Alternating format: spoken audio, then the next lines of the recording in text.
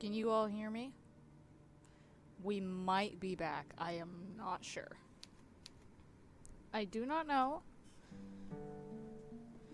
It might not run the best, but it might, like, not disconnect anymore. I am not sure.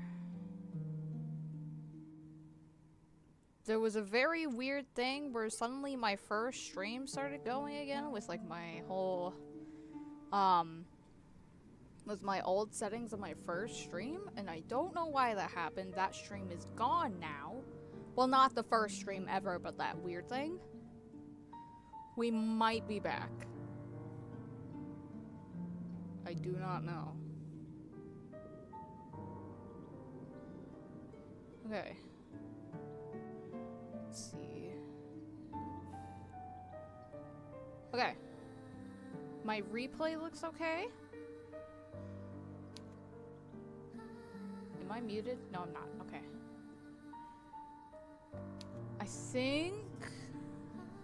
I think we're good. Maybe.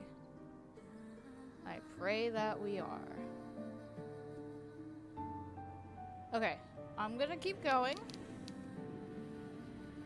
And hopefully, things do not break again. Of course, everything broke as soon as we saw a woman for the first time. You round the corner, your feet unsteady in their sensible brown shoes, and then, at long last, you see her. There's a woman sitting up on the rock. A rock out in the ocean. Sorry, I'm just eyeing my replay like a hawk now. I'm so scared. I really don't want to put this off until next week. The woman's eyes are closed and her lips are parted, her expression soulful. She is singing. Her hair, which is fair, that right, flutters around her face like a shroud, which adds to her otherworldly aura. Are we not gonna address the elephant in the room here? Her eyes might be closed, but her lashes are long and luxuriant like a doll's. Her lips, meanwhile, which are parted in song, are soft, like the freshly plucked petals of a flower. Her face is perfect, as are her proportions. Her neck is tall and slender, like the stem of a flower. As for the lower half of her body, meanwhile, well, is nothing like anything you have ever seen before. I got a sandwich, hold on. What button? This one.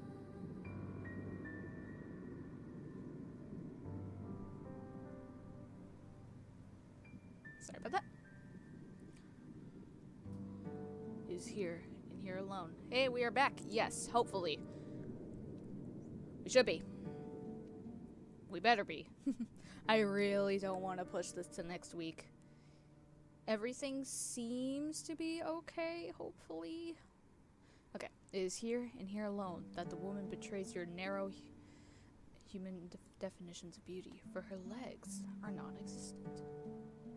Rather than two awkward appendages, this woman has instead the sleek, shimmering tail of a fish. Is she not then a human? She cannot be, not with a tail like that. This unusual sight makes you gasp, and quite audibly at that. It's working for now? Thank God! You do not mean to be rude, but you cannot help yourself. Humans tend to react poorly to things they do not understand. At least you do not scream. That would be even ruder. I don't know. Oh wow. Oh my. You meant to observe them. You meant to observe the mermaid from a distance, but it would appear that your shocked gasp was loud enough to attract her attention. The fish-tailed vision sitting upon the rock is looking at you. Her gaze is so piercing, it feels almost as if she's looking through you. Your heart seems to stop inside your chest, as if by some manner of magical spell. You thought the mermaid pretty when first you observed her, sitting on the outcrop of rock, her face turned in profile. Now she's looking at you, however. You can see that you were mistaken. She's not just pretty, she's beautiful. So much so, it is almost unnerving. She looks as though she has stepped out of the pages of a picture book. She's simply too perfect to belong to this world. Perhaps she has some kind of a vision, a waking dream. That's overreacting, it's just a mermaid. I mean, if you mermaids aren't natural in the world, I don't think. But she is very pretty. She is. I'm not denying that. A waking dream, a hallucination? But no, she's none of those things. Her tail might be an impossible thing, but its scales look slick and wet, regardless, like those of any fishes one might find at the market. These scales are iridescent and bathed beneath the light of the moon. They seem almost aglow. This reminds me so much of an AU that I'm working on. It's kind of getting me a tad motivated. Might actually work on my writing now. The sight of her rather takes your breath away. Look at the mermaid. I don't know why I keep thinking, whenever I see fishtail human body, I think of sirens now instead of mermaids. She looks back at you, even though that's not exactly what a siren is. You prepare yourself, expecting some sort of altercation, but the surprise soon fades from the mermaid's face. Her lips, which once were pursed in a frown, now shift upwards. She is smiling. Then she says in a refined sort of voice, "My, my." Nay, you from what game? Oh, not a game. A manga series. I've talked about it. My, it really is good to see a human again, particularly a human girl. I was beginning to fear that your kind had all disappeared, and I would no longer have anybody left to tell me of the world above the waters. My. This is quite an effusive greeting. The mermaid's introductory speech is positively brimming with excitement of a sweet, girlish variety. She's rather more amicable than the fine polish of her syllables would make one suggest. You might be a well-bred lady. What the fuck does that mean? Yourself, with an accent to match, but you cannot help but feel overwhelmed. What kind of... You need to specify what accent I have. Anxiously, you observe the mermaid, and you ask her what she means.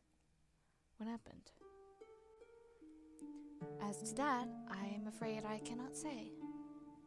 I have been sitting on these rocks and singing for many, many nights, but nobody has come to see me. There have been no lovely humans for me to play with. I was beginning to wonder whether your kind had disappeared altogether. I feared some manner of calamity had occurred while I was slumbering beneath the water's surface, and your kind had been eradicated. You shudder, then reassure the mermaid to the contrary. You do not know about the humans that she used to speak with, but you at least have not been eradicated. You're still here. Yes, well, I can see that. The answer, mermaids. The mermaid answers with a light laugh. It really is a relief. My fellow mer people who live beneath the water told me not to worry so, but I cannot help myself. I have always been fond of you humans. It was rather sobering, sitting here night after night, all on my own.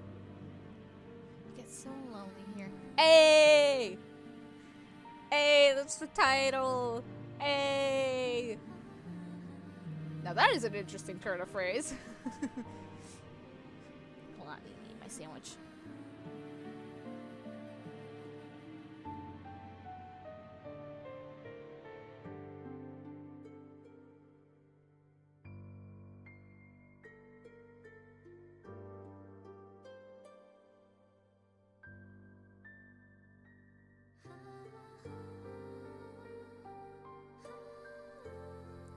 Excuse me? She said the thing! She said the thing! Catches inside your head like a burr. Have you heard it before? Okay, now you're rubbing it in. That's a little... okay. So, dear human, did you say that you were unfamiliar with these parts? I'm quite unfamiliar with these parts. Hesitantly, you examine the mermaid. Thoughtless though you might be at times, you're not so very self-centered that you cannot detect the note of longing in the mermaid's voice. It is evident as she looks at you that she's hoping for a particular answer to a query. This answer, alas, is not one that you can furnish her with. You do not want to lie to her. It is after some hesitation, therefore, that you reaffirm your earlier words, though this time you embellish them. You tell the mermaid that you are a traveler from a far-off land, which is very similar to this one. It is not a complete fabrication. You tell her that you have only just arrived by this shore, and you are unfamiliar both with your immediate surroundings and those further afield. If there is a village nearby, then you have never set foot in it. You do not know what this village is like, nor how many inhabitants it boasts. Excuse me? You do not know if a calamity, as the mermaid grimly supposed, has struck this land. But if she fears all the humans within the immediate vicinity have been laying low by some mysterious malady, malady? Then she needn't worry. There you go, there's an apostrophe. Then she needn't worry overly on that score. You are still alive. Are you not, you wonder, enough to satiate her curiosity of the human realm? Yes, that is true. You are here. I am grateful, naturally, for your company. Although, wistfully, the mermaid sighs. I was rather hoping you might be able to bring me some news of the nearby village and of its inhabitants. Far off land? Wasn't she just climbing a mountain? What the fuck is going on here? Well, at the beginning,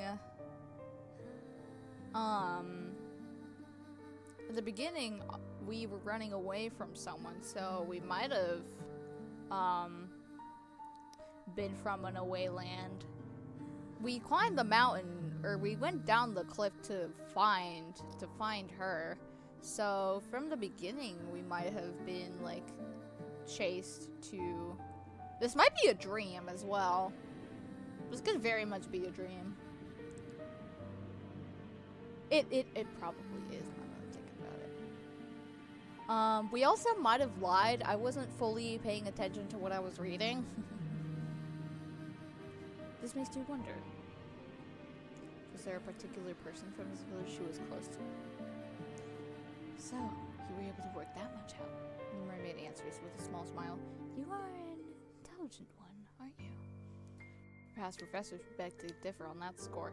You were always awful when it came to academics. Mathematics in particular. You could never get your hand around all the numbers. Your stern, stony-faced math professor used to despair in you. But she's not here. None of them are here. It's just you now and the mermaid, and she does not need to know about your dismal academic record. Okay, so I'm gonna take a wild guess here that this is not real, and that we are in a delusional fantasy where all the wrongdoings from our bullying is behind us. Similar to a game I've already played on this channel. God damn it. I really need to find more variety in these visual novels. You allow yourself a small smile, touched by her compliment, and tell her that it was nothing more than a lucky guess. For a guess, it was remarkably accurate. You are quite right. I did have a close friend from the nearby village. She was very dear to me. Internally, you congratulate yourself on this piece of detective work. How very clever you are. There are many humans in this world. Of that I know. The human who spoke to me, however, was special. She was my human. You do not fail to catch the possessive note in the mermaid's voice. And I cherished her dearly. I don't know why I'm giving her such a soft voice, but we're going. I think that's the stereotype for visual novels. I'm trying to think of like more visual novels I've seen. The only one I can think of off the top of my head was kind of falling into that trope. I kind of want to, let me see all the other visual novels on my wish list, see if there are any others that can potentially fall into this trope. That one maybe, these ones no. That one definitely not. I don't know this one. Don't know. Probably not.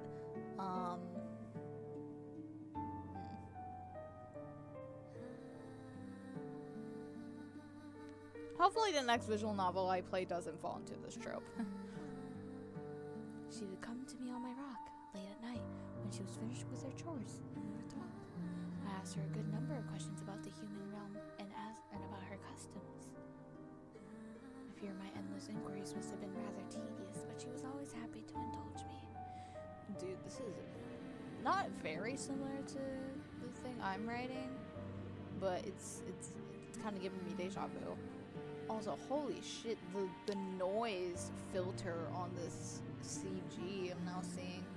I play quite a lot of them. I think they all tend to take form on called Steins Gate in a way. I have not seen Steins Gate, but based on what you just said, probably.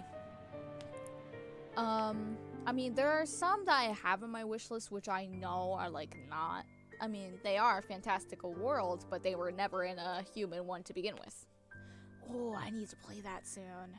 How much does that one cost again?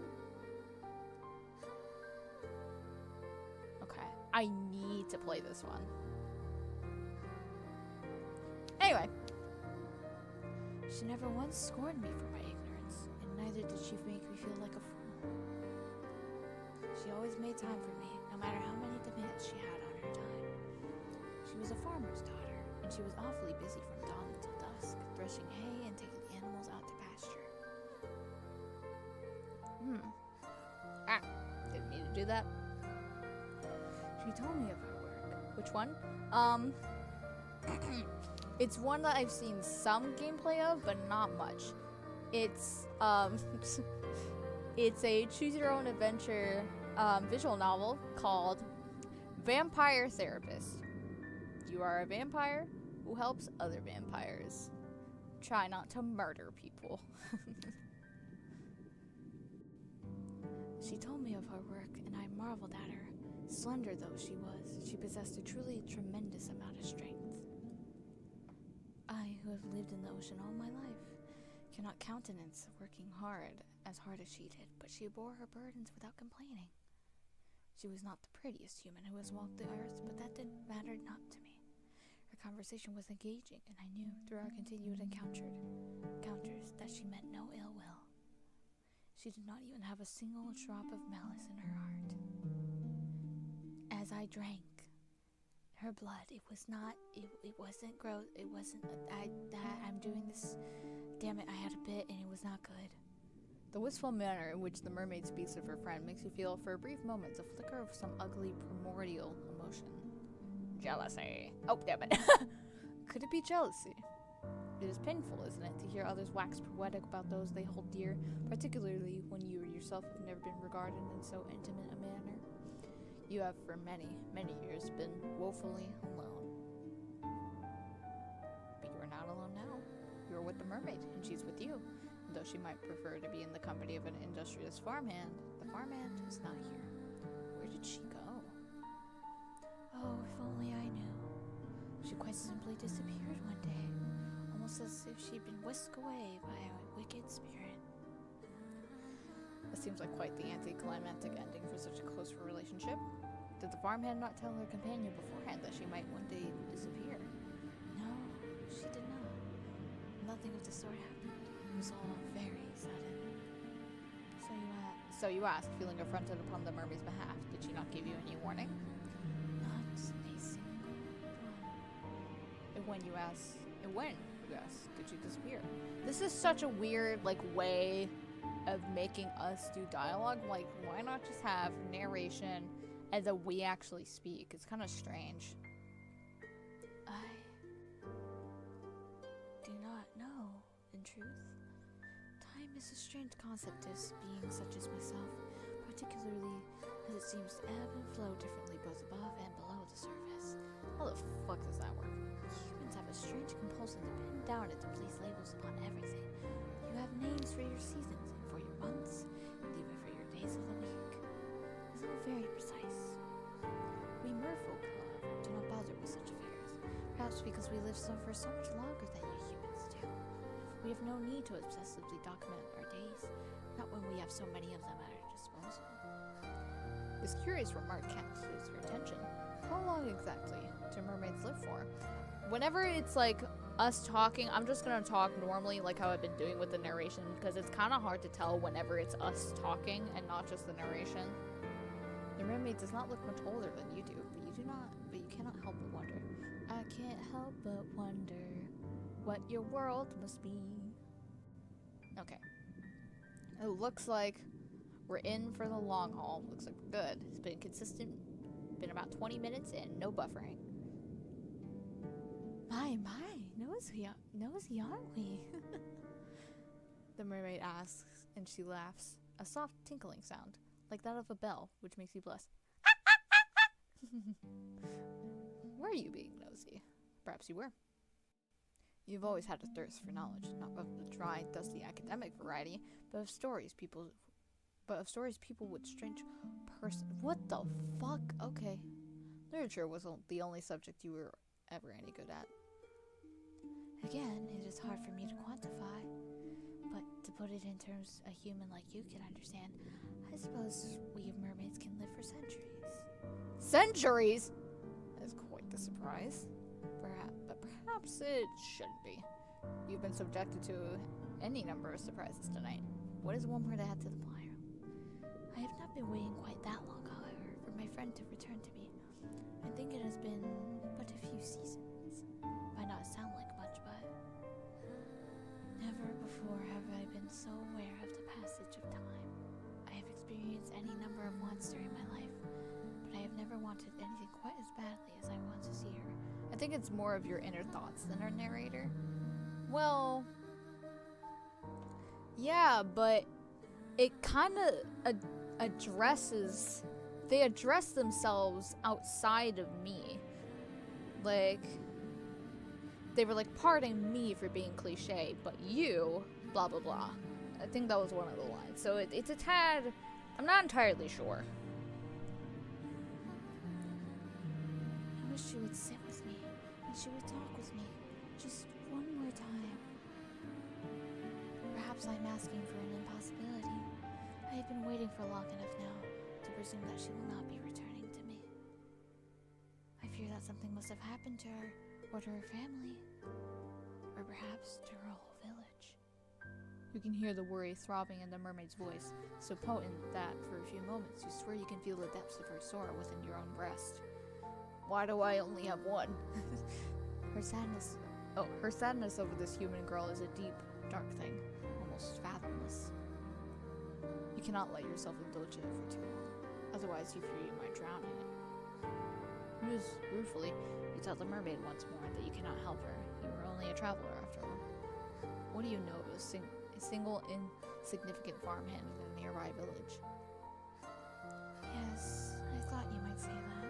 It is quite unfortunate, but oh well. I ought not to reflect upon all that I am missing. That would be churlish of me, and it would not be fair to you either. Do not approach me, I am sure, with the hope of hearing about all of my woes. I should be grateful instead for all it is that I do have. I still have my long, long life, which stretches before me like a golden cord, and of course, I have you now. Does she? Do I not? I have to go soon before my absence is noticed.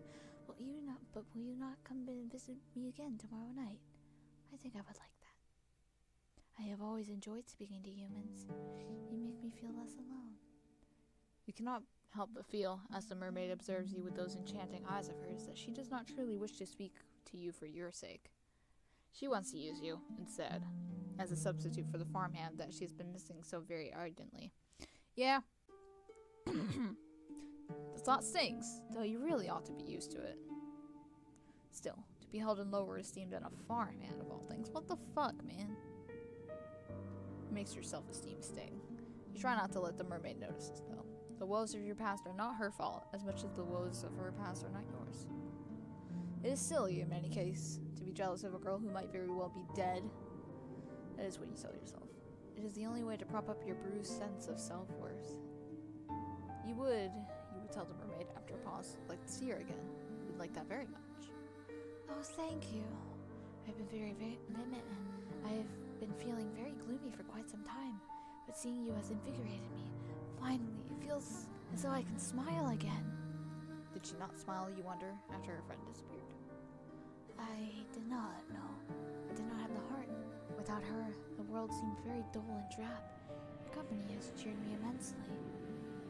This is why I like humans so much.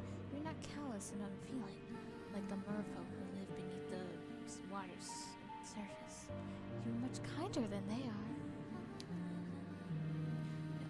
Oh, if only she knew. The mermaid was aware, I wonder, of how petty you are and how jealous. Would she still care for you? Yeah, it's like they refer to themselves outside of me, and it's very strange. Well, that is neither here nor there. Okay, bye.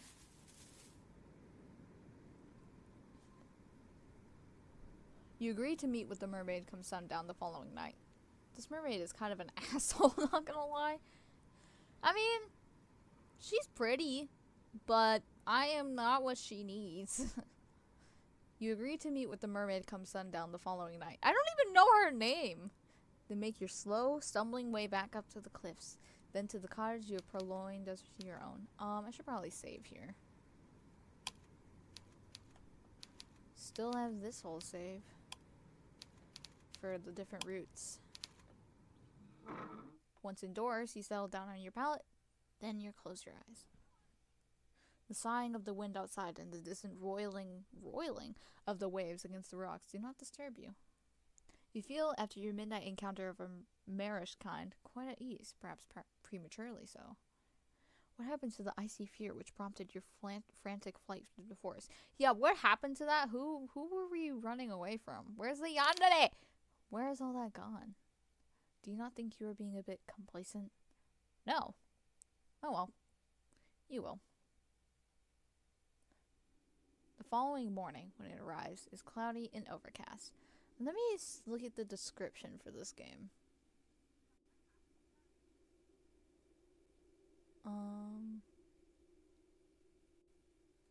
Yandere novel with a fairy tale thing. Can you escape from your mysterious pursuer?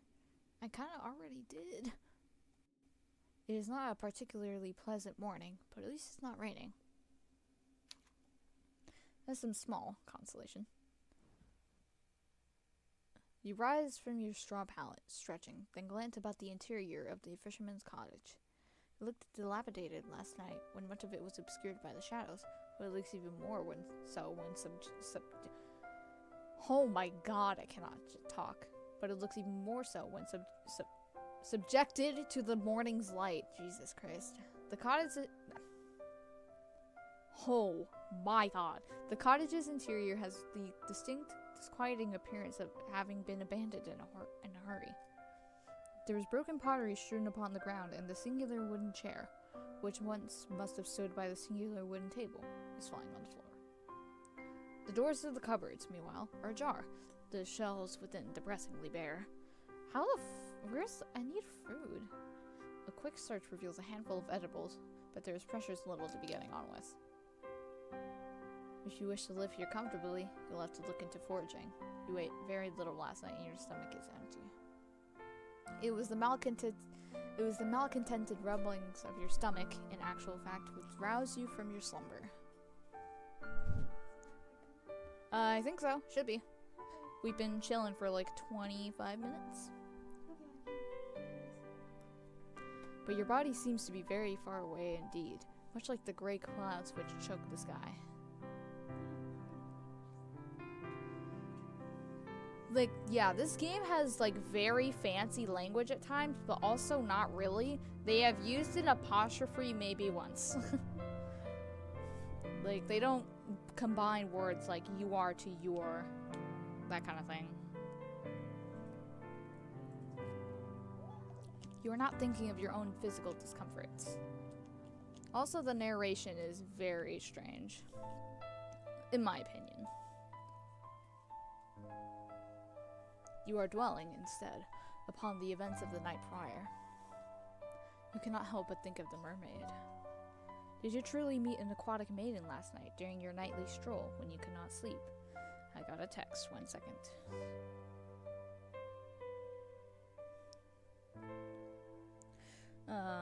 Yeah, 1 second.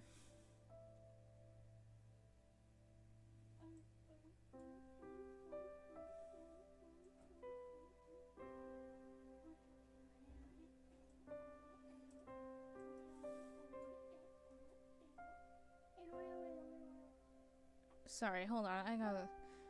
I just saw something very interesting.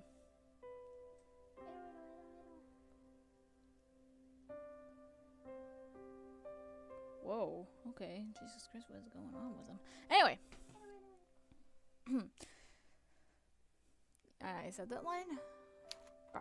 It sounds unreal, especially now that the sun has risen and the shadows from the night prior have dispersed. You cannot quite believe it. It must have been a dream. But why then can you recall it so very clearly? Because it was just a dream and you just had it. You help yourself to the scant food and drink available to you, all the while thinking of your next course of action. Now, what are you going to do? I'm going to save. Yes. You plan, of course, to return to the shore come nightfall, so that you might once again see the mermaid, but the night will not arrive for quite some time. You need to find some means of keeping yourself occupied until then. The uninspiring interior of the cottage does not furnish you with any particular ideas, so you decide to go for a walk. Your soul still ache after your exertions last night, but if you go slowly, you ought to be alright. That is what you hope, at least. You do not want to spend much longer than you have to in the fisherman's cottage, no matter how cold it might be outdoors. It almost... Oh my god. It almost as cold inside as it is out, and in any case, the cottage is far too small. You leave the cottage behind you and set off. You do not know where exactly you are going, but you suppose it does not matter overly much. You don't have any particular destination in mind. Your meanderings lead you to the cliffs, which are steep and sharp. The drop to the shore is a perilous one, so much that you have to wonder how you were able to descend the cliffs the night prior to meet the mermaid. You're rather more determined than you ever realized. Though I, of course, couldn't tell you that much. You are surprisingly capricious for such a small, slender human. You walk along the side of the cliffs, keeping a sensible distance away from the drop to the shore. You might have survived last night's excitement unscathed, but you do not fancy trying your luck. It would be so like you, really, to avoid a drop to your death in the darkness, only to stumble during the morning's light and take an irreversible tumble. Your fortunes have never been the fairest. Your meanderings along the cliff reveal to you all manner of curious flora. Imagine this is just a stock image with like a grain filter over it. That'd be kind of funny. I mean, that's probably what it is. I'm not expecting this artist to fully draw landscapes like this. You thought the night prior that the cliffs were weather blasted, but you can see now that your assumptions were incorrect. There are flowers here, very warm and bright, like the sun's light during the summertime. Man, this route is like very deep. I still have 2 other directions to go to, which I did save before, so I can go do those. Or you think with a flush of pleasure, the fair hair of the mermaid, whom you were certain you spoke to last night. These flowers are so very like her hair, it is uncanny. She was imagining a flower. She was talking to a flower. We were, rather. You step towards the flowers, drawn towards them, and sink down to your knees. The tall grass brushes your ankles like a caress, the morning's dew wetting your skirt. What? It's Marcus.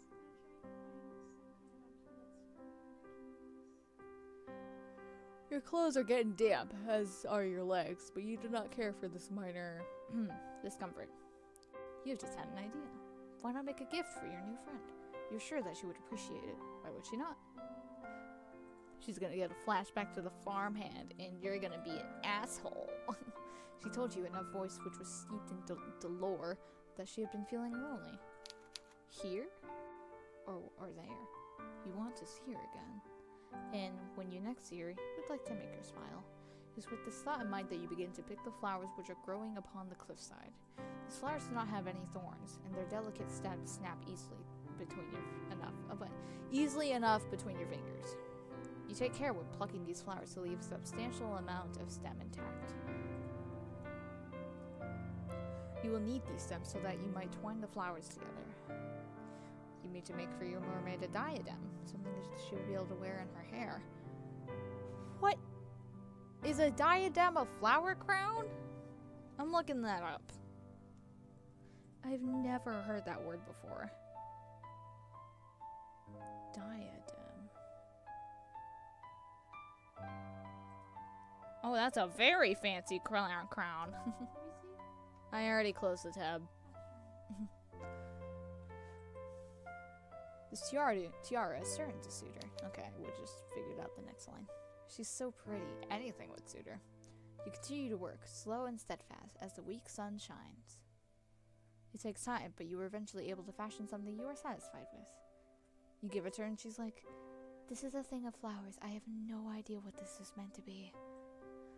You only hope the mermaid will feel similarly, if indeed she really does exist.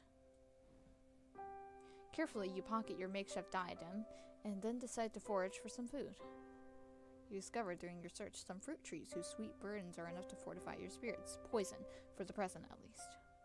It is fortunate, really, that you are so excited about your moonlight rendezvous with the mermaid. If you were less focused upon the future and dwelt more on the immediate present, you might have more of an appetite. The emptiness in your stomach is assuaged, and you return to the cottage where oh my god, where you mean to wait for the setting of the sun. There is very little to do, and you soon discover, in the cottage other than checking the cupboards and sweeping the floor, occupations which both feel depressingly pointless. There are no books to read either, with which you might pass your idle hours. You do ever busy yourself with trying to light a fire, so that you might ward off the cold. The time is horribly slow in passing, in part because you have precious little to do, but also because you cannot stop thinking about the mermaid. Will she really return to the shore as she said she would? Can you really trust her? Oh, you hope that you can. If she were not present at your designated meeting place, you think you would die from disappointment. The seconds continue to trickle by, unchecked by any hourglass, and as they do, the sun sinks beneath the horizon. Part of you worries, however, that it might still be too early to search for the mermaid. Will she be there yet?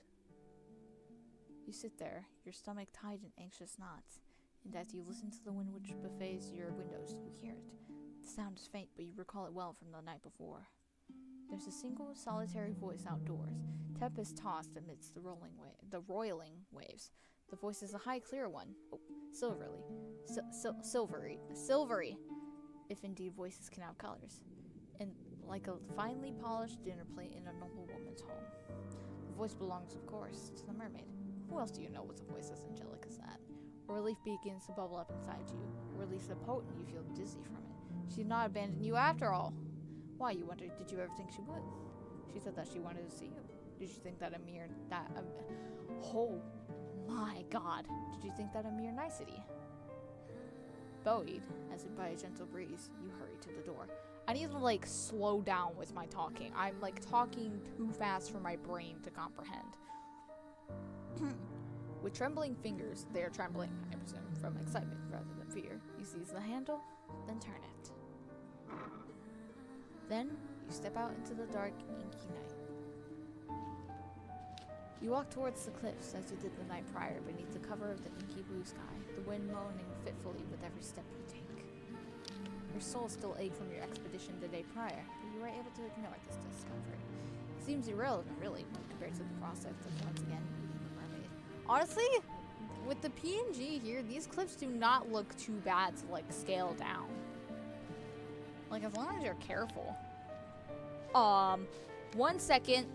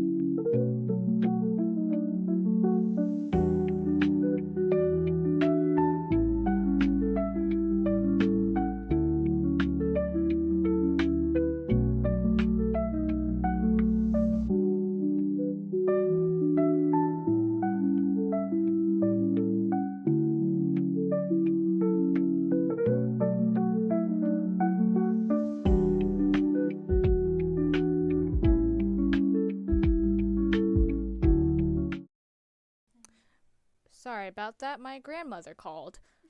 She said that she sent it to this one since Dad gave her this one. Sorry about that. Let's continue. It seems irrelevant, really, when compared to the prospect of once again meeting the mermaid. You've known her for only one yet she has come to mean more to you than your own whole-me being. Jesus. Oh, I forgot to unmute this. There we go.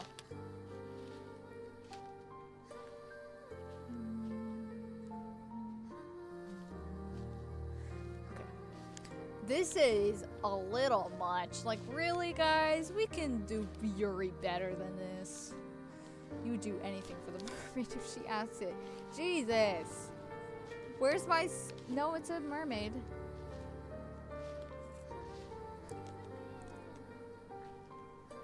Control?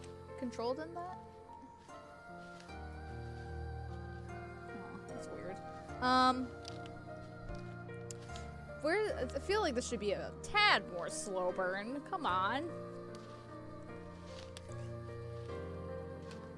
Oh. Well, almost anything. You hurry down the sharp incline of the cliffs to the shore, almost stumbling in your scuffed brown shoes, which really were not built with rock climbing in mind. So frantic are you in your attempts to once again make the mermaid's acquaintance. You very nearly fall. It's a good thing you still have enough sense about you to regain your footing. Otherwise, this tale would come to a premature ending. Eventually, you make your way onto the shore, then approach the jagged outcrop of rock where you last saw the mermaid. Like the night prior, the mermaid is perched upon these rocks, her fair hair strewn about her shoulders. It is longer than that. When she sees you from across the shore, she ceases her singing, and her eyes light up. Or at least they seem to. So you have returned to me, my hero, the mermaid says, and then lightly she giggles. Or perhaps I should say heroine. Her praise makes you blush. You do not feel worthy of it. Nobody's ever called you a heroine before. You not even think of yourself as a heroine. If a story were made about you, you rather think that you would be a supporting character, one without her own voice. You are not interesting enough. The mermaid seems to think that you are, though. She's staring at you delightedly, as though you are the one person in the world she most wishes to speak to. The thought makes you tremble, but not as much as the mermaid's gaze.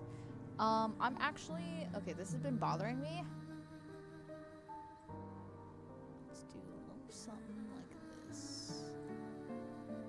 Nope, further.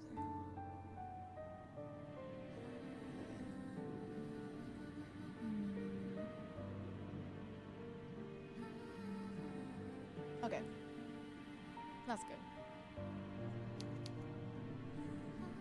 You tell the mermaid that you do not think you are so very brave, but she dismisses your awkward remark with a laugh. I think you are. I saw the way you scaled those cliffs. I thought that was very heroic. Oh, so she saw that, did she? Then did she see how you slipped down the cliffs, grazing your palms in the process, and how you very nearly fell? You've never been the most graceful of girls, but to have your failings exposed before being as poised and as perfect as a mermaid, it stings a little bit. More, in fact, that the resultant grazes on your palms. It stings a little bit. More, in fact, than the resultant grazes on your palms your clumsiness wrought you. You tell the mermaid that there was nothing so very heroic at all about all of that. You were simply excited, that is all, to see her again. You weren't thinking. Well, that makes two of us. I was excited to see you again. She was? Naturally. I had a very good time speaking to you last night. I'd hoped that we might resume our correspondence. That is why I came to the rocks a little bit earlier than usual. I was waiting for you. Did you hear my song? Yes, you replied with a nod of your head. You heard it all the way in the abandoned cottage. It called out to you. That was the general idea. I was singing for you.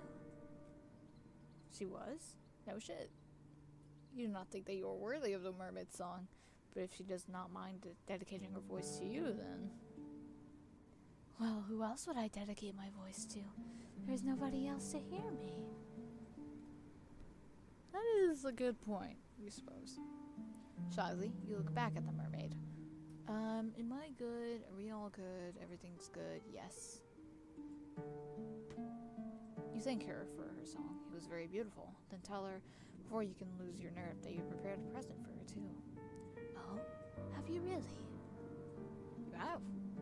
It is a small thing, nothing more than a silly trinket, but if it would not be too much of an imposition, then... She probably can't even take it back. With clumsy fingers, you reach into your pocket. For a few moments, you fret that your near fall down the cliff might have damaged the delicate chain nestled within it, but your worries are in vain. The chain is surprisingly sturdy, given it was made with only a few flowers, and is held firm against the odds. You handle the chain with great care all the same, however, as you hold it out, presenting it for the mermaid's approbation. It was for the mermaid that you fashioned this chain. You thought it would look nice, nestled in her hair. You were pleased with the chain when you first made it, but after looking at the mermaid, you have begun to reconsider. The mermaid's beauty is otherworldly, so much so, it almost hurts to look at her. Your flowered crown, by comparison, seems a very meager offering indeed. The longer you hold your gift out, the more unworthy it feels. You have half a mind, as the seconds elapse, to snatch your silly, wholly unworthy gift back from the mermaid before she can judge you too harshly. But the mermaid's lips curve upwards into a smile, and in a voice so full of gratitude, it makes your heart throb. She says, Oh my, did you make this for me? Well, yes, you reply, still feeling a little flustered. You saw these flowers earlier when you went for a walk, and they made you think of her. Not, you hasten to add, that you think his beauty is comparable to these flowers. Jesus Christ, I am not going to make it through this game. They are far inferior when contrasted to her good looks. You simply thought. You are unable to get the rest of the sentence out, however, because the mermaid interrupts you, not rudely, but with something resembling compassion. Perhaps she pities you. She must be able to hear how your voice is trembling. Can she also see the way your hands tremor? Oh dear. Faint heart never won the hand of a fair maiden, you know. What happened to all your confidence? I think that your gift is a wonderful one. I did not at all expect it, but it really is pretty. Look at your feet, too shy to meet the mermaid's gaze. Then you say very quietly that you are glad that she thinks so, but she does not even spare your ego. You have precious little of it left as it is. The mermaid seems touched by your shyness. Perhaps she likes her prey to be self-conscious, because she smiles. I am not simply saying things to spare your ego. I'm not like that. Humans might spout platitudes as easily as they breathe air, but I do not compliment others unless I truly mean it. Is that not the point of speech? To have an honest dialogue with one another. If one party in a conversation is withholding their true intentions, the conversation is impossible. Playing games is a waste of my time, particularly given my time above the surface is so very limited. Oh. You blush at this, more deeply still, and survey the mermaid beneath the full fringe of your eyelashes. Then, she really does like it? Did I not just say that? You fucking dumbass. You humans are so very funny. But with all your second guessing, she was like that too, in the Beninging. She? My friend. The mermaid's answer is a simple one, but it makes your stomach clench regardless. What am I doing, bro? Of course she was talking about her friend. Why else would she? Who? What? Okay. We are, like, not in a good state for any kind of conversation if we are like this. Ah, yes. Her friend. How could you have forgotten about her? She used to make me gifts too, you know. Gifts like this one. She would pick flowers on the cliffs over there where I cannot tread. The mermaid gestures with one hand to the cliffs, which tower above the shore, tall and imposing, as though to stab the sky above. And she would fashion them into crowns like this one, and bracelets. I was appreciative of her tokens, though she was similarly shy when first she presented them to me. She did not seem to think very much of her handiwork. I have a feeling that, like, we are the friend in some weird, like, fantasy dream reincarnation thing. I don't know. I don't know anything. You and her are remarkably similar, really. There's no guile in the mermaid's voice, but her words have rather taken the wind out of your sails. Of course the cowherd gave the mermaid gifts. Is that an insult? I don't know. That kind of feels like an insult. Why are we so discriminative of people who work on farms? Why would she not? Mermaid is beautiful. She is so very beautiful. Like a tutelary goddess, she seems to invite tribute simply by existing. Were you more religious or more irreligious, maybe? You might even consider worshipping her. Though in essence, is that not what you were doing with your flower crown? How silly of you to think that your idea was an original one. I might be accustomed to gifts, but it has been a long time since any human has bequeathed me with anything. Well, if you say bequeath, then you're gonna make it. Then the god theory is relevant. I don't think I said that very well, but then again, I've not been talking well today at all. This is a pleasant surprise. I am truly thankful for your kindness, dear one. The mermaid leans forward on a rock so as to pluck the circlet from your fingers. Her benevolent smile, all the while, is unwavering. And now that I look at your gift more closely, I rather think it is a superior quality to the gifts my old friend once gave me. Oh, what did I do? I clicked out of the game. Now this is enough to make you start if the touch of the mermaid's fingers upon your own was not. Could your silly gift really be better than those she once accepted? This is manipulation if I've ever seen one. It's like, oh, I had a friend. She was very nice, but not as good as you. You could be better. You will be better. Kind of thing. I will make you better. Don't you want to be better than the one you're jealous of? I murdered her. I think so. My friend's trinkets were all rather clumsy in execution, though I cherished them nonetheless. They were very precious to me. They did not last for very long, though. Not when I took them with me to my home beneath the ocean. The water soon ran the fragile links between the flowers down to the center. Your diadem, however, seems more sturdy, but it is, by the same token, very delicate. You must be very good with your hands. Am I now? You think back briefly on your disastrous sewing lessons in the past, of your numerous failed attempts to thread your needle, while the other girls giggled at you, and you blushed. Threading a needle is hard, okay? It's so tiny, and your hands get so shaky. You think the mermaid's praise might be a touch too effusive. You tell the mermaid as much, but she only laughs.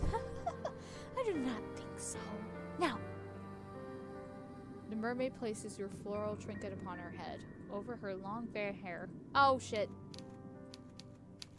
Can I? Oh my god, I can go back. That's cool. Then surveys you in a manner which seems almost coquettish.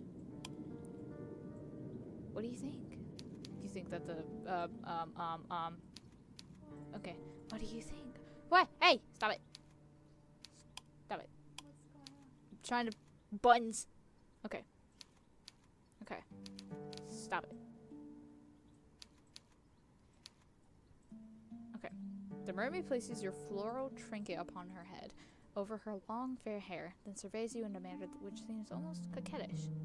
What do you think? You think that the mermaid looks radiant, though that is less because of her gift, and more because of her natural looks. You tell the mermaid this, though not in terms quite this glowing, and she giggles. You are selling yourself too short. I think your gift is lovely, really. The flowers much rather match my hair. Yes, you answer with a nod of your head. That is why you picked those flowers. She is all you've been able to think of. I'm glad that you've been thinking of me. I, in truth, have been thinking about you, though I did not wish to say as much. No? No. It'd be embarrassing to confess how much I've been looking forward to our reunion if you did not feel similarly. I do not care to pine for humans from afar. But if you care for me as I do you, then it makes me feel less alone. You hasten to assure the mermaid, your face aflame. Do you ever stop blushing? Goodness gracious! That you do care for her, very much so. You have not known her for very long, but she has certainly made an impression upon you. Too much of one. I am so... okay. This is not accurate to human emotion. I should make like a nerd expression. She's such an easy conversationalist. The time simply slips by when you are together. It does not hurt, of course, that she is so pretty. You gotta keep mentioning it. I have heard it said, yes, though my looks are rather appealing. My old friend was similarly complimentary. I cannot blame you humans for being so taken with me. My form is so very graceful.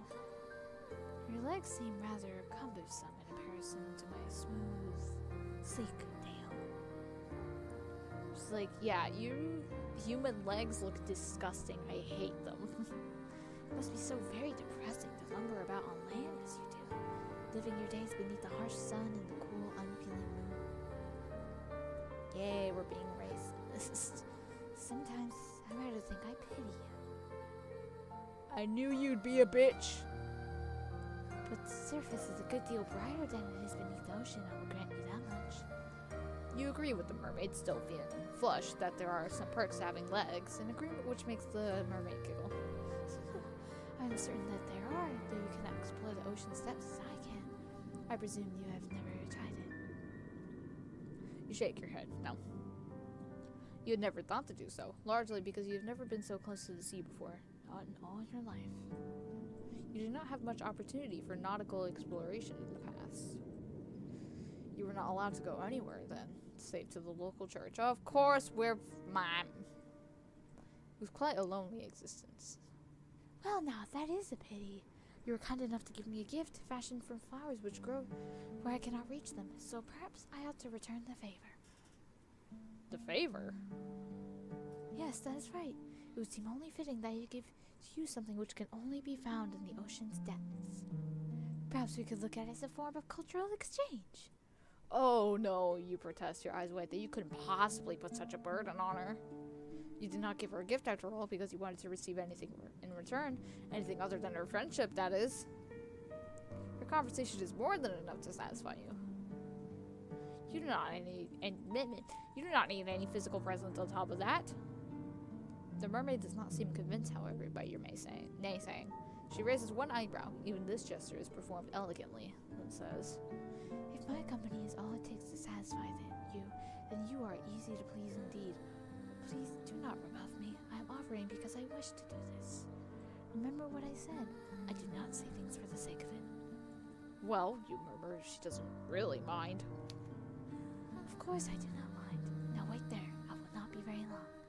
It would be rude to abandon my new friend in the midst of a conversation. Okay, good day, bye. The mermaid turns her attention towards the clear, mirror-like water, which shimmers beneath the moonlight. Then she dives. Her body arcs elegantly, okay. Her body arcs elegantly through the air. Her, her long, slender limbs cleaving through the surface of the water with nary a ripple. The mermaid's face is first submerged, then her torso, and at long last, her tail. The water rushes forward to envelop her, as though it had been waiting for her. It subsumes her. It swallows her. Then she disappears from view. Okay, we get it. She dived in the water. The mermaid is gone, but you are still there. Well, now what are you gonna do? It is something that can be done, you suppose, save waiting. You stand there for several moments, watching the black water lap against the shore. The breeze howls mournfully, like a wounded animal, as it buffets your hair about your face, and your torn skirt around your legs. Excuse me.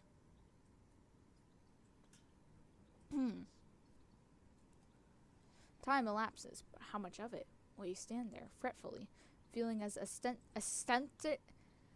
ostentatious as a maypole. When will the mermaid return? Will she ever return? You are starting to worry. Is that all you do? When? Look, over there.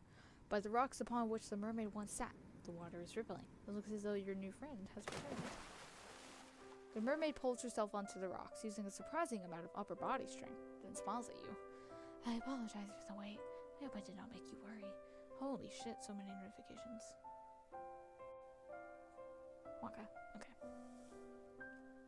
You were rolling. Rolling? What is wrong with me? You were worrying, but you're not half so honest as a mermaid. Mermaids might be spoken of as devious tricksters who lure sailors to their deaths, but they are in actuality. But they are in actuality very sincere. Okay, that's an error and not a thing that's like that like where it has to double in order for the sentence to make sense, but it actually looks really weird. They are much more sincere than most humans. Perhaps that's why your kind fears them so. There are few creatures who inhabit this world whose capacity for lying is greater than your own. You tell the mermaid that you were not worrying, and she answers with a wry smile. I am not so sure about that. Ah, the mermaid is willier than you were giving her credit for. She has seen straight through you. But no... Jesus Christ, what is happening today? But no matter. It took me some time, but I was finally able to retrieve for you a gift. Oh my god. Today has been an absolute mess.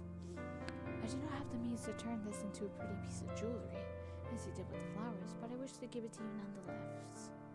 I do hope that you like it. The mermaid leans forwards and holds your gift out towards you. Her slender fingers unfurl about it like the petals of a flower being folded back, and... It looks so... Why does it take up so much of the screen? Oh, what a pretty gift it is. Oh, it's so funny. Oh, I didn't mean to hit the mic. I'm sorry. That's so funny. I thought it'd be like a PNG of it in her hands, or like a CG of it in her hands, but no, it's just a PNG of a shell. The ocean might be dark and deep, cold and unfeeling, but the same cannot be said for the object which glitters upon the mermaid's palm.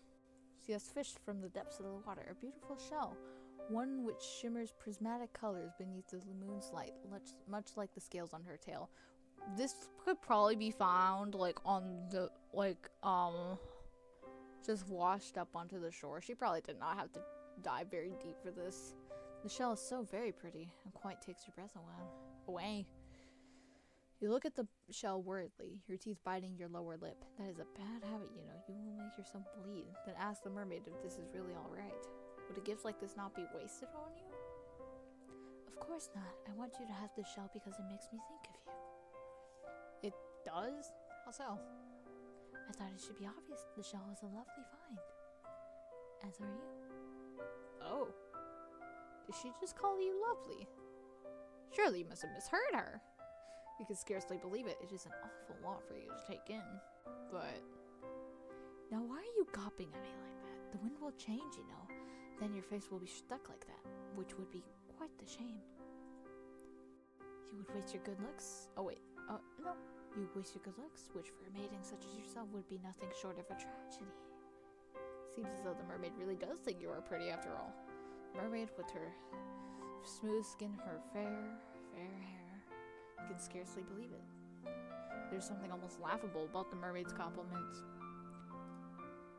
How could she call you pretty when her looks are so immediately, obviously superior? Well, I can judge that if I can see what I look like. Tongue-tied, you look at your feet. You do not know how to reply to the mermaid. You have a mind to refute her words, to tell her that you are not that pretty. Not really, but you fear that might look rude. You do not want to rebuff the mermaid's well wishes.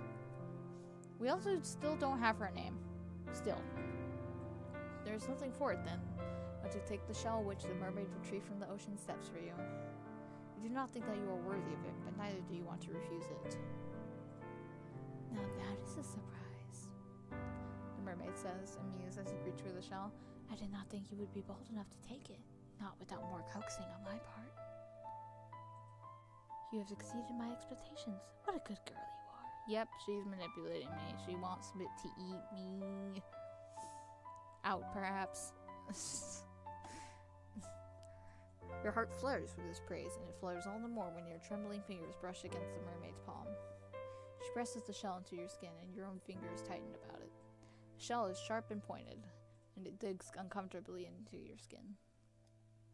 It hurts, but there is pleasure in the pain. This too feels like a gift from the mermaid. Jesus Christ, we are down bad. You do not want to spurn it. I'm not this down bad, by the way. She's okay. She's going to kill me. I know that. Even pain can be a precious thing when dealt by one whom you care for. What about our pursuer? What happened about that? You never knew that before. You hold the shell to your heart, which is beating in irregular rhythm, and look at the mermaid. Then very softly, you thank her. It is quite all right. It seems only fair after you shared part of your world with me. That was a reference to Ariel, 100%. I wish to share part of my world with you too. Humans cannot normally descend beneath the ocean's depths, and even if they do, they cannot remain there for very long. You are far too fragile. Would that I could, I would bring you with me to my underwater kingdom, where we might be together. The mermaid's melodic voice trails away, suffused with something resembling melancholia. She sighs. Then she shakes her head and smiles. But this will have to do for the present. Please, take good care of that shell. Look at it from time to time, and think of me. That would make me very happy indeed. The days pass following this nightly encounter with your aquatic acquaintance with an almost intolerable slowness. You endure the hours of sunlight as best you can by going for long, bracing walks amidst the heather, foraging for berries and fruits among the hedgerows. You even, when you have mustered up enough courage to take an old fishing line uncovered from in the fisherman's cottage to try your luck by the shore. Your initial attempts at angling are without success, but as the time passes, your proficiency in the art grows. Some time after you take up your rod, you find you're able to catch the odd fish here and there. Small, scrawny things mostly, but the meat goes a ways to bolstering your rudimentary diet. You teach yourself how to remove the scales of these saltwater fish that you have captured and how to gut them. You learn, too, how to cook them over a simple fire. Sometimes you skewer these fish skewers on spikes and roast them slowly, innards and all. You're able to sustain yourself well enough during the day, though the faint pangs of hunger you experience never quite go away.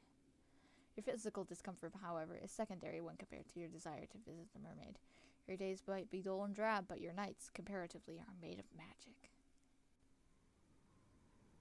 It is only during the night that the mermaid emerges from beneath the waves, and when she does, you hurry to her side. You have never before had anybody who took so great an interest in you. Not until you met the mermaid, and we still don't know her name. That is why she has grown to mean so very much to you. She is the first friend you have ever had. But if you do not temper your obsession accordingly, I fear she may very well be your last. You care little for the potential danger, however, which lurks beneath your interactions with the mermaid. You want only to show the mermaid how much you value her. And you hope within time that she will come to value you too. If you keep seeing her, surely she will stop thinking of her human friend whom she lost so suddenly. That is your plan, at least. Fortunately, your self-serving wish to grow closer to the mermaid seems close to being granted. Your nightly conversations when you greet her come easily enough, the words tumbling from your mouth like thread. You have grown rather comfortable in the mermaid's company, and she, yours. She must have, for it is not long after you bequeath her your diadem of flowers to the mermaid that she looks at you, then posits a curious question. I was wondering, dear one, whether you would mind indulging me. know this might not seem like an appealing proposition, but I thought it would be remiss of me not to ask. I have seen some of your world, for I have sat on the shore for many, many nights hence, but you have seen nothing of mine. It seems unfair that I should know some of the world that you inhabit, while you know so little of my own. So, would you care to come with me beneath the ocean's waves? I'm taking you down there to kill you. Oh. There's much that I wish to show you. Sights that cannot, I fear, be accurately represented in language alone. Words can be awfully stifling when it comes to the communication of experiences such as this. It is quite the florid speech. Oh, it is quite the florid speech, but at the heart of it beats a simple enough request. Death. The mermaid wishes to bring you beneath the ocean surface so she might show you her home. You're flattered initially that the mermaid wishes to show you something so personal, but after this flutter of flattery there comes an uncomfortable sense of unease. The mermaid might feel at home beneath the water surface, but what of you? You are a human girl with two awkward, ungainly legs, and you were not made to live under the sea. You frown, and mistrustfully, you look at the ocean. It is late at night, as it always is when you speak to the mermaid, and the water does not look blue. It appears instead to be obsidian. We already did this exact description. I kind of let the stream on my second monitor. Did anything interesting happen? We got closer to the mermaid. She gave us a gift. We gave her the flower crown. We have grown closer together, and now she asks us to come down to the ocean with her so we can see her home. The waves moan as they break against the rocks, which jut out of the shore like a mighty dragon's bones. They sound angry, violent almost. Salty sea spray arcs through the air, caught in the moonlight. It shimmers, sharp as knives. Hesitantly, you take a step back. You are a little afraid of the sea. It is so restless, so deep, and so all-consuming, it reminds you of a hungry monster. You have never submerged yourself beneath the ocean before. You never had the opportunity. You do not even know how to swim.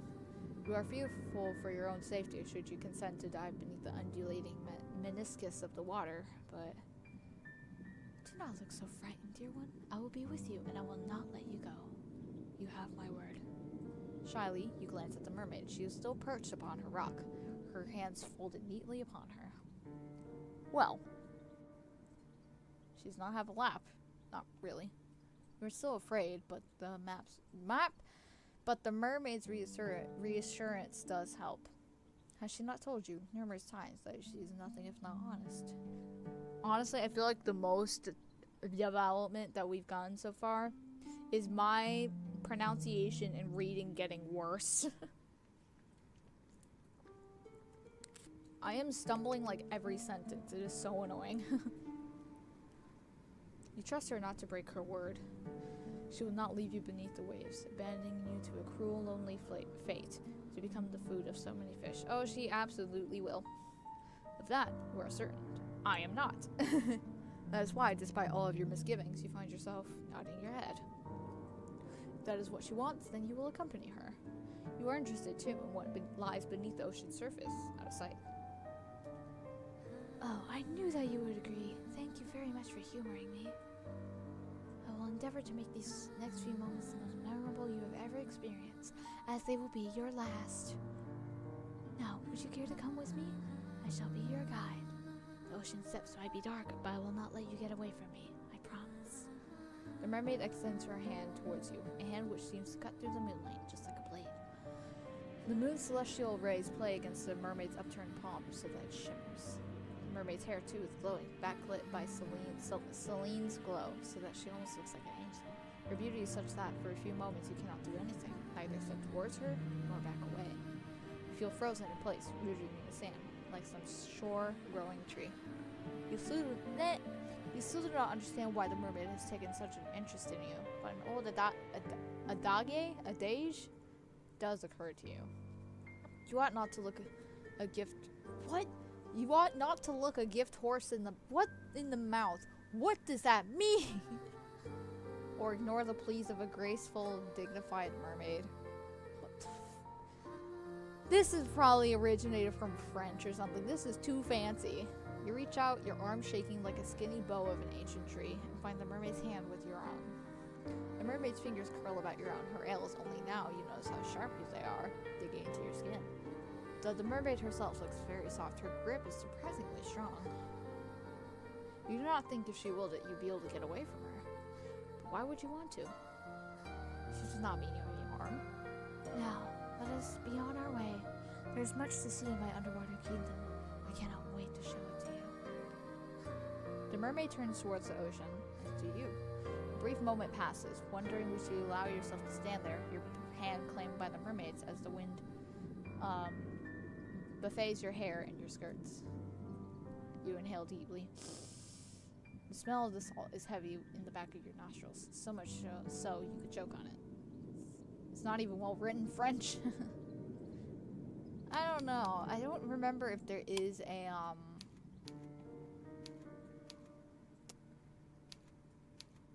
wait, I can. Oh, that helps so much. There is French. Oh, that's nice. Okay, let me actually see if that messed stuff up on my OBS, because I did. Okay, yes, it did. Let's do this a bit. Tad up. There we go. That looks better. Okay. I'm gonna make myself a tad smaller.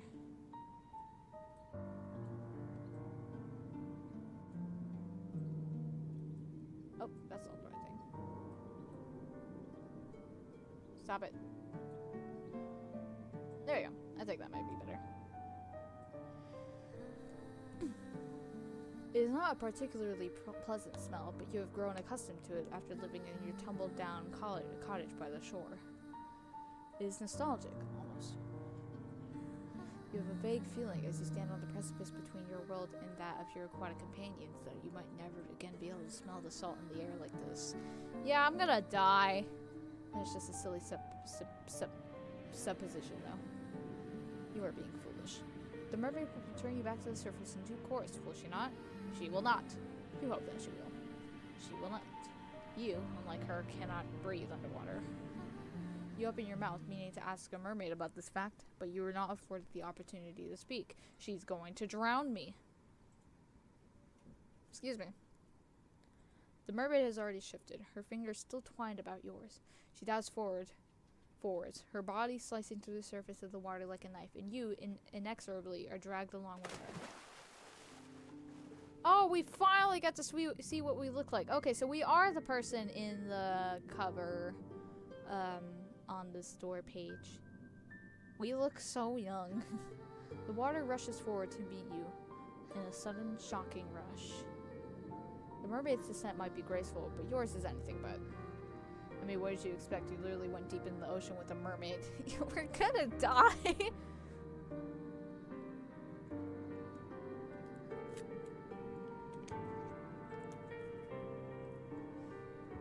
You do not know how to position your legs, and your limbs feel awfully ungainly.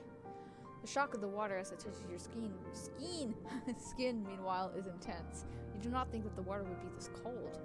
No, it's not just cold, it's freezing. It feels as though all the warmth has been sapped out of your skin. Yeah, water's fucking cold. If your head was not already beneath the ocean's wave, you'd gasp from it. You do not gasp, however. You cannot. You've already been submerged. Your body no longer feels as though it is your own. Your hair is unspooling beneath you like thread, and your skirt is fluttering. Your body rocks to and fro, as though being soothed in a mother's arms. It is a curious feeling, but it is not wholly unpleasant. If only it were not so cold down here beneath the ocean's depths that you might find it relaxing. It is dark under the surface of the water, yes, but you have not ventured so very far, not yet at least, that the glow of the moon cannot penetrate its depths. Your surroundings are illuminated, though faintly, and thanks to this precious illumination, you can see the schools of fish swimming about you. Their scales all glisten as they arc through the waves like rainbows. They do not look like life forms. They appear instead to your fairy tale-addled mind to be ancient relics brought to life through some strange arcane sorcery. They are pretty. No, that word's not significant enough. They are beautiful. You did not know as you stood upon the shore how very full of life it was beneath the water surface. You did not know either how very beautiful these aquatic denizens of the deep were. You've never seen fish like these before, not in real life.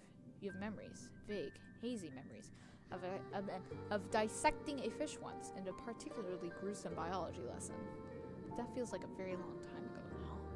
You would far rather think on your present than dwell upon the past.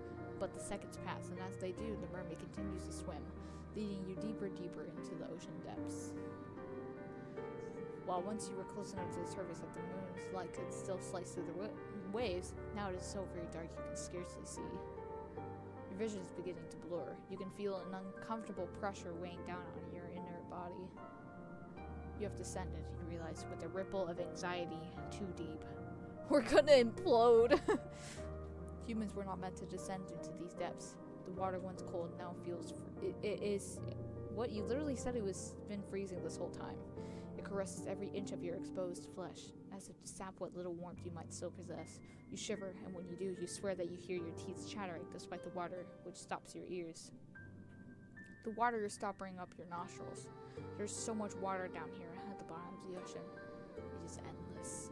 The mermaid might be able to breathe underwater, but you are not so very fortunate. Your body is far less sophisticated than hers, and it requires oxygen with which to furnish your body with continued strength, not salt water. The thought of trying to inhale the endless water which surrounds you makes you shudder. You would rather not attempt it. You do not have gills. When will the mermaid take you back to the surface? Surely she must know that you have fast begun to near your limit. You've been under the water for too long. It is too cold, and it's so dark now. In any event, you cannot see much of anything. The joy you once felt during your underwater adventure has begun to dissipate, just like the last of the oxygen you still possess. It is time to return to the surface now, but how are you to communicate this to the mermaid? You cannot speak, and she is not looking at you. She's staring, instead fixedly, at something beyond your comprehension, something far away, perhaps, in the underwater gloom that you cannot see. Not knowing what else to do, you try to pull your arm free from the mermaid's grasp. You hope that this will signal to her that she has grown too carried away in her endeavors, that she ought to cut short your expedition and return you to the shore. The mermaid does not react, however, to your attempts to escape her. Her grip does not slacken as you had hoped from about your wrist. In fact, it is quite the opposite. It feels as though she is gripping you more tightly than she was, as if to prevent your escape. But why would she do that? Because she wants me dead! You tap on the mermaid's shoulder to get her attention, a gesture which prompts her at long last to turn. Her fair hair billows about her, suspended in the water like a shroud. Then she says in that calm, measured, incredibly reasonable voice of hers, "Yes, dear one? What is it?" I feel like this is a bit of poor description, just repeating the same point to different words. Yeah, it happens a lot. Maybe it is, like, trying to, like, words in English, like, have the same meaning, but, like, in a different language, there's different word. How do I explain this? Like, if this is French, in French, there's a specific word for this, which is similar to, like, darkness and stuff, but there isn't another word in English that perfectly describes that, so in English, they have to use the same word. It might be something like that, but also I feel like this writing in general is pretty, like, it isn't incredibly advanced. There's a lot of very advanced singular words, but in terms of the actual, like, main writing, it's not very advanced.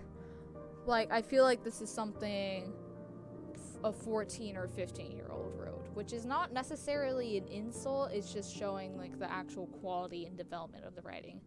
Like, immediately from the title screen with these very pixelated, like, flowers and, like, leaves, I could tell that was like, oh, this is not very high quality. If you could, you would open your mouth to reply to her. But alas, you are a human girl, not a fish, and you cannot speak underwater. Any attempt to do so would... Stop it. Okay. Any attempt to do so would accomplish not filling your pretty little mouth with water. The mermaid really ought to have considered that before she started to ask you questions. But your comfort seems to be the last thing on the mermaid's mind. She smiles at you delicately, then says, "I understand. Being underwater for so long must be beginning to take its toll. Do your lungs feel like iron? Are they heavy?" So she does understand your woes. You might not be able to speak, suspended as you are in the dark, murky depths, but communication is not wholly impossible. You nod your head empathetically, hoping that this will be enough to make your distress apparent, but... Yes, that will happen. It is a natural part, or so I have heard, of drowning. Not that I have ever had the opportunity to experience it for myself. I am incapable, you see, of meeting my demise in such a manner. Now what was that? What could you mean? I mean, The mermaid answers. Can she read minds? that this was a calculated act upon my part. Yeah, I know. Forgive me, dear one, but the moment you consented to sinking beneath the water with me, your fate was sealed. I guess, yeah, I might just be a teenager writing this. The art, to me, is very, like, it's good, but to me, it's like, okay, this is a naturally talented artist, but they are not, like, naturally developed.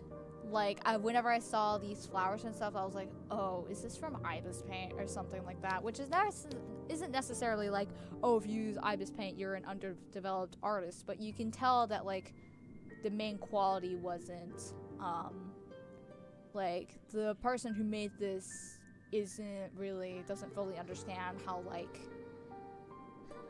like scaling works and making the quality the best it can be. Also, hi, Ralph. Welcome back. Your lungs will be flooded with water soon enough, then you will die. This is not a pretty way to go. You needn't worry about your corpse bloating, disfiguring, or being eaten by a fish, though. I will take very good care of it, I promise. In death, you will look lovely, almost angelic. Is that not what you always wanted? You do not know. You do not know what the mermaid thinks it is exactly that you want, but you think she's laboring under some severe misunderstandings. You would like to try and correct her. You do not want to die, but of course, you cannot open your mouth. What a pity. Well, at least it saves me the effort of transcribing your dying pleas. I guess I missed a lot? Yeah. I doubt they would be particularly interesting.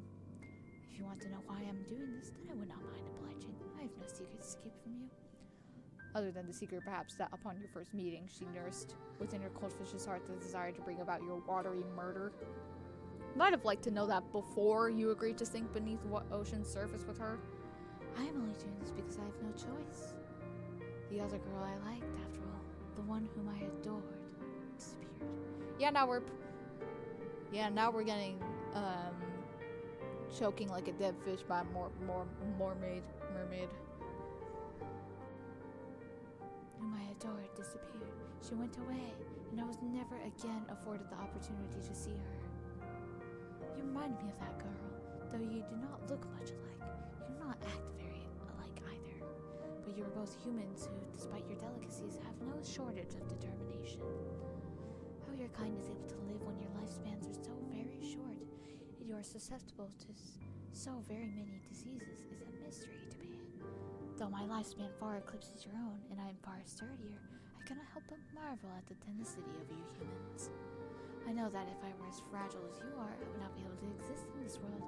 I would be far too afraid. I would see my own death lurking behind every corner, just as you can see your own death looming before you. Oh, just as you can see your own death looming before you. It is not so very far away now. You can feel it coming closer and closer, and closing its cold, icy fingers around your throat. You humans are incredible. I cannot help but respect you, weak and pitiful though you are. She respects your tenacity so much that she wishes to extinguish it? That does not make very much sense. Perhaps my words are confusing you, but it makes perfect sense, to me at least. My beloved cowherd left me. I don't know where she went or what happened to her. Perhaps she was murdered by bandits. Perhaps she contracted a horrible disease. Perhaps she simply fell and cracked her skull. I do not know. I will never know. For many, many days and many, many nights, her disappearance tormented me. I could not help but wonder how it came about, but there were so many possibilities I could not imagine all of them. This thought terrified me. It still does. That's why I'm going to take you to my underworld kingdom with me. There we can be together forever. Nothing will be able to tear us apart then. Fix the connection? Yes, we are good now. Hopefully. Hopefully. I will brush your hair and I will dress you in the finest pearls found from the bottom of the seabed. It will be lovely, much, much lovelier than any sort of miserable existence that you might be able to eke out above the water. In my citadel, you will never be attacked by bandits, nor ravaged by diseases. You will be quite safe, I promise. Quite safe, and yes. Quite safe, yes, and quite. Oh, wait. Quite safe, yes, and quite dead too, surely. Well, yes. That is the only unfortunate aspect of my plan. She considers your death nothing more than a mere misfortune? The mermaid might be surprisingly cold after all. No shit. But perhaps you ought to have predicted this. I did. She is farfish. Are fish not cold-blooded like lizards? You probably learned this at some point during biology class, but your lessons are beginning to feel very faint and far away now. Your body is beginning to fail you. We cannot take much more of this. It is a necessary sacrifice, though, if we are to be happy. I am doing this, you know, for both of our sakes. I do apologize for tricking you, but please, try to understand. I do not. I knew this mermaid was an asshole. I mean, it was kind of obvious to me once she mentioned her dead friend, which honestly I thought she murdered like this too, but I guess she didn't. I really have been lonely. You would have been more inclined to You would have been more inclined to sympathize with her, perhaps, if her loneliness was not ushering you into your inevitable demise. But you were too preoccupied with your dwindling reserves of oxygen to feel much in the way of anything for your captor. You can feel the pressure of the water against your eyes. They are beginning to ache. Perhaps you are crying. You do not know. The water masks much of your anguish. You have been drifting underwater for almost it's been 3 minutes. People can hold their breath for like 10, right? Also, this is a long death scene. This girl has some stamina. Isn't the longest time a human has ever been able to hold their breath been like 10 minutes underwater? Although I guess she's been actively going down and water pressure has been like squeezing the oxygen out of her. That is a remarkably long time to go without any air. Your vision is beginning to cloud. Your surroundings, already dark, look darker still, unpleasant and obscure, and not at all like the paradise the mermaid promised you. The pain of being suffocated slowly is far stronger and far more oppressive than the sensation of the mermaid's hand wound tightly about your arm. Is there no escape for you? Nope. The prognosis, I'm sorry to say, is grim. Your fate, as the mermaid said, really was sealed the moment you met her, luxuriating on those rocks beneath the moonlight. 3 minutes is Olympics level? Damn! I can hold my breath for 30 seconds.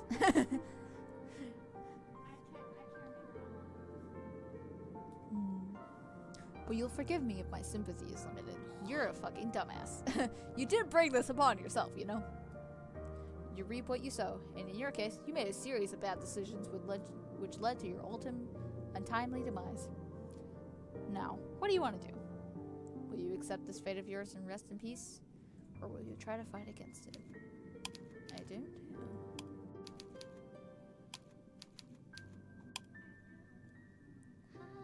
Oh shit! Good thing I saved. I'm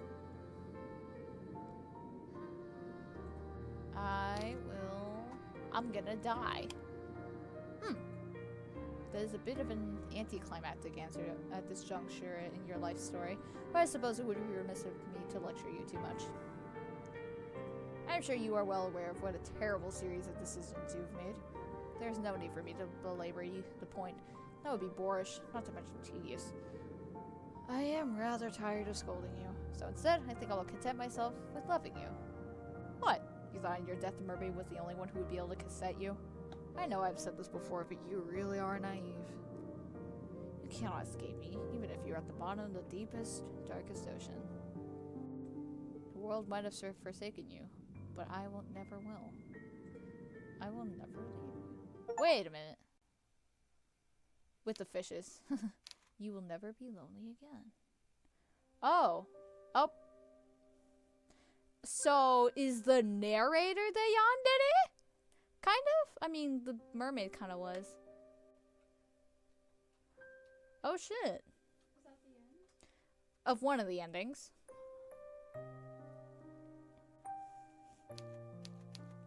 Well, good thing I saved. Alright. Let's see if I fight. Ah, I like that look on your face. It is a look full of determination, the self-same determination which first prompted me to take an interest in you. I can tell that you are not happy with this ending. You did not come all this way, after all, to drown. That is quite the indecorous demise, regardless of how many fine stones and shells the mermaid means to twine your hair after your death. If you wish to carve out a new story for yourself, then I would be only too happy to indulge you. I think every character you meet is a psychopath here. Yeah. Just try not to get on the bad side. Or, good side of any homicidal naiads this time. The drowning of fair maidens is something of a cliche. Your fate is once again in your hands. Now I wonder, which path will you take?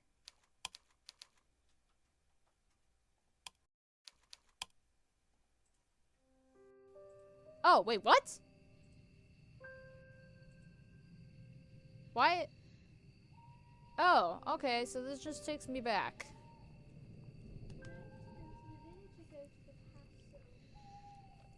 Well, it looks like I'm doing the next route. I didn't need to save there, I guess. That is a very strange way of doing it. I'm not sure if I like that. Alright, guess we'll go to the village next. So, you want to go to the village? Good idea. Let us see what further trials await you there. This night is far from over, as much as you might wish it was, and there is still much and more to discover. I wonder what will happen next. You follow the path which leads to the village, supporting yourself on weary, aching limbs which feel ready at a moment's notice to snap at the knee beneath the burden of your weight. Now speed run it. The soles of your feet are screaming at you. You need to lie down and quickly. Your only hope is to continue the run that you will find a suitable residence which rests at the village. You don't know what will await you at the village, but you have visions as you run up a quaint, scenic settlement, all thatched cottages with sloping roofs. What the fuck is this? When did she leave the ocean? I think this is the beginning of the game. So I think what happened was like, oh, basically saying, oh, fight against your fate. Okay, let's try again. Let's try not to get into this situation again. So we went back in time. I think that's just from a gameplay standpoint. Oh, you want to try again. I guess you used the plot hole to teleport. I'm pretty sure that universe, you die.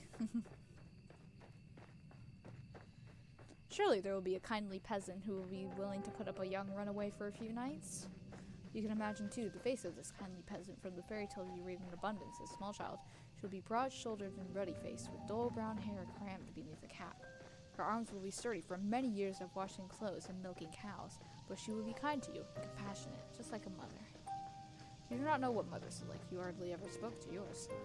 You're only guessing. Dr. Strange Sim. You're not a complete fool, however, despite your tendency to daydream. You do have a few reservations. Peasants do not, as you know from your voracious reading, have much money, nor do they have much food. It might be hard to convince a resident of the village, even the kindly washerwoman of your fantasies, to take in a complete stranger. Still, you must try. That is all you can do, really. So you run to the village. It takes some time before you finally emerge from the woods. But finally, Jesus Christ, but finally you manage it. This exact thing happened earlier with this line of dialogue, saying finally twice within a single sentence. Okay, this game is not that good, not gonna lie. How did it get positive reviews in Steam? Probably because it's Yuri. It's okay. I think it's like a developer's first project kind of thing. Like, they were very ambitious. And they ended up, like, kind of biting off more than they can chew. But I'm not gonna give my full definitive opinion until we finish it. There might be better routes. How much time, you ask? I cannot answer that. I already set that line. The forest is behind you now. Set that line.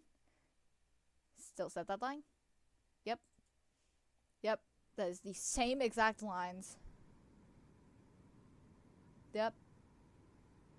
Moonlight shines down upon the village, nestled among the hills like a diorama. Diorama? Oh. Hope anew bubbles within you. Finally made it. Meh. You have finally made it. Surely not, but your salvation awaits you. You follow the winding dirt path to the village, looking this way and that. But your hope, such a precious, fragile thing, soon begins to fade. I do like the idea of, like, the mysterious pursuer being the narrator, kind of.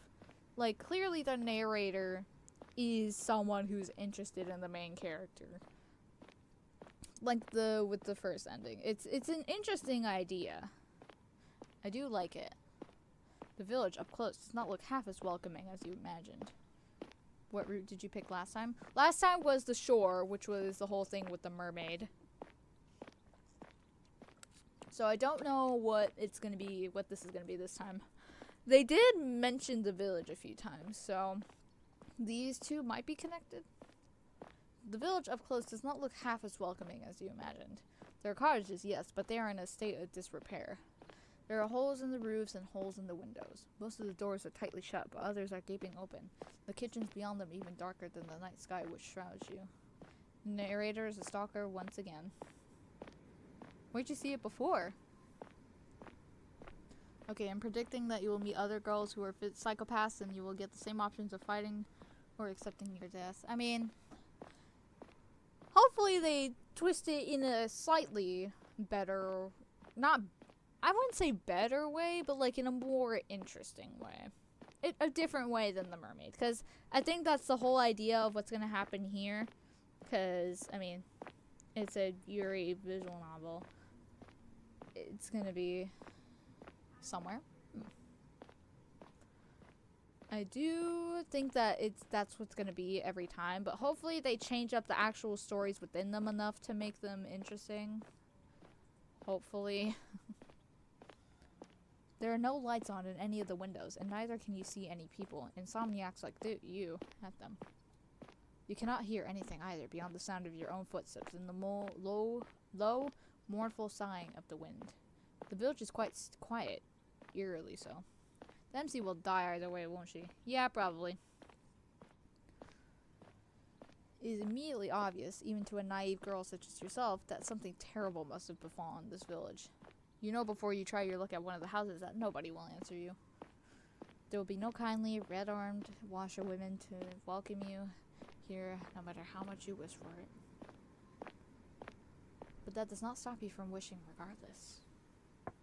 Your knuckles rap smartly against the wooden door. Your efforts soon prove, however, to be in vain.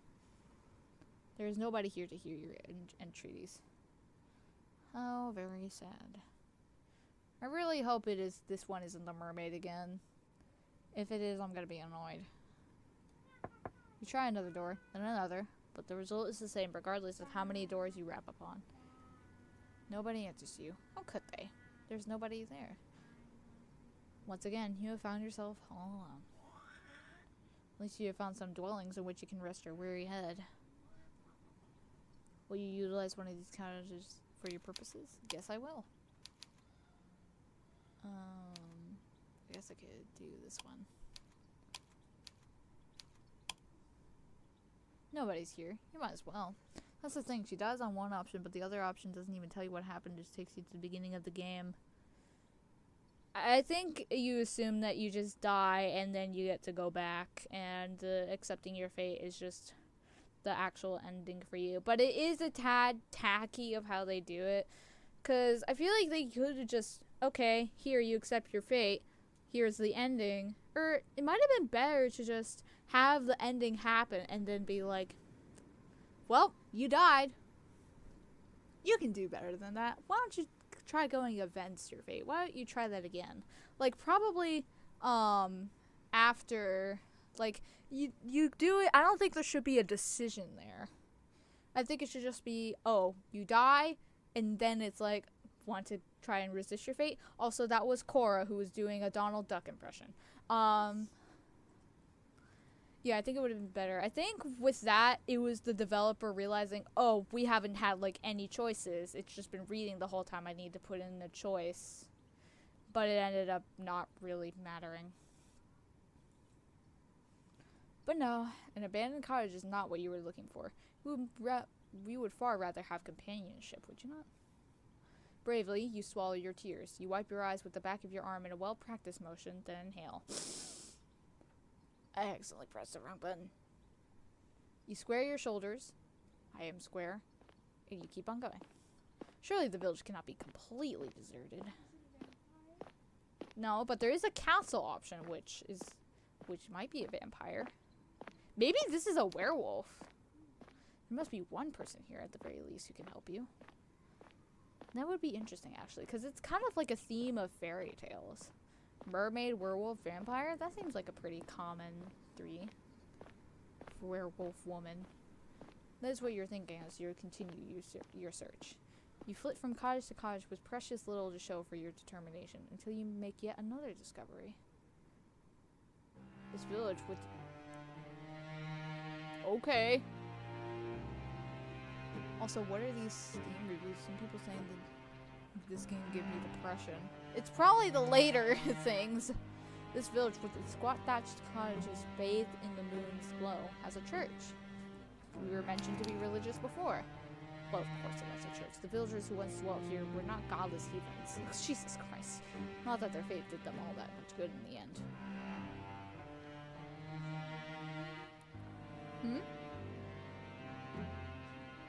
Like a what?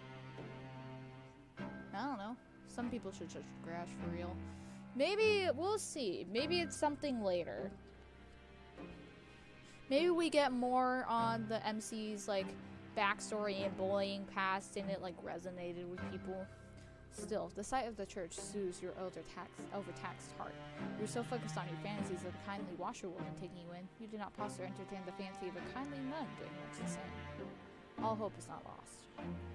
You approach the church, which seems to tower over you despite it being so humble.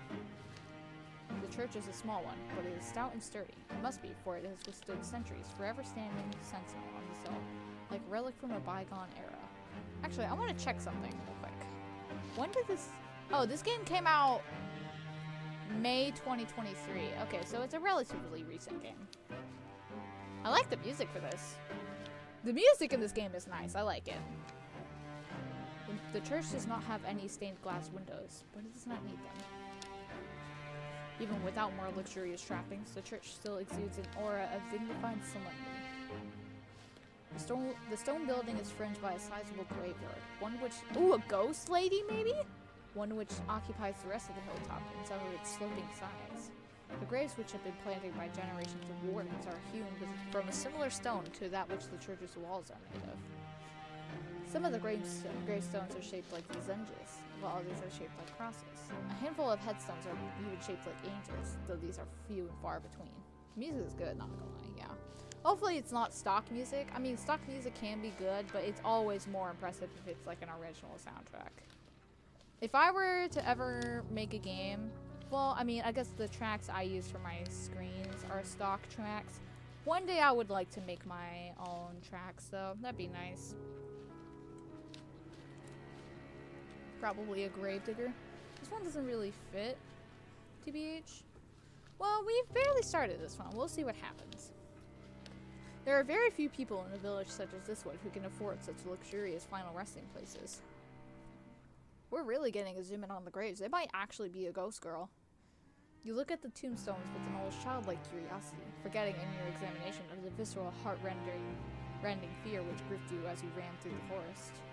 You are out of the woods now. You have subconsciously already begun to relax. Excuse me. You try to read the names hewn in the myriad tombstones, but it is dark and you are tired. Some of these... Jesus Christ, okay. And some of these graves are very, very old indeed. Yeah, maybe it's too early. You strain your eyes, but you do not have much luck in this endeavor. Oh well. Such superfluous details. Fluous details are not important. You eventually tire of examining the graves in turn. This graveyard is an expansive one, unusually so, given the village itself is so small. How can it boast so many corpses? There's much to explore. You walk about the perimeter of the church, casting your gaze first here, then there, and everywhere, consumed as you are by your immense, all-encompassing curiosity. And as you do, you see her. Oh, it is a gravedigger. Whoa. She looks strangely like Evangelion Code Geass compared to the mermaid girl. Huh. Oh, is she a reaper? She might be a reaper. I'm sticking to a gravedigger more than ghosts. You read the reviews and saw stuff about the gravedigger, didn't you? She looks like an ordinary girl. Small and scrawny, just like yourself, but she is much, much more than her unremarkable appearance might suggest. For some moments you observe her, hiding all the while in the shadow cast by the church, like a furtive lizard clinging against a rock edifice to shroud itself from the sun. There's no sunlight here, though. There's only the night sky, the stars, and the moon. Beneath the moon's light, a silvery implement the girl is clutching shimmers.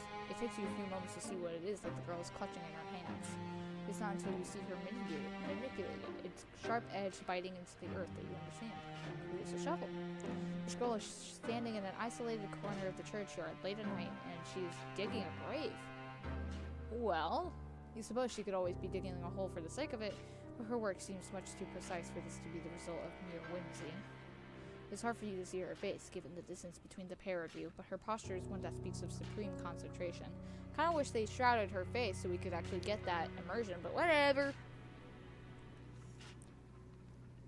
She moves slowly, mechanically, like a woman on a mission, driving the end of her shovel into the earth over and over. No, I just saw the pictures on the Steam page and made sense of them. Oh, I didn't look at the Steam. I didn't look at any of like the pictures or trailers for this at all. I just kind of saw it and I was like, oh wait, this one's free, and I got it. I actually installed it. I actually properly installed it yesterday.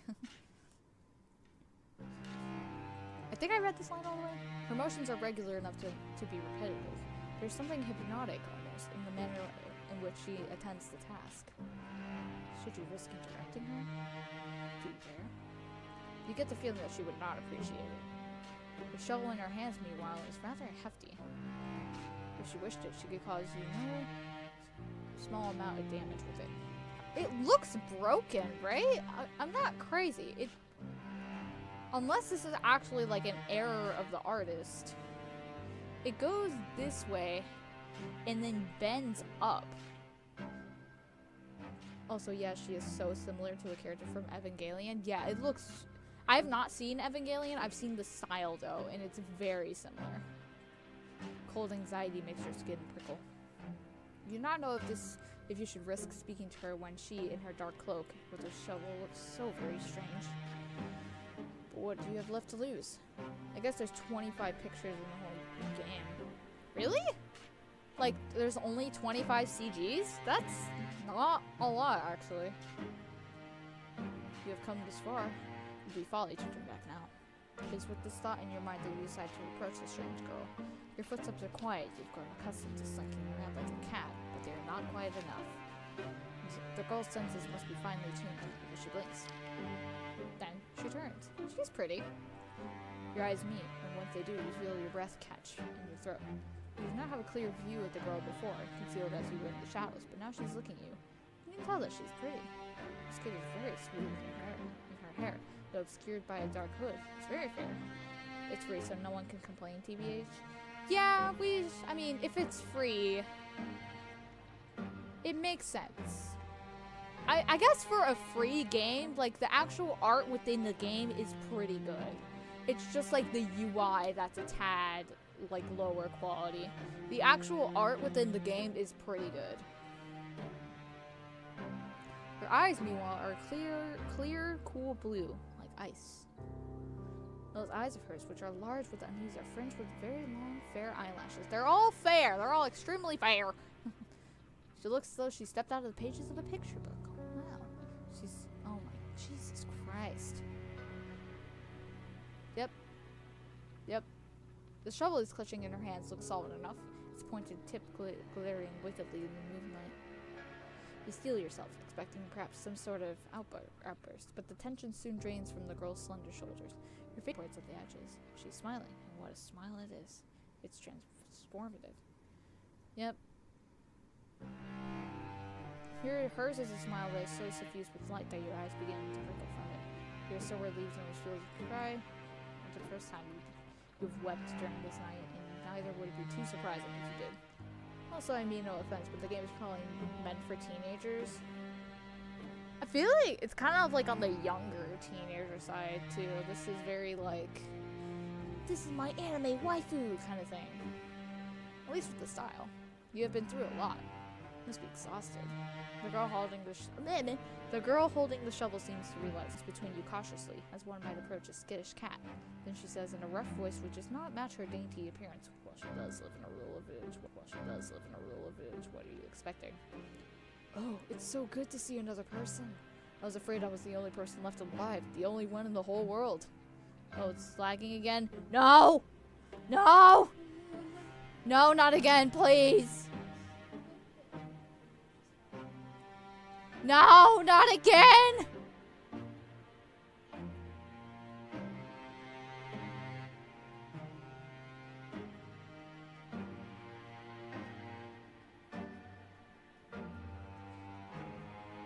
Please, no.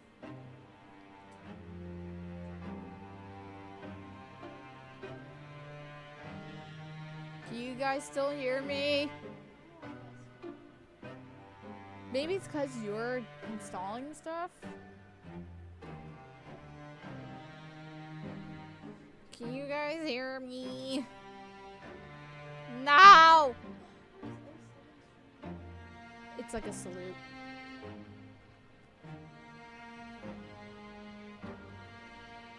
Shit, man. Let me borrow.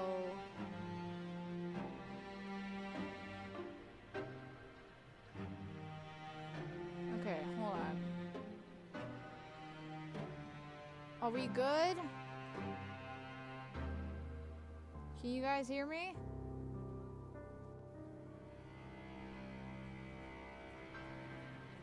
I'm not getting any response.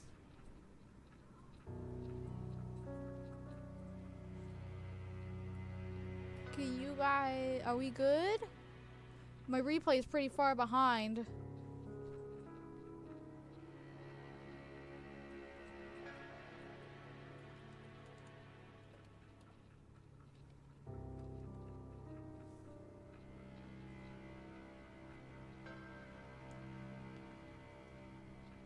Okay. My replay is very far behind. Okay.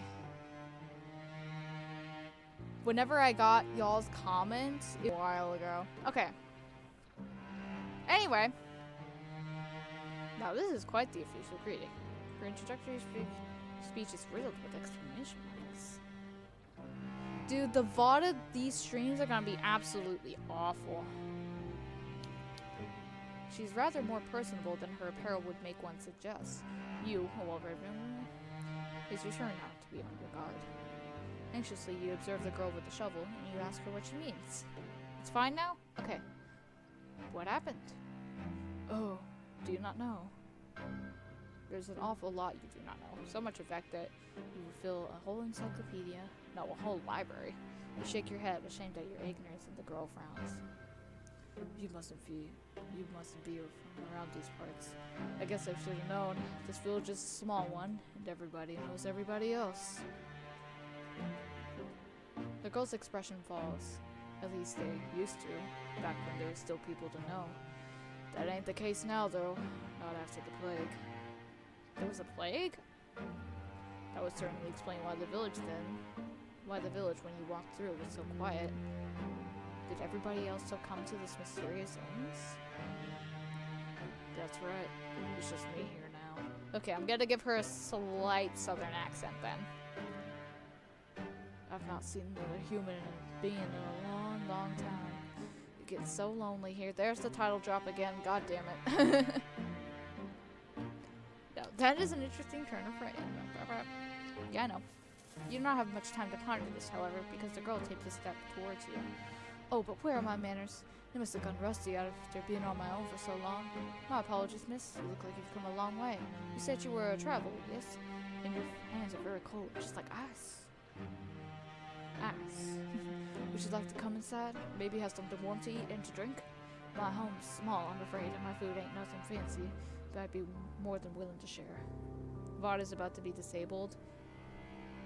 Wait, actually, or are you joking?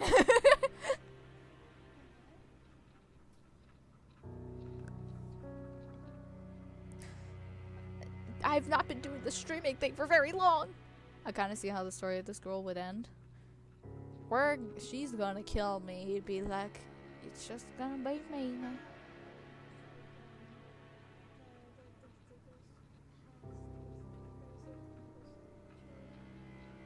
No, I don't think so. Last one was a mermaid. She's at the thing again. It's not every day another girl stops by, especially not one as pretty as yourself. I'm feeling very blessed. The girl laughs, a carefree, airy sort of laugh. Which does not match your initial impression of her. You thought when you saw her among the graves that she would be more distant somehow, and more mysterious. JK? Oh my god. Chat reminder, I've not been doing this for very long. I don't know a lot about streaming. Perhaps you are mixing her up with somebody else. You are still unsure if you can trust this girl. But her invitation is an appealing one. It is much more appealing, certainly, than spending the night outdoors in the cold Kippa graves. Yeah, I think she'll bury you, like it's kind of obvious. Well, yeah, she probably will. It's just a matter of why and when. How she will bury me. With the shovel she very clearly has. What the fuck? What are you, a romantic poet? Please. You make a show of pondering the girl's invitation. At the very least, you do not want to appear too eager, but your acquiescence is also, alas, an inevitability.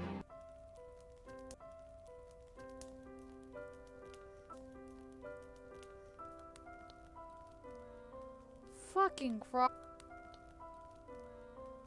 Fucking Christ.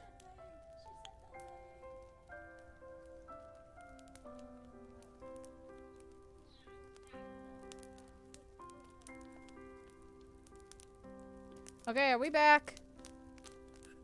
I hit the mic again. Bro, I'm gonna lose my mind. Oh my god!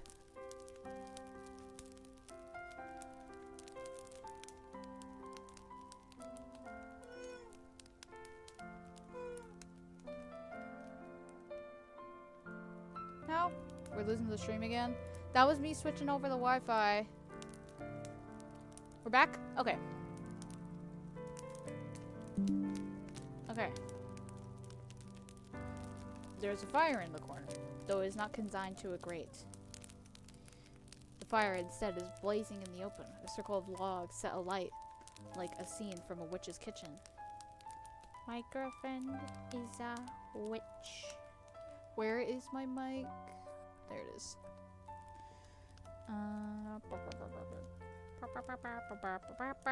Okay. Above the fire wing hangs a silvery pot, suspended from one of the wooden eaves. Other objects of interest are hung from the eaves. Iron implements you take to be cooking utensils, various herbs, and strips of meat left to cure. The smell of... Why is that space like that?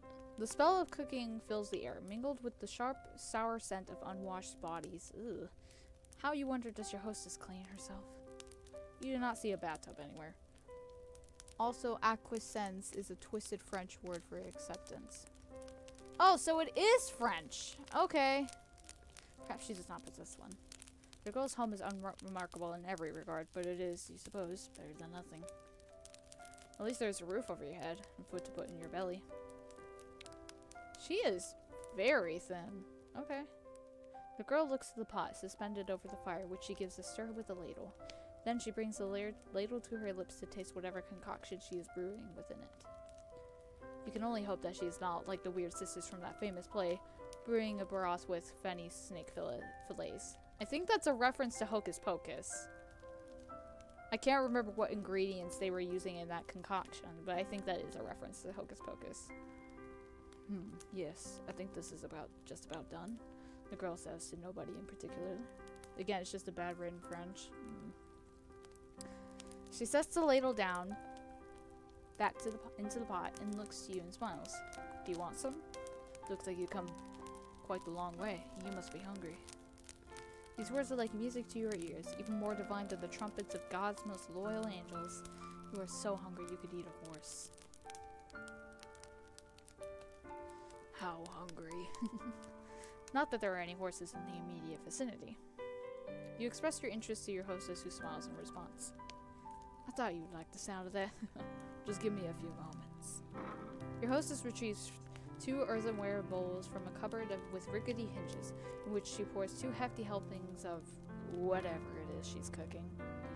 This she serves with bread, which is so hefty it could be used as a murder weapon. She beats me in the head with a baguette.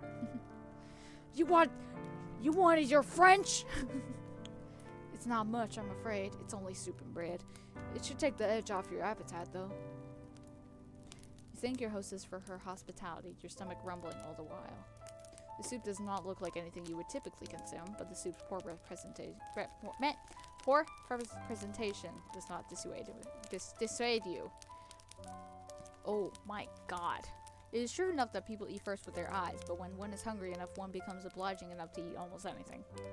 Why else do you think that people, when stranded upon desert islands, will resort to cannibalism? Oh my goodness, I got a lot of notifications. One moment.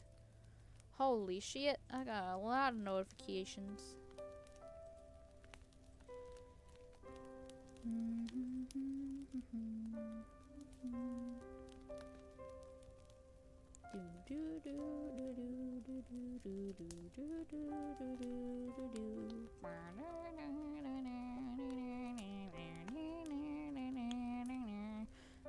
Protagonist be trusting any good-looking person like she's stupid or something.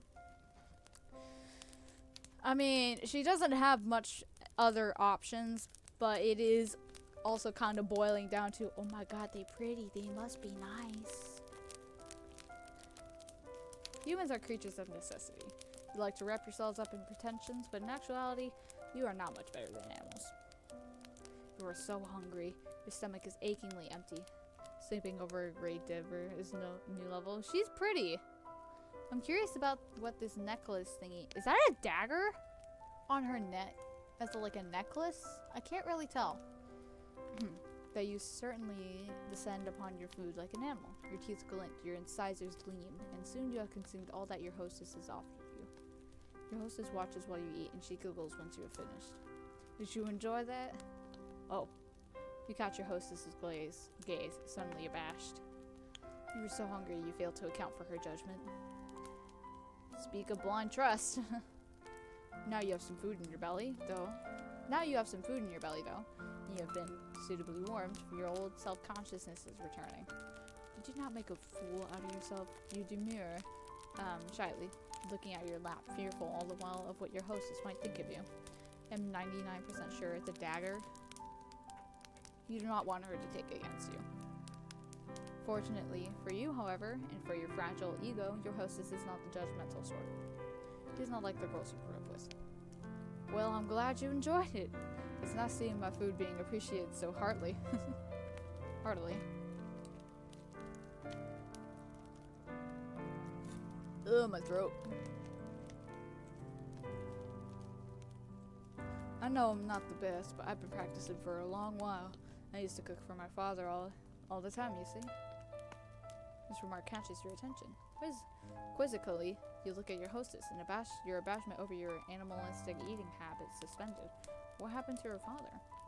Seems a grim thing to contemplate after you having eaten, but didn't your hostess mention something about a plague? Yes, your hostess says, her voice soft now and serious.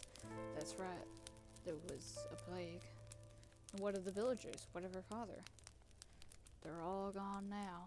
Gone? Yes, you see. Your hostess rearranges herself upon her chair, one slender leg folded over the other. Then she begins her tale in earnest. My family has a history. We lived here for centuries by the church. So is we can attend to the graveyard. Ah, so this abode is centuries old then. It would certainly explain the dirt. My father used to prepare bodies for burial, back when he was alive. He built the coffins, and dug the graves, and he lowered the coffins into the dirt. I know it might sound like an awful job, but somebody's got to do it. There's no sense averting our eyes from death, not when it happens to the best of us. It's a noble profession, one that's been handed down in our family for generations. My father's father was a grave digger, and so was my father's father's father, my father's father's father's father's father. Digging graves is in our blood. So we are. Lima. That was a surprisingly pretty speech coming from a girl who lives in the countryside. A girl who is without much in the way of education. What is with, like, the assumption that people who live on, like, farms and the countryside have zero education? That might have been the case back in the day, but not now. I don't think, anyway. It's apparent just to listen to her and the way that she slurs her syllables together that she's never had any allocation lessons. Not like you. Oh, damn. Okay, never mind. There is a determination, however, to her, and a pride in her genealogy, which gives her a respectable aura. You cannot help but be impressed. So you asked your hostess, does that make her one in a long line of grave diggers? Yes, your hostess, the grave digger, says that's about right, though I was never supposed to be a grave digger myself. My family hated the women. God damn it! It's not a woman's profession, that's what everybody says. My father didn't mind that though. He taught me everything he knew, and then some. Might be a woman, but I have plenty of after that strength. I can dig a grave just as well as my father could without breaking a sweat. There's a spare of my mother up in heaven, I'm sure. I'm sure if she was still alive, she'd rather I focus more on feminine pursuits like basket weaving or sewing. Better attract a suitor. Not that it would do much good now. There's nobody around to court me, not for miles and miles. And what happened to your mother? She died when I was very young, during childbirth. Oh. Wait, what?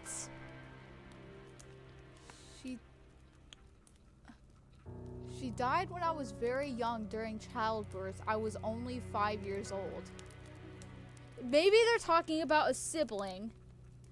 If they're not talking about a sibling, that is actually, like, meme-worthy. Please tell me you're talking about a sibling. Oh, well, you can relate to her, at least up to this point. Your parents are not dead, at least as far as you are aware. We've not seen them in an awfully long time. Okay, that doesn't make any sense. I really hope they were talking about during birth of a sibling, cause if not,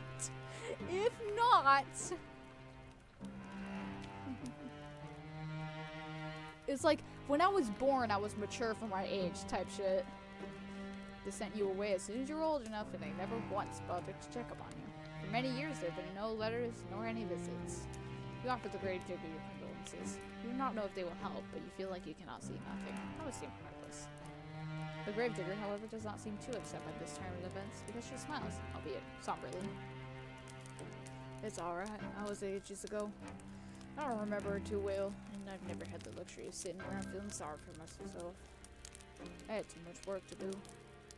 Around the house, you asked? That, too. I was the oldest child. Okay, so it was a sibling thing.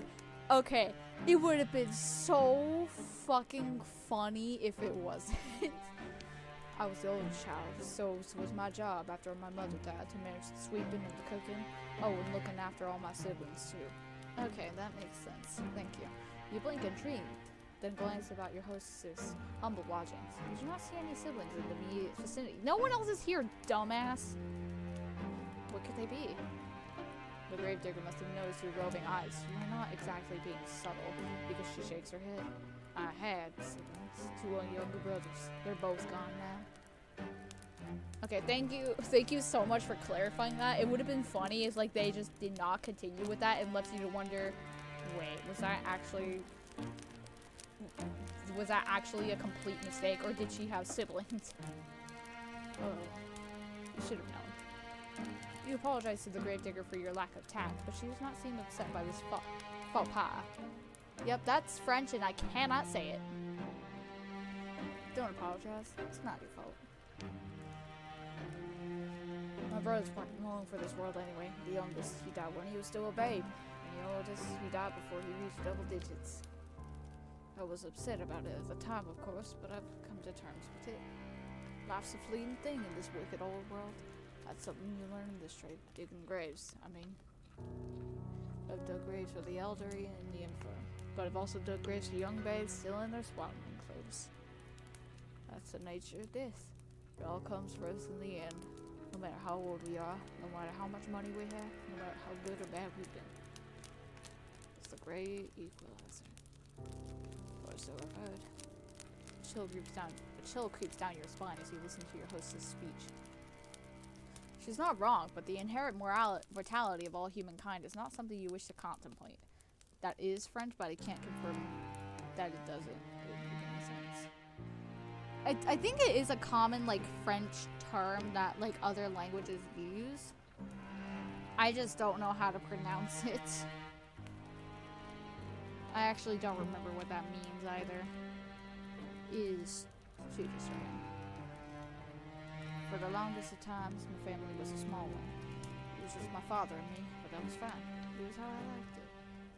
I was very happy, even if our lives weren't the best. Mermaids doesn't make sense, Toppa. Here we are, buddy. I've never had any fancy clothes to wear.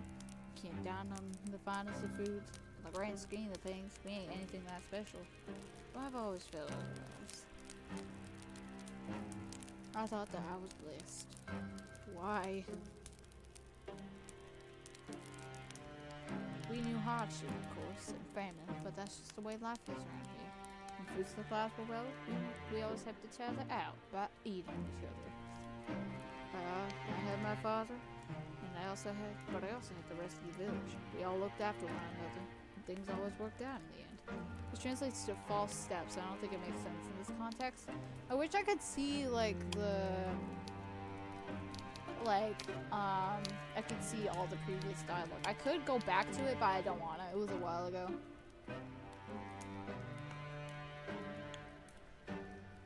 At least I did.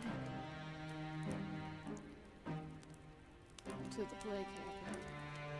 Yeah, she had mentioned the plague multiple times. You've been wondering when she was going to return to that topic. I suppose if the plague is the reason that the village as you traversed it was so very empty. You'd suppose right. The plague tore through the village. I don't remember when. Well, it feels like it was a while ago. Maybe it wasn't that long after all. It feels like I've been on my own for centuries, but... Your hostess' eyes began to cloud over. She looks as though she's entrenched within her own memories. What could she be remembering? You've never seen a plague before, though you have heard of them in your history lessons. Your history professor was quite enthusiastic about the subject. You speak like... Damn, okay. That's crazy. She talked about piles of dead bodies stacked up on the streets and stacked into wooden carts to come to taking them away with no shortage of aplomb. She was a strange woman, your history professor. The plague came out very suddenly. There was no warning. One day, everyone was fine. And the next, they were all dead. That is not how a plague works. That is not how a plague works. Plagues take time. They span across like weeks, months, maybe even years. Plagues are sicknesses. Sicknesses do not kill people as soon as they're inflicted with them. I don't think anyway. I'm pretty sure. It's with no small amount of anxiety that you eyed the gravedigger. When you asked worriedly, surely they could not have all have died. Is that not an exaggeration? Oh, if only. I wish it was exaggerated, but it's the truth, honest to God. The people in the village died, one after another, just like that. I saw what that plague does to people firsthand. My father was one of the first people who caught it. I think one of the bodies which came through that we buried was a habit. Not impressive, really. I don't get used to them besides French because of my studies. It is sad that you can't get much use out of your other languages, because that is a very impressive skill to have. Hopefully, like in the future, you can get more use out of that skill. Not that I know for certain, I'm just guessing. Skill. My father's in heaven, losing time of it. His skin turned all gray and clammy, and he complained of a horrible fever. There were night sweats and stomach cramps. And then there were the boils. The boils? Pustules. They were like the size of eggs and they were full of pus. The when they burst and stunk. The whole house was full of the stink of death. Ew! Okay, that's... I wonder if this is an actual plague. I don't recognize it. The wise woman of the village came to see if she could be of any use, but it was no good. My father was too far gone already. She took one look at him, lying on his deathbed, and she shook her head. She said she didn't want to get any closer. I can't say I blame her. He was a ghastly sight. I didn't appreciate it at the time, though. It felt like she was turning her back on us. I wished her ill. I remember that after she left. Until a few days passed and she fell sick too. Okay, so it wasn't all in one day. I just got that exaggeration way in over my head. So yes, this is how a plague works. Then I felt bad for cursing her. I couldn't help but worry if it was all my fault. It's silly, I know, but... The gravedigger closes her eyes. She seems to squeeze her lids together until her lashes melt like flecks of fallen snow. Her shoulders, which are very, very slender, are shaking. She looks as though she might at any moment fall apart. It wasn't long after that the rest of the village fell ill. They all had the same symptoms as my father.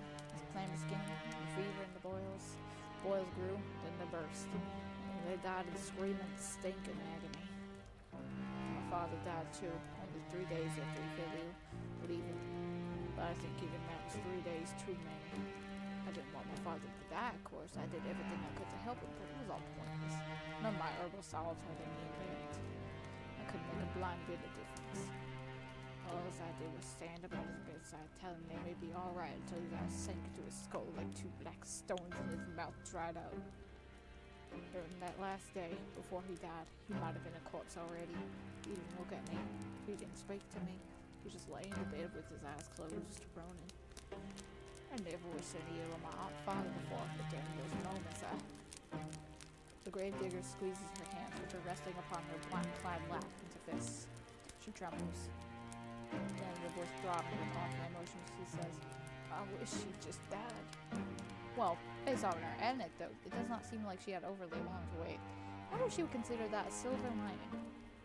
It's fine, all of us sucked at some point, we just get used to it. No, perhaps not. The gravedigger is still shaking. I feel like this music is too mysterious and like boom, boom. Kind of like exploring a spooky mansion for the topic at hand. She will not cry, will she? You hope not. Awkwardly, you look at the gravedigger. You are not sure how to soothe her, but you know you must make some sort of an effort, even if it is a token one. You shift upon your chair, which feels very cold and hard beneath your thighs. Then you say very softly that you are sorry. It is not much, but it is all you can think of saying. You had thought initially that your situation was comparable to that of the gravedigger, and you can see that this is not the case. Her suffering has far outstripped your own. Not that suffering is a competition, of course. I know sometimes it sucks to suck at math.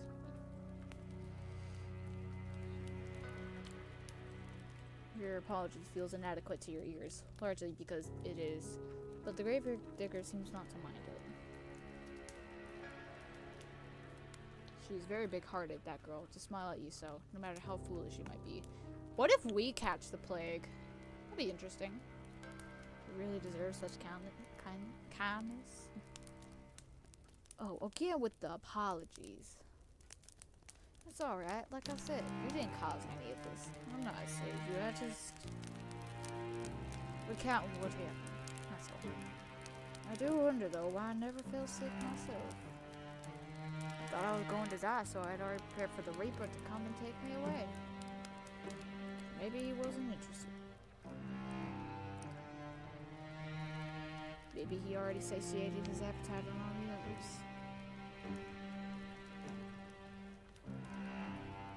That, or maybe he thought he had to leave me alive for practicality's sake. So we're gonna hear the whole backstory to die again? Not sure.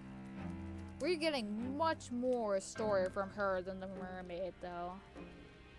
I am very curious to see where this is going to lead to. With my father gone, who else would tend to the dead? I was the only person left by the end of it all, so I had to bury the people in the village. They're all resting peacefully now, under the earth where the plague can't reach them. Then why were you digging them up? On the one hand, I'm happy for them. They were able to escape from all their suffering. When I think about all the people I lost, though, the grave digger tenses. Then she sniffs. When I think about the kindly washerwomen who let me scrub the mud and dirt from my clothes. Aha! So this village did have its fair share of washerwomen after all. You seem your earlier insistence upon this particular point was not without merit. The handsome young farmhands who used to flirt with me.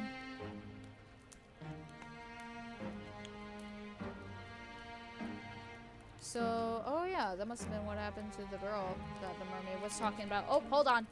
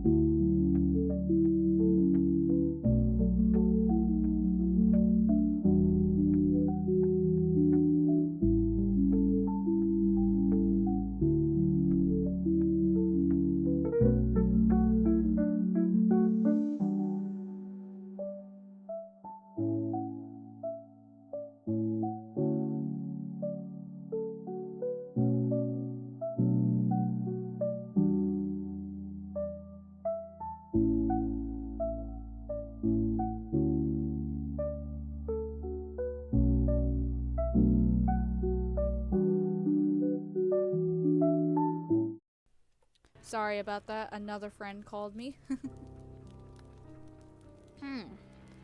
Anyway. saw something in the chat about spoilers, so I will not be reading it. And the handsome young farmhands who used to flirt with me. The priest who preached at the church, who told us wonderful tales of paradise, and the children who would skip stones on the lake and play hopscotch in the streets. I can't help but feel so lonely. The gravedigger's eyes begin to shine.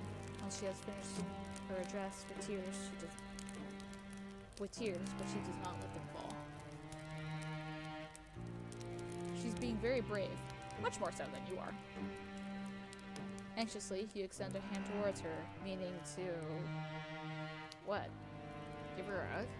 You do not know her well enough. Pat her head? Don't be infantilizing. Squeeze her hand? Perhaps that could be misconstrued as a romantic overture, and that is the last thing you want. No, there's no spoilers? Huh. You endured more than your fair share of teasing. You sit there for a few moments, paralyzed by indecision, and the gravedigger poorly suppresses her sniffles. In the end, you let your arm drop back to your side. Your hand rests up on your lap, as useful as damp kindling. I'm not spoiling, just building a theory. Oh, theory! Okay. Ah, okay. Slowly gets obsessed with the main character to the point that she'll try to bury her to skip around her. At least that's how I'm seeing it. Ah, okay. I feel like that's a tad too similar to what the mermaid did. But we'll see what happens.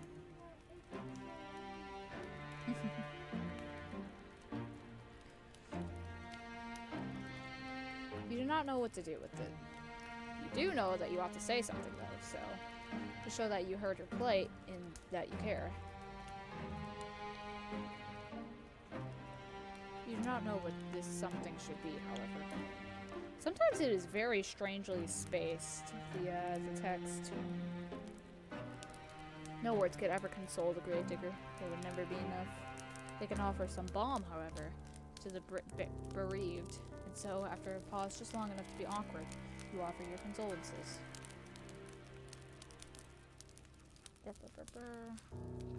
What else can you say? Oh no, the gravedigger replies, wiping a few stray tears away with the back of her arm. It's alright. I've grown used to it, really, being on my own. I mean, it ain't so bad, really. And I'm not alone now, at least. I met you. You'll keep me company, won't you? Well, what can you say to that? I'm stuck in the cycle again. You aren't callous enough to trample this poor girl's hopes, are you? You know full well yourself how awful that feels. Well, I guess I don't want to be cool anymore. Well, I guess I don't have a choice. I'm the best. You can do nothing but nod, a response which makes the girl smile more widely still. That's wonderful. I know you're just a traveler who's passing through, but I can offer you bed and board until you leave. I have food enough and a spare bedroom. I can make it up to you right now. You must be tired after your long journey. Just give me a moment. The gravedigger rises to her feet in a flurry of excitement, then retreats. I think she uses a more British accent than a country accent. Maybe. You watch as she departs, a little too eager to please, and frown. The scroll's home is a small, humble one with a low ceiling and slanted walls. You cannot imagine such a small dwelling possessing a spare bedroom. The so-called spare bedroom is, in all likelihood, the room her father slept in before the plague carried him off. You do not think that you would much like to spend the night in the room of a dead man, but what choice do you have? You're tired, wretchedly so. Why, it is all you can do to keep your eyes open. I mean, I'll keep with the southern accent just because I've already, like, grown accustomed to using it and I've fallen into, like, a proper rhythm of using it. Plus, southern accents are easier for me to do. While you were running through the forest, desperate to escape your pursuer, you had thrown no thought in mind beyond finding some safe sanctuary in which you would recuperate. Now you have found said sanctuary, it would be unreasonable to find faults with it.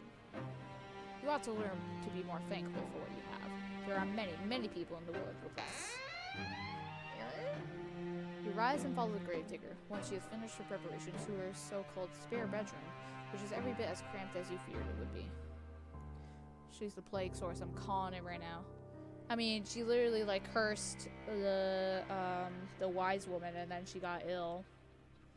Which I was expecting her to be like, I cursed my father too. And then the plague happened. That's probably what's gonna happen. At least there's a bed, which comes as something of a relief. The rest of the lodgings are so humble you were half expecting a straw pallet.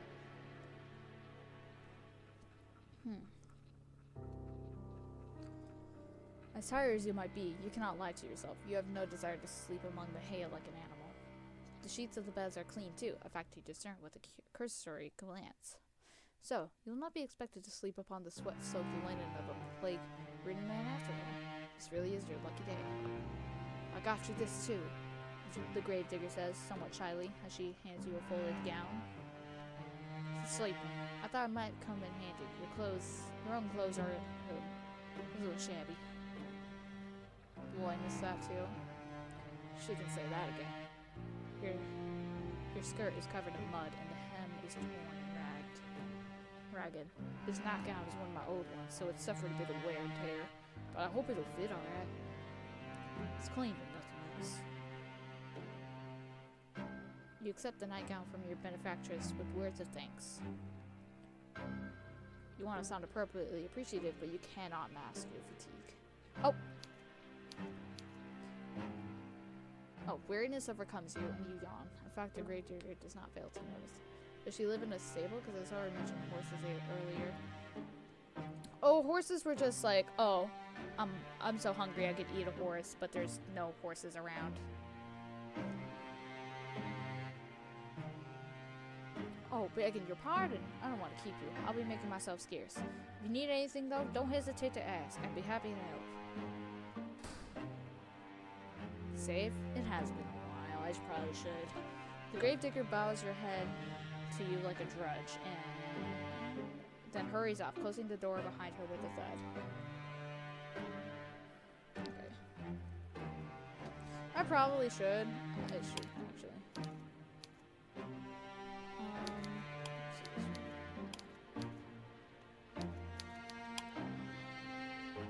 Tired though you are, you soon find that you rather miss your hostess's company. In the face of her good-natured smiles, you can almost forget all of the hardships you have hitherto endured. In her absence, however, your lodgings feel almost unbearably cold and inhospitable. You suppress a shudder, then unclothe yourself. You work as quickly as you are able, but your fingers are cold, and they fumble with the buttons of your blouse. It takes you more time than you would like to complete this endeavor, but soon you have your shirt and your skirt dispensed with. You are too tired to fold them neatly, so you do not bother to fold them at all. Instead, you cast them carelessly upon the floor, as defiant as a sulky child, and then pull on your new nightgown. Your hostess's earlier warnings were apt enough. It is quite worn, but it fits well enough. It is more comfortable, at least, than your old uniform. You have endured worse. Newly dressed and ready for bed, you loosen your hair from your braids and settle down among the sheets. It is with a sigh you extinguish the weakly flickering candlelight which burns on your bedside, and with another sigh that you lay your head down upon your pillow. Though physically exhausted, you have to wonder whether you will be able to sleep at all. You can recall your previous dash through the forest with such livid detail your heart is still pounding. Oh, I can hear that. That fear has yet to leave you. Perhaps it will never leave you. Your terror was such, it almost feels as though it has suffused itself into your bones, into your very being. But your exhaustion is greater than your worldly anxieties, and soon it claims you. Your eyelids fall shut, and your breathing inevitably begins to even out. It is not long until you are spiraling through a dark, deep abyss, lost in Morpheus's kingdom. But your sleep, despite your weird state, is not as restorative as you had hoped. Your imagination has always been overactive. Even at the conservatoire, you were frequently beset by dreams of the most vivid nature. The dreams that you have this night lying beneath unfamiliar sheets upon an unfamiliar bed are no less intense than usual. In your dreams, you are back at the conservatoire, the place where this adventure of yours began. You are wearing the crisp, bright white blouse you once discarded in your gray, unremarkable skirt. What is a conservatoire?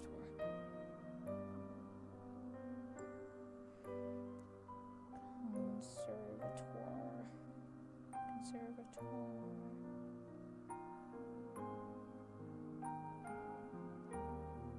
What is this? Oh, it's a conservatory, duh. Of course, why don't you sleep in a ghost village with a stranger around? Totally worth it. I mean, she doesn't have much of a choice. Like, this is the best chance she's got. Oh, Jesus, okay. Your hair is tied in braids and your eyes are downturned, forever focused upon your feet. You try not to look at your classmates, and you thought yourself fortunate if they did not look at you in return. You did not want anybody to notice you. Until that awful winter, that is, where everybody stopped paying attention to you for good. Nobody tried to trip you when you walked past them in the hallways. Getting out of there is always a choice. I guess, but I don't think she would have been able to find any better place. I guess technically the castle, but that's the next route, which hopefully I'll get to today. I really don't want to do more than one stream for this. On this game, apparently. I mean, I guess technically I've done another stream, but this has been the same stream technically, just split up into 2 parts because my internet was being a bitch. Nobody tried to trip you when you walked past them in the hallways. Nobody, in fact, so much as glanced at you. All of a sudden, there were no malicious whispers, no wicked laughter, no pulled hair, or no thrown objects. You were giddy with relief at first over this newfound means of tormenting you that your classmates had devised. But this little game, that of complete and utter disregard, continued on and on and on. As the days grew shorter and the nights grew longer. I think I know what happened. Okay. So, in the first dream, we got pushed into a fountain. And we didn't actually see the results of that. In that route, we drowned. We are dead. Calling it now, we are dead. And these adventures are me traversing the afterlife. And these are all like hints to my death or something. So this right now is like me walking around as a ghost and no one even acknowledging me. As the time passed, you began to fret as to the state of your own corporeality. Did anybody still see you? Did you even exist at all? Nope. Then at long last you found it, quite by accident, the source of all your woes. One of the girls had erected it in the forest through which you were sometimes bidden to jog for PE class, beneath the shade cast by an old oak tree. It was a makeshift tombstone, a small meager monument made of stone, upon which your classmates had hewn a name. Your name. Damn it! Okay, that was so obvious. That should have been like a final game thing. Really?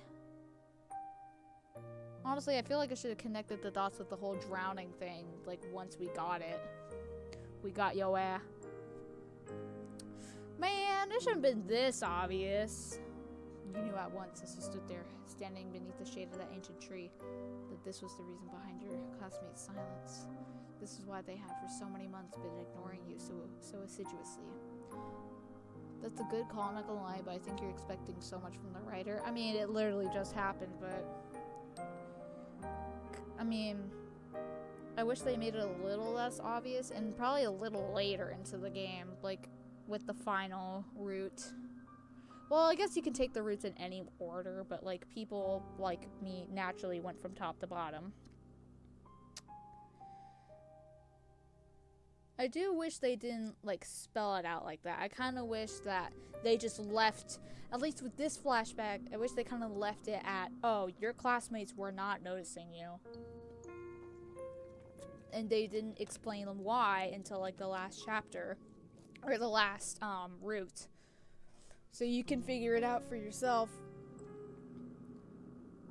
It's a very, oh my god, it's like the exact same thing with Sayhate Station. Not really. They had buried you. Oh, and that's why we're talking with a gravedigger. In their hearts, you had already died. Your eerie dreams notwithstanding, that you sleep more comfortably than you had anticipated. Or maybe they think we're dead and we're not actually. Yeah, it would have built for a good plot twist. I mean, that's usually a good twist in general, but it does happen a bit more often nowadays. I don't think this has aged too badly from what I've seen so far. This isn't even that old to age. When you wake the following morning to the sweet chirping of birdsong, you feel well rested, albeit woozy. Your head is aching. It is nothing, however, that a cup of hot tea can't fix. You stumble into the kitchen in your nightclothes, your hair loose and your feet bare, and the gravedigger turns to you.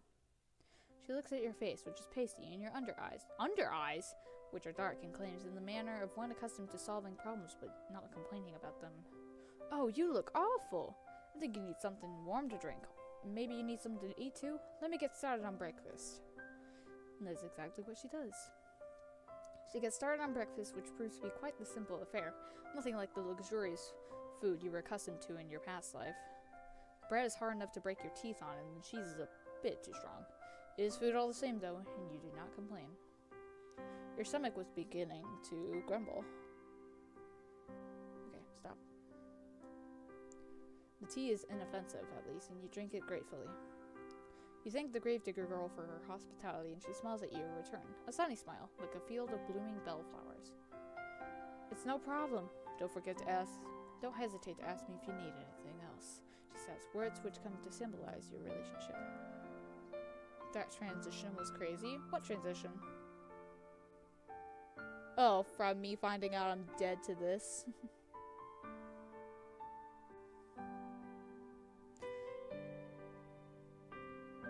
Oh my god, stop.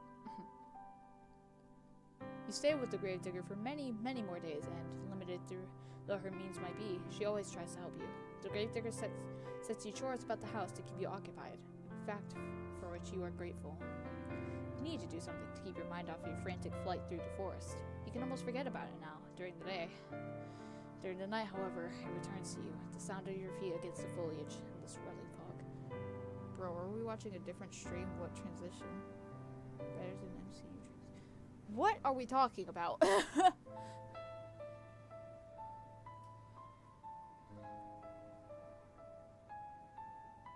The door squeak? I'm gonna have to watch back because I have no idea what you're talking about. When you sleep, you're assailed by nightmares. Sometimes you will wake after midnight, there's sheets twisted around your body and your mouth gaping open in a paroxysm of terror. Though you try to tell yourself otherwise, you are still afraid. Being with the gravedigger makes you feel less so, though, particularly when you are sleeping the floor or keeping an eye on the bread loaves so they don't burn. You tend to most of the domestic chores, while the gravedigger concerns herself with the work she knows best, that is, digging graves. Her dogged persistence when it comes to this pursuit intrigues you, so much so that you cannot help but posit a question to her on one particular morning, when the sky is festooned with clouds. Well, let me go back a bit and see. Why, you ask her, perhaps a touch insensitively, do you continue to dig graves? There's nobody left after all to dig them for. You've always been practical and you cannot see the point in it. What's the point in it? The gravedigger ponders while holding her precious shovel to her chest. I was wondering about this. Fortunately, she does not seem upset by her question, despite its bluntness. You should count yourself lucky her temperament is so very placid. I don't suppose there is any point to it, really, the gravedigger eventually says with a small smile. I know it doesn't have any practical purpose, but, well, digging graves is what my father did. He showed me how to do it so I could continue his legacy. My father wanted to keep our family tradition going, and I suppose I wanted to do the same. That's all there is to it, really. But, like, what are you digging? Are you digging them back up and putting them back in? That's all, is it? I think you can understand that. Though your companion's actions might appear to be illogical, there is a kernel of reason nestled amongst them. Yeah, bro. All I saw was a PowerPoint level transition. She does not give grace out of any sense of purpose. She does it instead out of sentiment.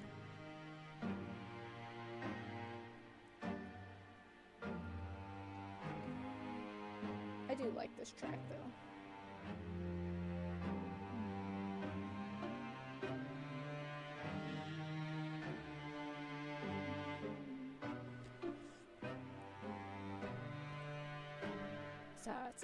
Jesus. Besides, I have to do something to keep myself busy, don't I? If I spend my days idling on my own, I think I go mad. Okay, so.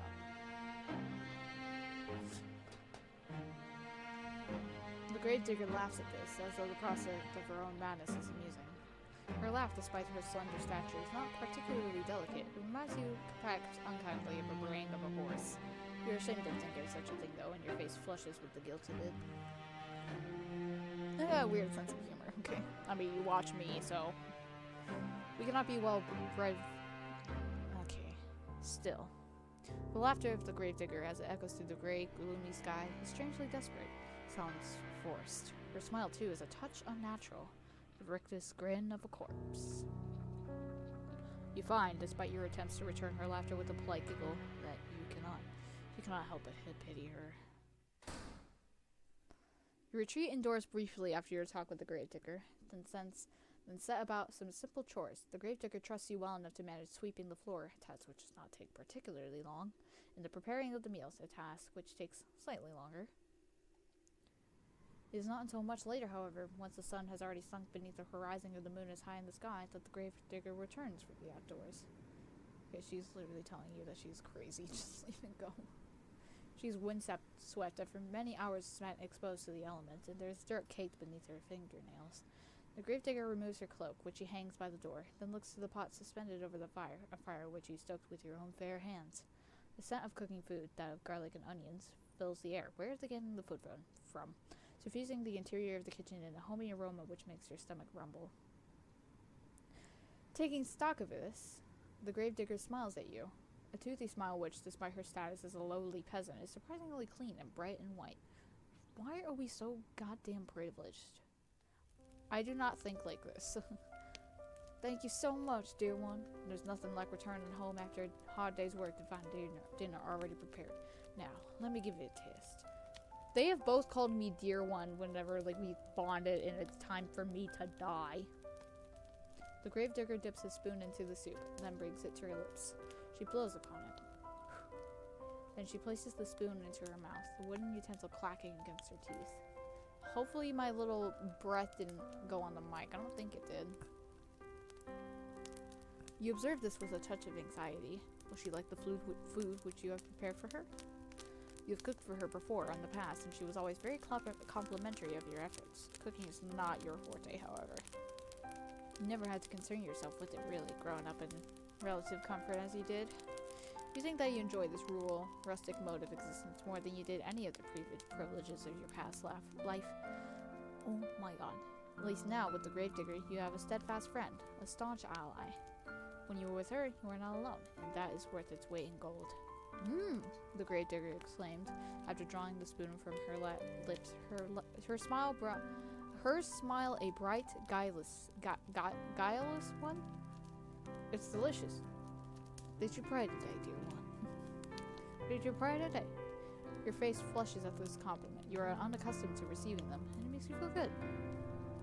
Shyly, you ask the Gravedigger if she truly means that, a query which makes the Gravedigger smile.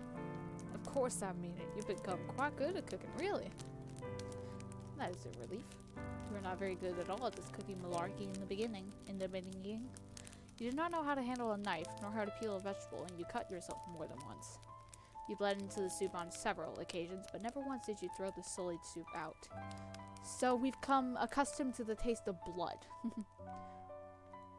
The Gravedigger lives a humble existence, and she cannot afford to waste her precious ingredients. Why don't you come help me today, dear one? Your soups during your stay have all been seasoned with the slightest hint of iron. Oh my god. Today's soup, however, is a marked step above all the rest. You did not cut yourself with a knife even once. Maybe your companion's compliments are not empty fluff. Maybe you really are improving. This soup should be ready to serve. I have some bread, too, that we can eat it with, but, oh, I should brew some tea, too. Let me. Ah, yes, the tea. You knew that you were forgetting something. You were so focused on the soup it must have slipped your mind. Your face flushes, yet again, at this oversight, and shyly, you offer to correct it. The gravedigger, however, waves your request aside. No, it's alright. You made the dinner, so I'll brew the tea. It's only fair. It won't take all that long. Would you mind serving up the soup while I'm busy? Of course you would not mind. You enjoy making it so, you soul. For a lady, you are awfully domestic. You work alongside the gravedigger to finish your nightly meal, and together you serve it, soup and bread, along 2 cups of piping hot tea, prepared by your hostess' own 2 hands. You sit together at the table, then partake in this simple fare, after saying grace. The soup really is quite good, despite it being made only from only the most commonplace of ingredients. There's a bit of a kick to it, and it warms you from the inside out. The tea, meanwhile, is very soothing. So much so, it makes you feel rather sleepy. She drugged us! You would like to sit with the gravedigger a little while longer and tell stories, as you have sometimes in the past. That, or play cards. The nights are long, and there is no better way to pass them than spending time with her. I am actually going to pause, and I will be right back.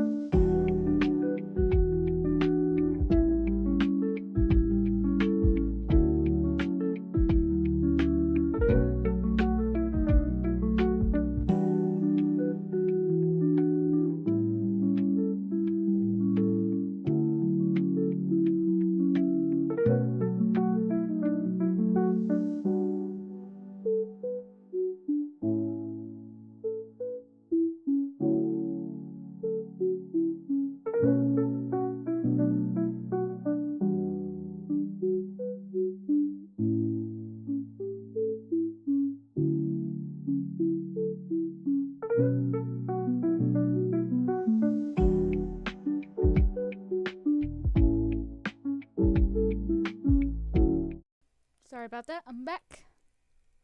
Gotta unmute this. Okay. Soup and tea, what a combo. I actually don't usually drink like hot tea. I mean, I have some citrus green tea right now, but it's like bottled. I smelt my family cooking something and I'm very excited for it. I don't know what it is. Games of old maid, alas, will have to wait. You are too tired for it. Cheetos, chicken nuggets, and coffee at breakfast. Oh man, chicken nuggets do sound good right now. You do not know what has happened, but after consuming your victuals, you feel utterly fatigued. Oh my god, I actually called it! You explain your predicament to the gravedigger between your yawns, and she nods in response. That's alright, you don't need to say it with me. Now if you ain't up to it, you should head off to bed and rest that pretty head of yours. You do not think you are particularly pretty, but you presume that the gravedigger is just regurgitating a phrase to you. She does not truly mean it. How could she? She is far prettier than you are. You thank the gravedigger for her understanding, then rise from the table. Pick up the phone! Oh, you're talking about the transition from... Oh. You retreat to the spare bedroom on trembling legs, then change out of your clothes. You've only just slid into your nightgown when you hear the rapping of knuckles upon your door. Light and unobtrusive. Yeah, that's how she's gonna bury you. Classic. This rapping could, of course, belong to but one person. It is the gravedigger, come to check up on you. I'm sorry. The gravedigger says, her voice soft. But you rushed to your room so soon after eating, I couldn't help but worry about you. Would you mind if I took a look at you? I just want to see if you're alright. Now you get it. It's okay. It's an interesting, transition. The gravedigger is trying to keep her voice steady, but you can hear it wavering regardless.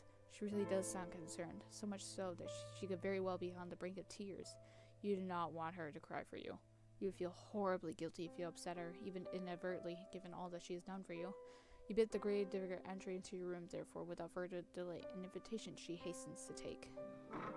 The door swings inwards with a creak, and there your hostess stands, still attired in black, her clothes a stark contrast to your pure white, well, off-white nightgown. The gravedigger looks at you, seated in bed with your hair freed from your usual braids, and exhales. Is that relief, you wonder, playing about her face? But why? Oh, she probably thought we were catching the plague. What was she expecting to see exactly before entering your bedchamber? Thank you for letting me in, the gravedigger says, toying with her fingers. How do you feel? Not too terrible, you would reassure her. There are no particular problems with your health. You just feel tired. Are you sure you're not sick? Your face does look a bit pale. That would be nothing out of the norm. You are always pale. True. Now, is there anything I can do for you? Would you like something warm to drink, or maybe a hot brick to place in your bed? Should keep you warm. You appreciate your hostess thoughtfulness, but you reassure her that this won't be necessary. You'll be fine. I hope so. I thought that about my father too before he... The gravedigger begins, but her voice soon trails off. Are you sure? She does not finish that thought. She does not need to. You know not what she was thinking of before she entered her bedroom. Cold, clammy skin, a sweating brow, rank, oozing pustules. You think upon these symptoms, which are eerily similar to those recounted during the Great Plague which once beset your own country, and you shudder. If you don't want anything, then I'll be on my way, the gravedigger says. But before that? This was just a fancy on my part, but I was wondering, would you mind if I brushed your hair for a little while? Your hair? That's right. It's such a pretty shade of red is all, and I just thought, well, it's just a fancy, really. And it's on the dinner table too. Perfect. You don't have to let me, not if you don't want to, but I thought it might help you relax if you're feeling under the weather. I've heard it's supposed to be soothing. That is what the gravedigger says, but you have the distinct feeling that she is the one looking for solace here. She's not quite so selfless, perhaps, as she would like you to think, but she's been so very good to you, and has done so much for you that you don't want to begrudge her this small self-indulgence. She's gonna choke it around my neck! You rather think she deserves it. You agree, therefore, to her request, and upon doing so, you have made the right choice. Okay, here we go. How the fuck is this happening? Alright, what's she going to do? She has control over my hair. She is going to wrap it around my neck and choke me to death. Your hostess' face lights up immediately in a manner which makes you blush. Oh, thank you. It would be on my honor. Now, let me fetch my brush. The gravedigger retreats from your room in a hurry, and returns soon thereafter, holding in her right hand the promised brush. This artifact acquired, the gravedigger then settles herself upon your bed by your side. She looks at your hair for a few moments, her expression pensive. Then she announces that she will begin. The gravedigger leans in. The wooden frame of the bed creaks under her weight, a creak which melds with the sighing of the breeze outdoors. You can feel the bristles of Slow down. You can feel the bristles of the brush running through your hair. It is soothing enough, so much so, it makes you shiver. The sensation is a pleasant one, and somewhat nostalgic. Did your mother do this for you, you wonder, when you were a little girl? Now I'm still betting on her burying you. Well, she will. It's just like, how is she gonna get me to that point? If she did, it must have been when you were a very little girl. You have not seen your mother in quite some time. Not after you were enrolled in the conservatoire. Oh, you have such lovely hair, dear one. It's soft, just like silk. Not at all like mine. Mine is so coarse. This gentle voice draws you out of your vague, half-formed reminiscences. It sounds as though the gravedigger has lost some nostalgia of her own because of her voice when she speaks. It's dreamy. I think my mother used to brush my hair like this for me, back when she was still alive. It must have been a long time ago, though. It is funny, you think, as the bristles of the brush continue to slide down through your traces, that you and the gravedigger should both be reminiscing in tandem about your respective mothers. No, I meant like bury you alive. Oh! Perhaps there's something maternal in the act of brushing one's hair, which is wont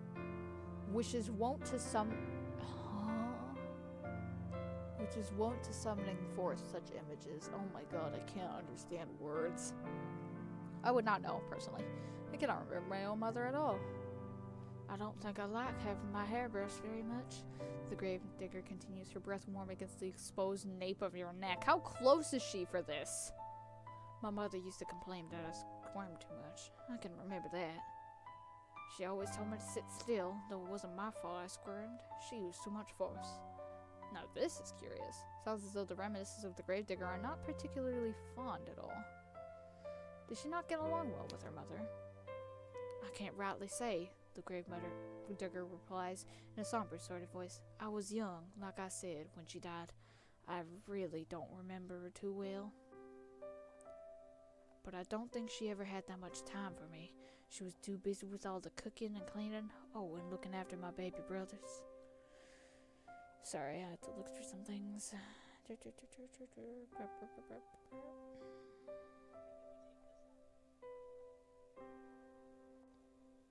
Okay.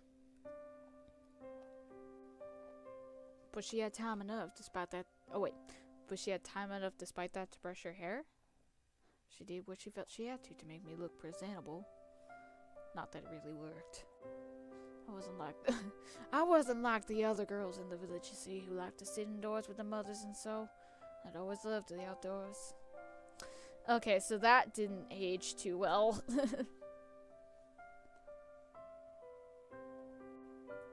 My father said I inherited that from him.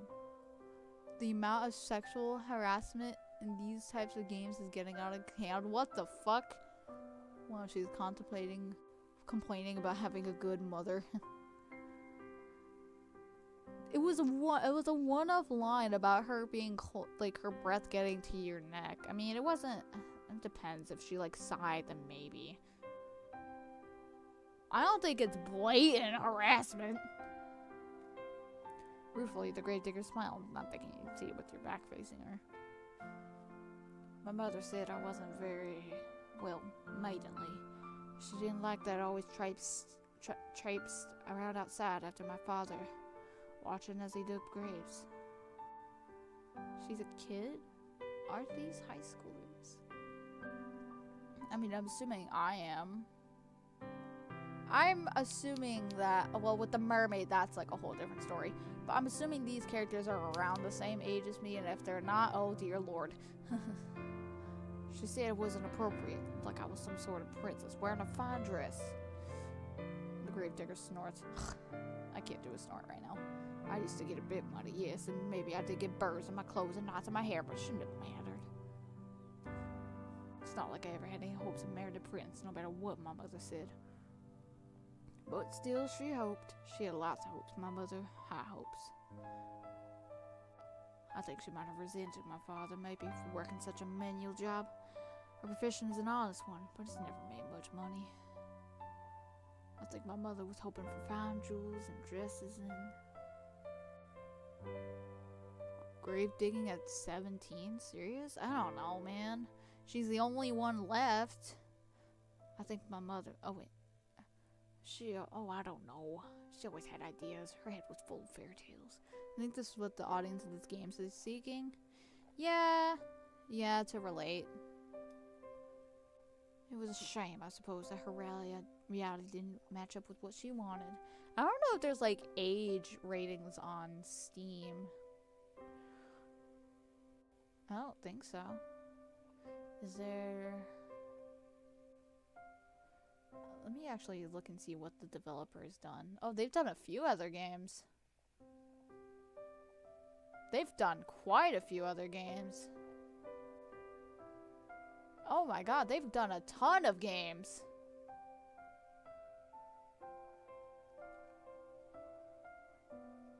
They've done a ton of games. Holy shit. Okay, so it looks like... Ah, so it does look like it's different artists, but they're under the same, like, developer. I see. They've done a lot of visual novels. Actually hilarious to think about it. There's PG rating, it's probably 13. I don't know where to find it. Yeah, this does give me like 13 and up vibes. It was a shame, I suppose, that her reality didn't match up with what she wanted. I didn't match up to what she wanted. The bitterness in your friend's voice is unmistakable, so much so that you want to console her. What would you say to her, though? You never met your companion's mother, and you never will either. Her cold, inert body has been lying in the graveyard, buried beneath a tombstone for over a decade. Over a decade, so... So she is probably a teen. You have no way of ascertaining whether your companion's mother truly cared for her. You do have intelligence enough, however, to understand that poorly thought-out condolences can cause more harm than good. You would not like it if people tried to reassure you that of course your father loves you, really. If he loves you, then why did he send you away from home? Why did he never send you any letters? You know he was worried about his finances, but that seems like a poor excuse to pretend that his only daughter did not exist.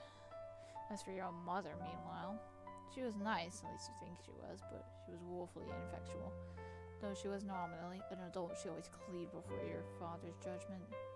You think that she was afraid of him. If a game is more than 18 years old, Steam usually shows you a page where you enter your age. But this game released in 2023. Oh, you meant like if the game's rating is above 18. I think I had that happen for Reanimal, actually. You do try not to tell the gravedigger, therefore, that her mother loved her, as she must have done, else she would not give birth to her. Instead, you sit there, letting the brush run through your hair, and you say quietly that you understand. Sometimes you feel like a disappointment yourself. Well, the gravedigger says after a pause, I'm glad I'm not the only one. I guess it happens to all of us. You guess so. Parents are only people, after all. While one would hope one's parents would be kind and attentive, they too can fall victim to caprices of their own. Just because one is brought titled into this world does not mean one will be able to take care of it properly. Not all parents are responsible, just as not all people are responsible. It is a painful subject. Oh well, it's alright if my mother never liked me, or even if she never loved me. I know my father did, and that's all that matters. He was always there for me, no matter what. Your companion's voice catches in her throat. She winces. At least until he wasn't. He died. And I didn't do a thing to help him. Your companion's shoulders are beginning to shake. Sorry, I keep getting distracted. You still cannot see her, but you can feel her body convulsing. You can sense her loneliness rolling off her in waves. It is all-consuming, like the waters of a deep, dark ocean. Grief anew pierces your heart, not on your behalf, but for the sake of your benefactress. She does not deserve to suffer so much. This year of no qualms was telling her. You turned to face her and plucked a brush which has been hovering in the air inert from her fingers. Then you let her know that her father's death was not her fault. Oh yeah! How did that exam go? What could she have done? She could not have cured his illness. She could not have cured his illness. I know, but I can't help but think, what if? I keep racking my head over and over, trying to come up with something. But I can't think of anything. And even if I could, it's too late. He's already dead. Did go pretty well, I guess. Have you gotten your... I'm assuming by that uncertainty you haven't gotten your scores yet.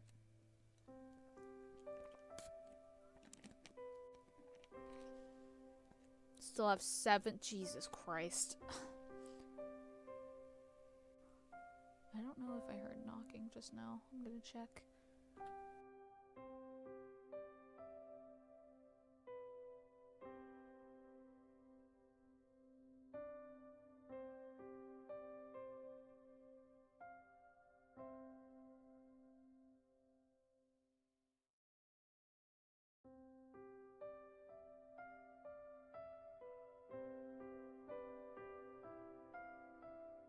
Not hear knocking. I was delusional. Good luck. Alright, anyway. He dead and buried. I buried him, and now I'm all alone. She might have been alone, you tell the gravedigger, but she isn't now. Not anymore. How can she be when you are there? I know that. I know, and I'm grateful, but I don't know if I deserve it. Are y'all in college? Nah.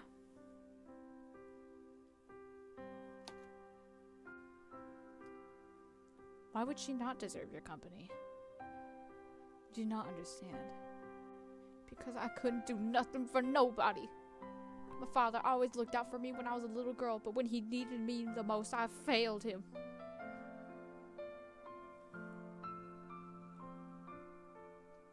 I failed everyone.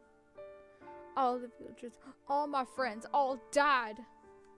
What would I do if the same thing happened to you? I don't think I could bear it. I want you getting sick too, not when I care about you so much. I thought I'd gotten used to being on my own, but now that you're here, it's making me worry all over again. I've been worrying so much I can't sleep from it. I'm scared. Your companion's voice catches in her throat. Then she collapses in on herself. So I'm the older one. This is kind of weird. Just because I say I mean, some people don't take college at all, so. And people could say, well, I was in college, but I've graduated since then, so not anymore, technically. She leans forwards, her arms wound about her middle, as if to steady herself, and she cries. She cries, and she cries, and she cries.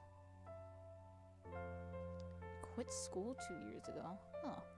For a few moments, you look at the gravedigger, unsure of what to do. Her pale face, streaked with silvery tears, seemed to flicker in the candlelight. Her shoulders, which seemed too slender to bear the accumulative weight of all the sorrows she has endured, are shaking. Your fatigue continues to cling to you, as insistent as the fog which rolls amongst the tombstones in the graveyard at night.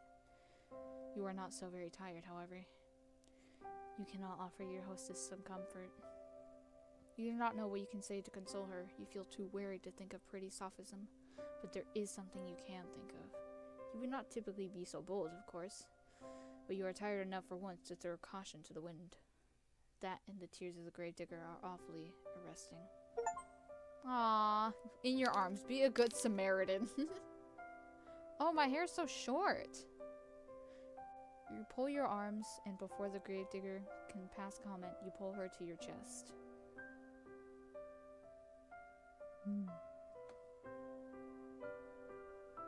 Oh. A soft exclamation escapes the lips of the gravedigger, quieter than the soft of wintry snow as it brushes to the ground. Then, there's nothing. The gravedigger is stiff in your arms for a few moments, like the corpses she and her father used to seal away inside their wooden coffins. She's all wide eyes and awkward, pointed elbows, tears still coursing down her pale cheeks. You worry briefly as you hold her that you have perhaps made a mistake. Were your attempts at consoling her too clumsy? You would not know. You've never been in a situation like this before.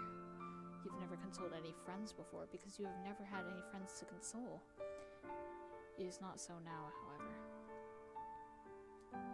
You are as far away from your old life as it is possible to be. The gravedigger does not curse you for your impudence. Neither does she try to scorn away from you. Instead, she sits there, still as a statue, cradled in your arms. Oh, very sorry to show you something so embarrassing. I get so lonely sometimes. I'm not dead, somehow. I'm still not dead. Until, at long last, with a breathy sob, she lets the full weight of her body fall against yours. You run your hands through her against your sobbing companion's shoulder blades in her back, and gently you soothe her. You tell her that she does not need to apologize. What was I gonna say? I was gonna say something and I cannot remember. Oh yeah, we still have not learned her name. I'm not good at crying. I'm not good at... I'm not a voice actor, okay? Ain't my job. There's no shame in crying. You hug her for many, many minutes while she sobs against your chest, wetting the front of your nightgown. No further words pass between you that night, but they do not need to. Words are irrelevant in a moment as tender as this, shared between two souls who have come to understand one another through mutual loneliness. You slide beneath your sheets, you still feel exhausted, and the gravedigger joins you without asking for permission. This is proper Yuri. Well, it's okay. It would be an unnecessary piece of politeness, really, given your acceptance is all but assured. So is this the part that people cry about on Steam? Maybe. I mean, people who didn't have exactly, like, the best childhood, or, like, have, guardians who passed away would probably feel for this. You've already accepted the gravedigger, after all. Every single inch of her. You have accepted her hospitality. You have accepted her food. Now, you are accepting her company. You arrange yourself beneath the sheets and then draw her body to yours. The gravedigger has not yet changed into her nightwear. Her clothes will be horribly rumpled when she wakes come the following morning, her head resting against your chest. Crying out of laughter, dude. Why? Because of my horrible acting? But tomorrow has ceased to matter. It no longer exists. There is no concept of time between the two of you, no thought of the day which will dawn once this night inevitably ends. Instead, there is only the warmth shared between you, and the wetness on the cheeks of the gravedigger. There is the sound, irregular now, and less intense than before, of your companion's muted, muffled sobs. There is this gentle, tender moment snatched in the midst of a deep, dark night, which can never be replaced. Bartley?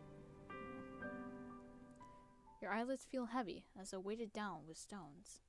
They droop inexorably downwards, pulling you, like a drowning maiden, into the dark, impenetrable dark abyss of slumber. You yawn. Then you fall asleep, cozied up beside the gravedigger like two cats in a basket. You sleep, and you sleep, and you sleep, and you sleep, more deeply than you have allowed yourself in quite some time. Yeah, you might feel something from it, but not to the level of crying. It's not Silent Hill, after all. But when you awake, you find that you are no longer in the bed upon which you slept in, shrouded by sheets. Okay, could you stop with the breathing, please? It's like the way it's popping the mic is making me very uncomfortable. The gravedigger, too, is nowhere to be seen. Instead, you are quite alone, lying by yourself in the dark. You blink, but your surroundings do not become any clearer. Yeah, my hair feels... In that CG, it was way shorter than this. Is it the middle of the night? Perhaps you are aroused from your slumber by the desire to relieve yourself, or else to slake your thirst. Your sleep has been awfully disordered as of late, and the smallest of noises have been enough to disturb you. That does not sound quite right, though. You slept well, of that you are certain. Your body feels invigorated, as though it has been slumbered for hours and hours. How many hours? You do not know. You do not know much of anything. You can feel a strange pinching sensation around your chest, however, and around your arms. It would appear as though somebody, but who else could have been, save the gravedigger, changed your attire while you were sleeping. Oh! We're underground! I see. That is a startling thought, but the darkness which entombs you is even more so. The darkness which surrounds you is unsettlingly complete. It is so thick you cannot penetrate it. The plague fever dream. Your newfound woes do not stop, however, at this deep, unnatural darkness. It is cold, too, and you are lying on something hard. Some sort of a stone slab? What is going on? You reach out, but your movements are soon stymied. There is something heavy lying on top of you. Something that is limiting your movements. Oh my god, you actually called it. You were anxious before upon awaking, but at this discovery you found downright aggrieved. A sharp prong of panic pierces you, but you try to suppress it. Hysterics will get you nowhere. In most cases, they only tend to make bad situations even worse. You ought to know that already. You swallow your mounting dread as best you can, though it is coming on thick and fast, and try to squirm. Alright, you called it. Yep. I mean, these are pretty obvious. You move your arms outwards, but they do not get very far. There is a wall above you, walls on either side of you, walls which do not budge no matter how hard you push. Not, I must add, that you can push particularly hard, your anxious state notwithstanding. You have never had much in the way of upper body strength, nor lower body strength. You do not have much weight in the strength at all. Yes, sir, but I don't feel good to BH. You feel quite helpless as you lie there, out of breath from your meager exertions, unsure of what you should do. You can hardly see a foot in front of your face. You do not know where you are, nor why, but a terrible premonition is beginning to bear down upon you, one which initially you tried to discard. You do not want to accept it as a possibility, but where else could the truth lie? You are lying in a box, hemmed in by walls which offer only a scant inches for you to stretch in any direction. Where else could you be but a coffin? The heartbeat made me think someone was knocking. The moment you allow yourself to ponder this awful reality is the moment you hear it. The irregular sound of drumming. Although, it is as though somebody, though they must be a very large somebody, is tapping their fingers upon the lid of your coffin. That, or it is raining. It's not the fingers of a giantess, though, which is disturbing you, nor is it falling rain. It's dirt. This sound continues on and on as though it is drilling its way inside your skull. It is relentless. It is merciless. Like the ticking of a great celestial clock. It cannot be stopped. At first I was thinking, okay, you can lift open a coffin very easily, but then I remembered, oh wait, she's underground. The pressure of the dirt is gonna weigh it down a shit ton. Your time is almost running out. But you knew that already, didn't you? When you were running through the forest? You ought to have known, silly thing, that you cannot outpace your destiny forever. I think she just bury all the precious people there. I mean, she can keep them forever. Sooner or later, it would catch up with you. You are stubborn, though, and you do not want to accept this. Not content to simply lie there, you cry out. You cry not for your parents, whom you hardly knew, nor for your school friends, for you never had any. Inside, you cry out for your new companion, the girl with whom you've been living, with whom you shared one precious, cherished moment. You cry out for the gravedigger. Surely this is some manner of mistake. Once she realizes that you are in fact entombed in one of the coffins she is currently filling, for who else would be moving the dirt above you, she will cease her operations at once. No, she will not. Hold up. Mela reference? I don't know what that is. She will pull you out of the darkness back into the world of the living, and she will hold you close. She will embrace you. She cannot mean to cause you any harm. Not when she was so good to you and so kind. Why would she bury you? You cry to her so loudly you fear your vocal cords might tire, all while banging against the roof of your compact prison. You cry desperately, helplessly, and to your relief, your cries do not fall upon deaf ears. Mistake, yeah, no shit. The sound of the falling soil stops, albeit briefly. Then you hear a voice. The voice is very faint, given it's being filtered through your coffin's dirty lid, but you recognize it. So you're awake, then, are you, dear one? The gravedigger says. She sighs. Then she says in a perplexed sort of voice, now that is a pickle. I was hoping you'd be asleep a couple hours more, so the last time we spoke could have been on better terms. If you keep screaming like that, I'm gonna feel bad. Your companion's words, though distant, are unmistakable. You are so tense, you are attuned to every single syllable, and each of them makes you gasp. Was this not a mistake, then? Does she truly mean to bury you alive? You posit this question to the gravedigger as best you can, trying to keep the tremors from your voice as you do. Perhaps you think in your optimism that if you do not let her know how afraid you are, she will reward you for your bravery and let you go. This is what you were hoping, though. It isn't vain. That's right, you really do catch on quick. So it would appear she really has committed to the task of burying you. What an unfortunate turn of events. Why, though, would she do such a thing? You thought she was your friend. We are friends, the gravedigger says, her voice still worryingly offhand, worryingly empty. I'm very fond of you. There's nobody dearer to me than you. L3 plus R3 to get out. I've had a really good time with you these last, how long has it been again? I don't remember. Neither do you. Well, if this little detail has slipped both your minds, it can't be all that important. You have other things to worry about. you really are friends, you say to the gravedigger, then what does she hope to gain by burying you? You do not understand. Oh my goodness, there's still one more route after this.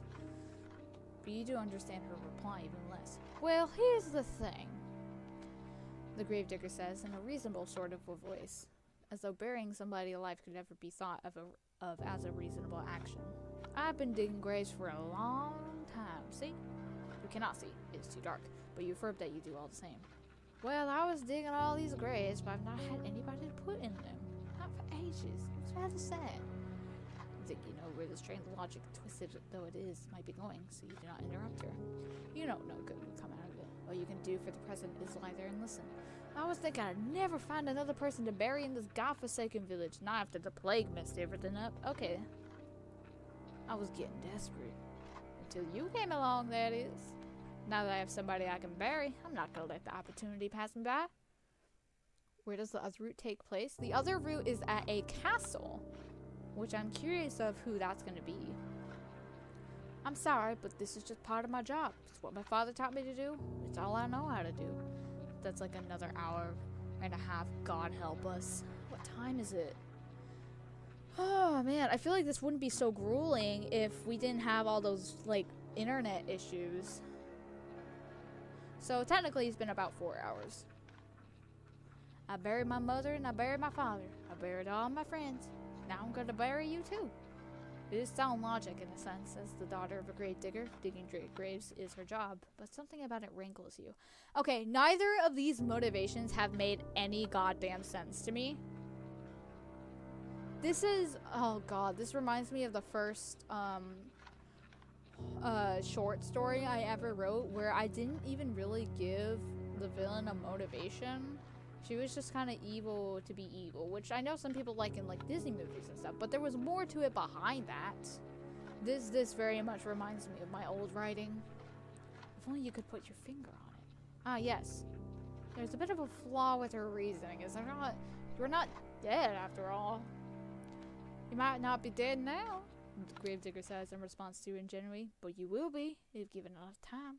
I mean, everybody else I've ever known's died. Who's to say you wouldn't be next? Seems rather more likely that you will die quickly if she persists with her poorly thought out plan to bury you. Your coffin is not very large and affords you precious little space. Eventually, if trapped within it for long enough, you will run out of oxygen. Then you will suffocate. It's a suffocating thing again. That or you will starve to death. Either way, your demise will be a slow, painful one. You are unsure which death would be worse, though given how precarious your situation is. Hold my beer. Okay, a castle. Would you hang up with the queen or what? I'm not sure. With the fairy tale thing, I was thinking like a vampire. I really hope it's a vampire. But seeing how this was like a grave digger and not like a ghost or like a werewolf or something, I don't think it's gonna go much more fantastical than than the mermaid. Though given how precarious your situation is, you do not wish to expend the necessary energy needed to ponder it. You need to plead with the grave digger and quickly while she's still here. Okay, I need to like. I know I keep adjusting my mic, but like since I'm talking so much, I don't want my audio to be too messed up for this. You tell her tearfully that you would not leave her. Why would you? You try to sound as convincing as your distorted nerves will allow, but the gravedigger remains unmoved. You can say that, she says, but how can I know you're telling the truth? Oh, so it's like you won't ever leave me, which has happened again. I thought you said you were a traveler. They never stay put in one place for long. You get sick of me before long, then you leave me. This way, at least I can be assured that we'll always stay together. It's the same exact motivation. If I bury you like I did the others, we'll never be far apart. I even took care to put you in a nice spot, close to my home. So it's just only a stone's throw away, really. Isn't that nice? Privately, you think that the gravedigger has a different conception of the word nice, do you? You do not say this, however. Yeah, you cannot say much of anything because the panic has begun to set in. It's choking you, stopping up your throat so you can only cry. You scream. You beg and you plead, but it does little good. The gravedigger's already buried her mother. She's already buried her little brothers. She's even buried her father, whom she loved above all else. She thinks by burying you, she's doing unto you an act of great kindness. You think that she's going to kill you. In a sense, you are both right. Your opinions are so diametrically opposed on this matter, however, that you will not be able to find any common ground. I mean, it's kind of nice. You might as well save your screaming. She will not listen to you. She's beyond listening. Shush, shush, dear one, says the gravedigger very gently, just as gently as she spoke last night, when she confided in you all her fears. It won't be so bad, really. Nothing will be able to hurt you down there. It'll be just like going to sleep for a really, really long time. You can rest, and while you rest, I'll tend to you. I'll plant flowers on your grave. You'd like that, won't you? Wouldn't you? This way, we can always be together. And I'll never be lonely again. While the gravedigger speaks, she begins to pile even more soil onto the roof of your coffin. The sound of dirt on top of you, on your arms, your legs, and your head conceal your companion's final words. You cannot hear her. You cannot hear anything beyond the sounds of the dirt, the scrapings of the shovel, and your own desperate, frantic screams. You scream and you scream and you scream without cease until your throat feels hoarse, but your efforts are in vain. You hammer on the lid of the coffin with as much strength as you can muster, but the lid of the coffin is nailed shut. You are in no position to remove it. All you can do is lie there, screaming and crying and banging your fists on the roof of the coffin over and over as more dirt and debris falls on top of you.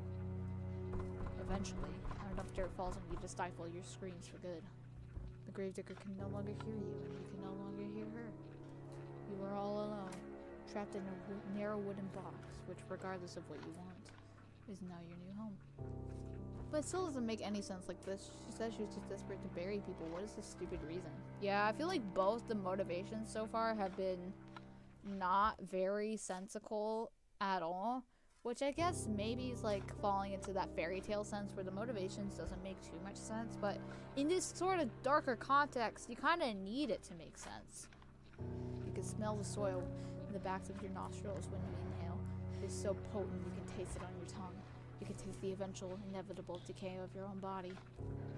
You will remain trapped here, underground, forever and ever. Or, to use less melodramatic terms, until the last of your energy escapes you and you succumb to your own slow suffocation. It isn't a very pleasant way to go. But you'll forgive me if my sympathy is limited.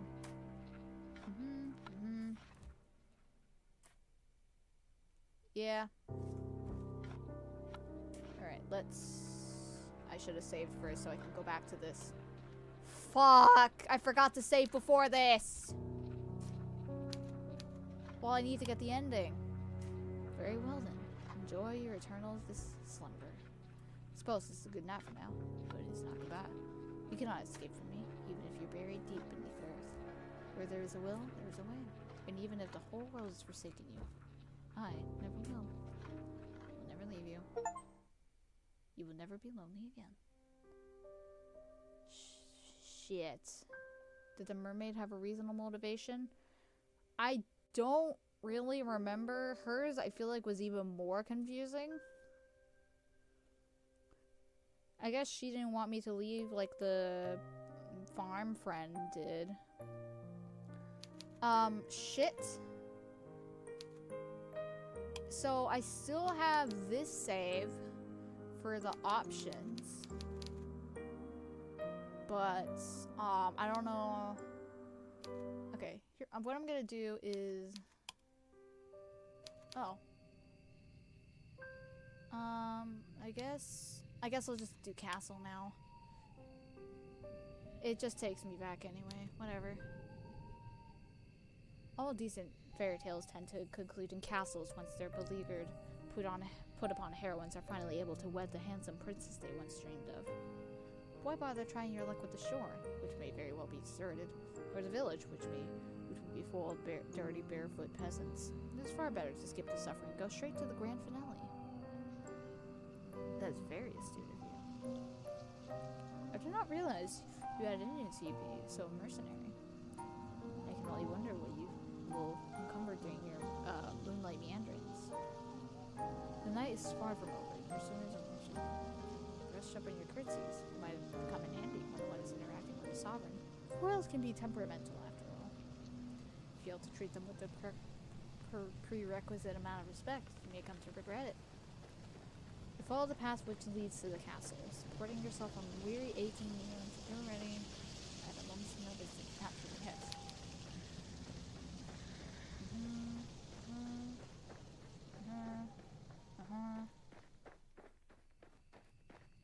You only hope as you continue to run that you will find a spare room available for you in the castle.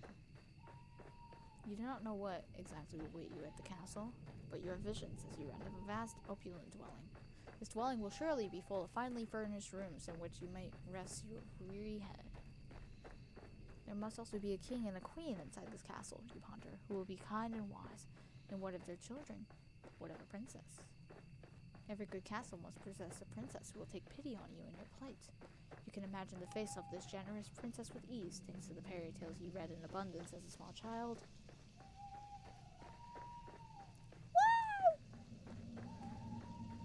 Woo! The princess will be fair of hair and blue of eye, with soft pink lips pursed like rosebuds. Her limbs will be slender, her hands dainty and unsullied from physical labor, and her sensibilities will be sweeter than marzipan. She will be kind to you, compassionate, just like an older sister. So we had a father, a mother, and an older sister. You do not know what older sisters are like. Or younger sisters, for that matter. Never mind. Do have a few reservations. Monarchs do not, as you know from voracious reading, have the best track record when it comes to caring for the peasantry.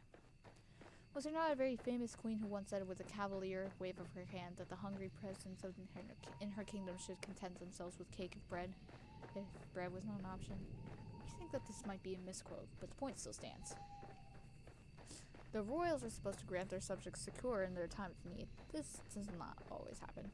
In fact, it very rarely happens. Kings and queens and princes are just people at the end of the day, and they are subject to the same caprices that all humans are. They can also be careless, selfish, and inconsiderate. There is no guarantee that this mythical princess in your imagination will help you. Why? There's no guarantee that this mythical princess exists at all. Still, you must try. This visual novel isn't actually that bad if you just want to get a mediocre story. It's not, since we're over halfway, it's not that bad, but it's also not that good. It's mid. It's middle. When you hear mid, you instantly think, oh, that's bad, because it can only be good if it's absolutely perfect. But my opinion right now, it's mid. It's okay.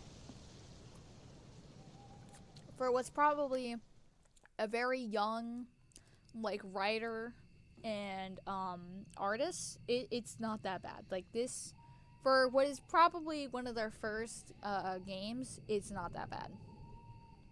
You continue to run to the castle. It takes some time before you finally emerge from the woods, but finally, you do it. How much time, you ask?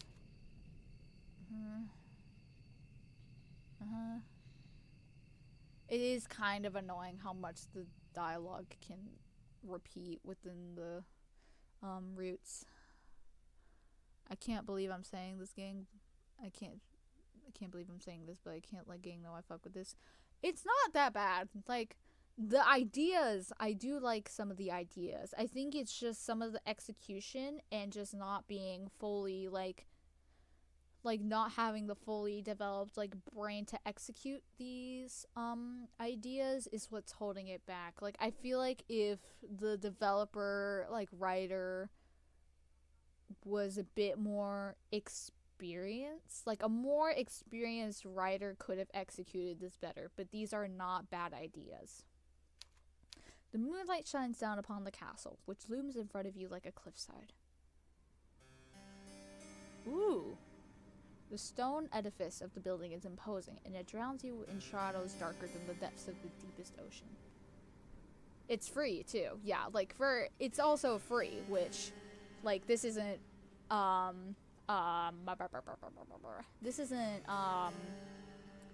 like negatively affecting me like at all. In terms of like, oh, I can't believe I paid money for this. I didn't. Like, this is a good game to get for free. And I looked through the developer's page a bit. They have a lot of free visual novels. They have a whole section. It's like, oh, these are all the free ones. They have like 40 games in their catalog, which is kind of crazy. Okay. The castle is not at all dark, though. Not like the night sky above it. When you crane your head, you can see that there are lights flickering within, in the narrow, slitted windows. It would appear that somebody is home. Gatekeeper? Maybe. A king and queen, perhaps? What if they're servants? What? Oh, it's gonna be a maid. I'm calling it now. It's gonna be a maid. What, perhaps more pressingly, of their guards? You have expected as you stand there that armored knights will accost you for daring to approach the castle of the queen and queen so-and-so. Do you not know your place, foolish peasant girl with the dirty skirt? Begone with you. You are not, of course, a peasant. Your family is a wealthy one. Or rather, they were before your father made a series of poor financial decisions. Gambling. You do not look like a young lady right now, though, with your dirty face and your dirty skirt, which is torn at the hem. If any guards were to take you for a vagrant, it would not be surprising. But though you stand there dithering, your filthy fingers hooked in the front of your filthy skirt, you do not hear any cries. Nobody sounds the alarm. Lights might be on inside the castle. Excuse me! Yeah, just when you said servants, I instantly thought about that. Lights might be on inside the castle, but there's nobody outside of its perimeters standing entry. There is nobody to impede your entry, and the elaborate iron gates which are set into the vast stone about the castle's exterior are open. Just a crack. Collective consciousness moment. It's happened quite a lot, actually. It would be a trivial matter to slip inside. There's nobody to stop you. Why are you trembling now, you silly thing? You have come so very far, it would be an act of foolishness to turn around now. Go on. Go. You inhale. You inhale. Perhaps in an attempt to screw up your courage, which has at long last begun to fail you. And then you step forward. You slide inside the wrought iron gates as stealthy and secretive as a thief, then cross the path which leads up to the tall, imposing structure. The domed doorway which leads into the castle itself, hewn from stone, is closed, but at a push of your palm, it swings inwards. The door creaks alarmingly as it opens, the sound loud enough to split the silence like a thunderclap. Oh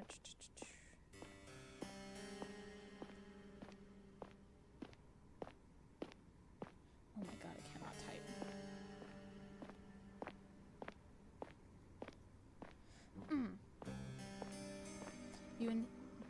You inhale at this and then glance around, your eyes darting hither and thither.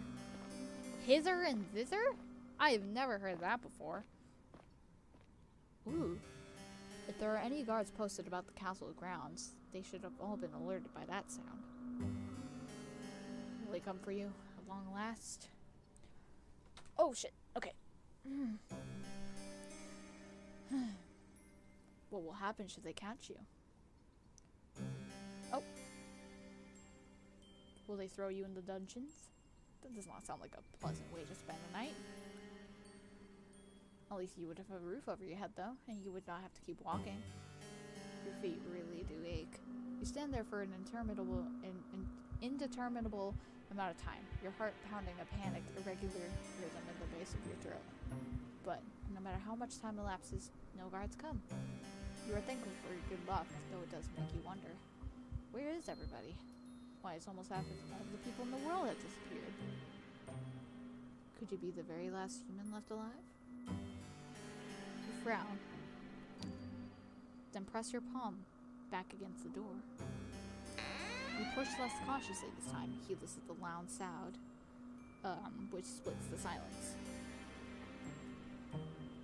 There's no point in worrying about the guards, not when they might very well be non-existent. Very pretty. Your entry in the castle secured, you then take a step forwards. How did I find a great? She buried me alive. The heartbeat again, oh my god. That one was a bit more subtle. The door swings shut behind you, and the resultant slam makes you jump. Eep. You did not expect it. Jesus Christ. If I jump, that probably means I didn't expect it. I think a main thing with the writing of this is that they feel the need to clarify things when you can just infer it pretty easily with that just then. If I read, oh, it made them jump, then I'm gonna assume, oh, they didn't expect it. Not when it's 2 a.m. Oh, damn, right, I forget how late it gets for you. Your heart knocks against your ribs, and with wild eyes you glance about. You should probably hurry up with this. Thankfully, this is the last route. You're standing in a vast entrance hall made of stone, which splits off into any number of passages. At the very end of the hall, meanwhile, there's a large, elaborate staircase, one which seems to extend to the heavens themselves. It is dark inside the hall, but there are numerous torches set in sconces in the stone wall, which are aflame. They offer some relief from the shadows. You can hear the faint sound of the wind outdoors as it moans against the castle's impervious walls, but you cannot hear any footsteps. You cannot hear any voices. You cannot move, more importantly. You cannot, more importantly, hear any people. Maybe the castle is empty, but the lights are on. Yeah, if that is the case though, then who lit these torches? It's a curious conundrum. You muster up what remains of your courage, then cry out, addressing the empty hall in timorous voice which fails to properly fill up the space. Hello? You say, your eyes wide. Is anybody there?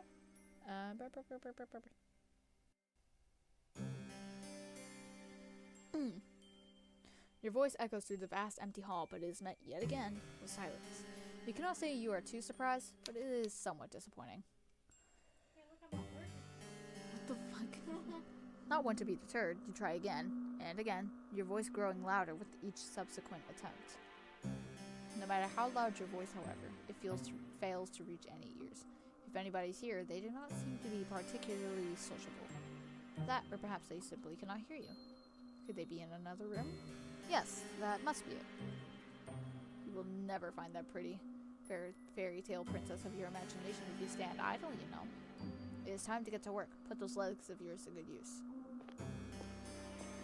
Not knowing what else to do, is there anything else you can do? You begin to explore. You examine the rooms first on the ground floor of the castle, which are of a similar scale to the impressive entrance hall, large and richly furnished, but utterly unoccupied. After some time of aimless meandering, encountering nobody save the ghosts of eons past, memorialized on portraits upon the walls, you muster the courage to ascend to the second floor. Hopefully this girl's vibe isn't like too deep of a voice, because my throat is starting to hurt from all this talking.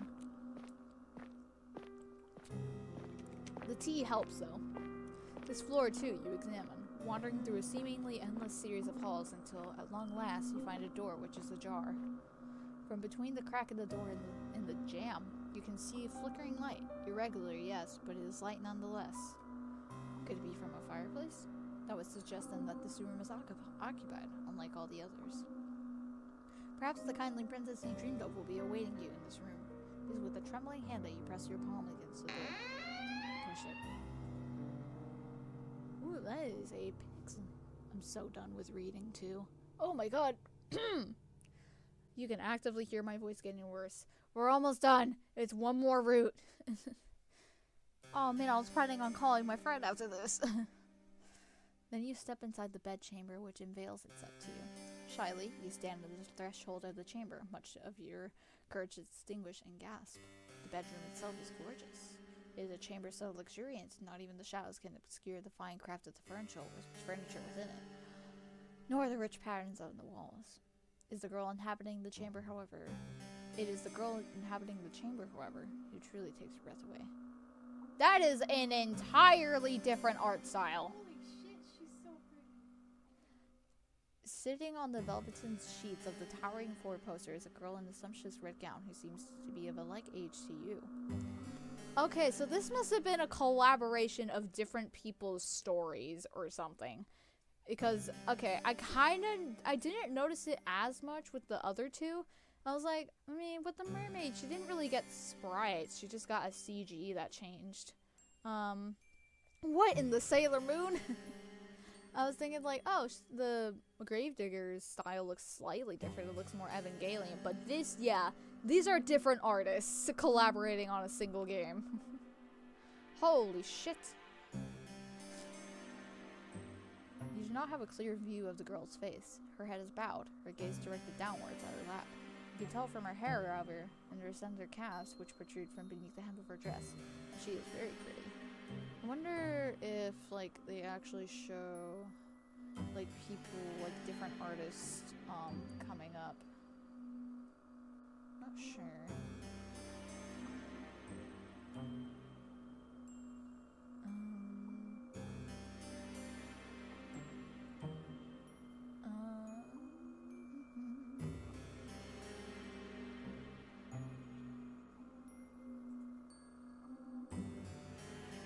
Sorry, I'm reading some of the things about this.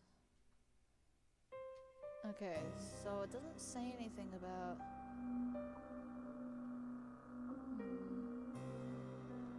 It is custom soundtrack. The girl, what, why is she blue? What is wrong with you? Why are you blue? This is a vampire? It might be. Maybe. The girl's hair is golden, just like freshly cut wheat, but it is the red of her dress which truly captures your attention. She does look awfully pale. She's so striking you cannot look away from her. She's dead. She's dead. He's dead. Don't know. What the Sorry, that's scary. I thought that was an actual baby for a second. The girl is not alone in her chamber either. She has a companion, though this companion is not half so endearing as she. Oh my god! That actually, like, sort of scared me. That was not what I was expecting. Ugh. In her lap, perched upon her velvet skirt, is a doll. She's gonna turn me into a doll. The doll's hair, like that of her mistress's, is golden, though much of it is hidden beneath a bonnet. The girl is adjusting the china teacup held in the doll's tiny hand, while the rim of the cup glints in the light which exudes from the fireplace. If the girl is of a similar age to you, it seems strange that she would content herself by playing with dolls. It never was loud noises, it's just you! They didn't bother to draw a doll, apparently. A lot of the CGs have been, like, stock images put under, like, a grain filter. I guess it's not the right word that it scared me. It was just unexpected. Like, I didn't expect to see that. I don't think saying I was scared was the right word. Is she not too old for it? This girl would be more at home, you decided, at a ball, wearing an extravagant gown, speaking with wealthy noblemen, perhaps even princes.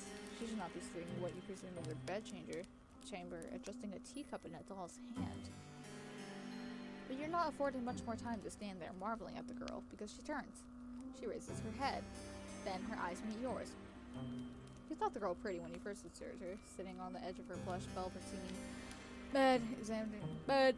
Hydrate check. I've been hydrating. I've had tea with me for a while. It's really helping because my throat is dying right now. Examining her doll. Now she's looking at you, however. Her face illuminated by the flames in their grate. You can see that you were mistaken. She's not just pretty, she's beautiful. Yep, I know. I know. I know. I know. I know. The doll on her lap is a cold, hard thing made of porcelain. It is unflinchingly, reassuringly real.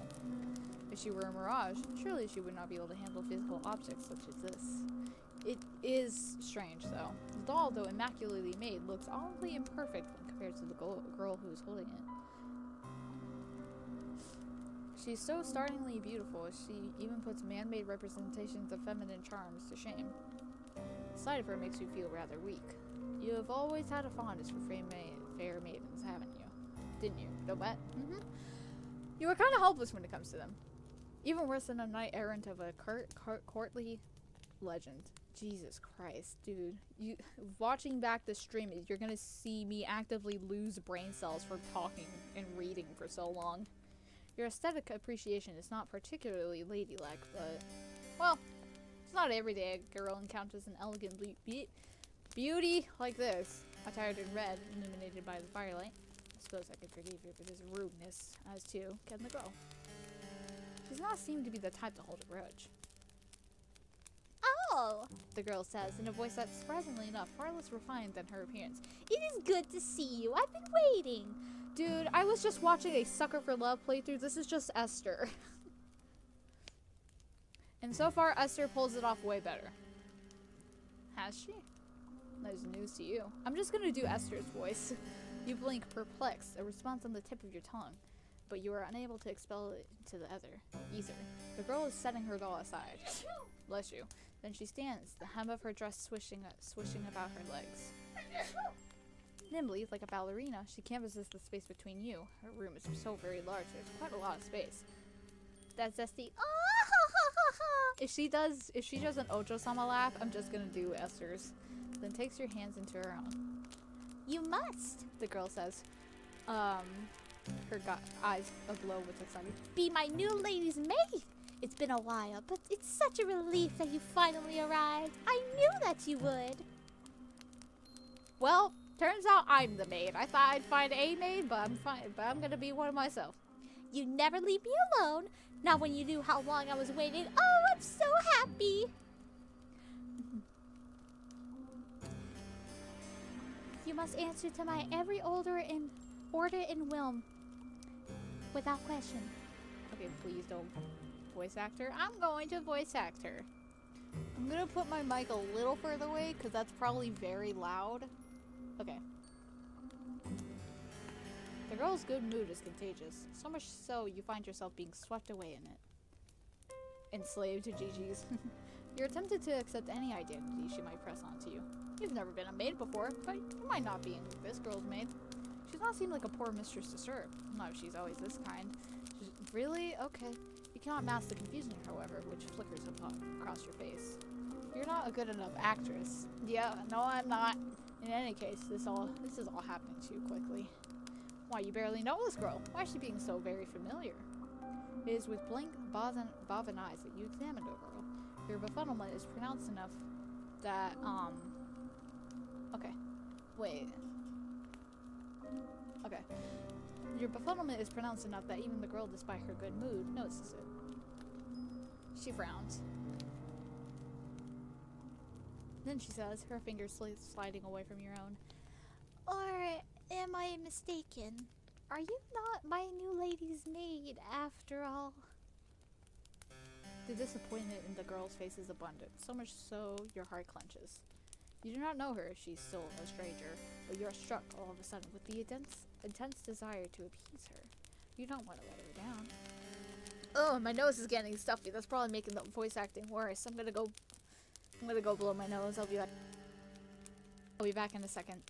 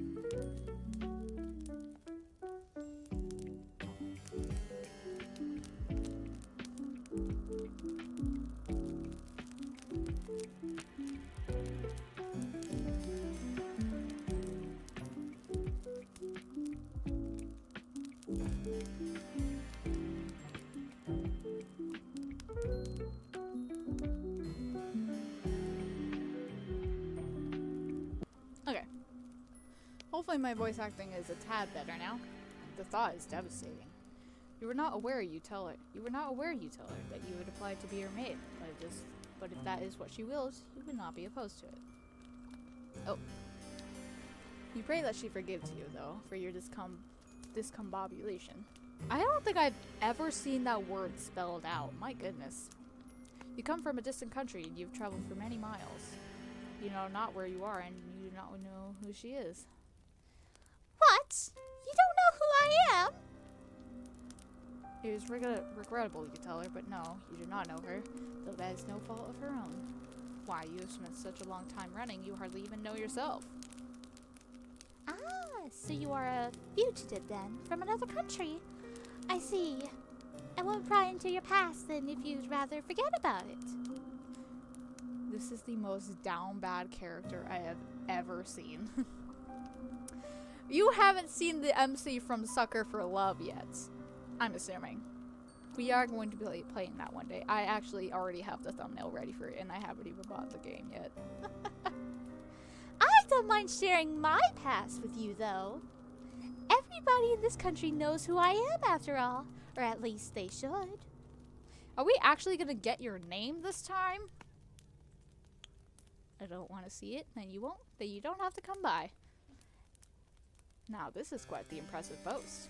If it were to come down from the lips of another, you would find it unpleasantly arrogant. But I'm curious. It's for the freaky. It's for the freaky.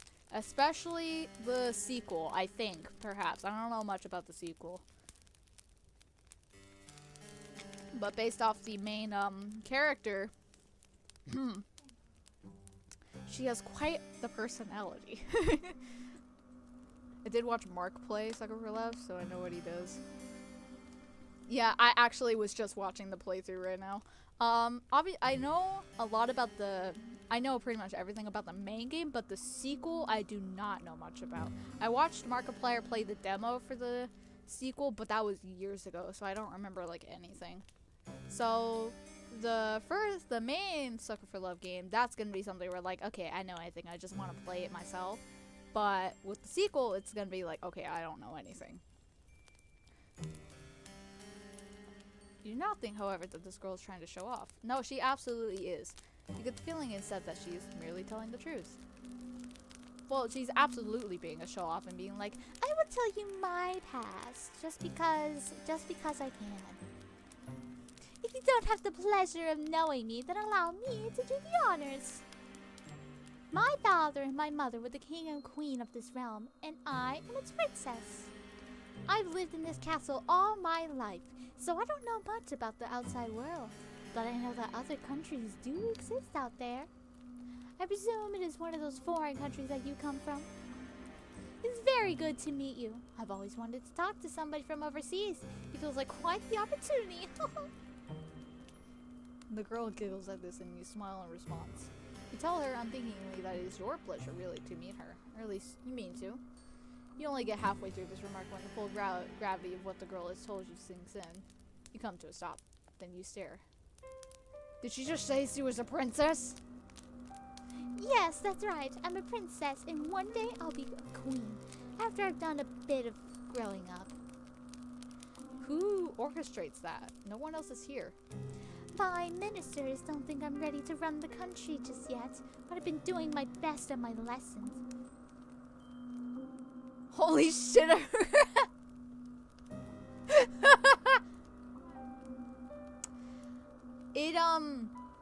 Nowadays it does kind of look like Gooner bait, which it kind of is. I mean, it's a dating sim.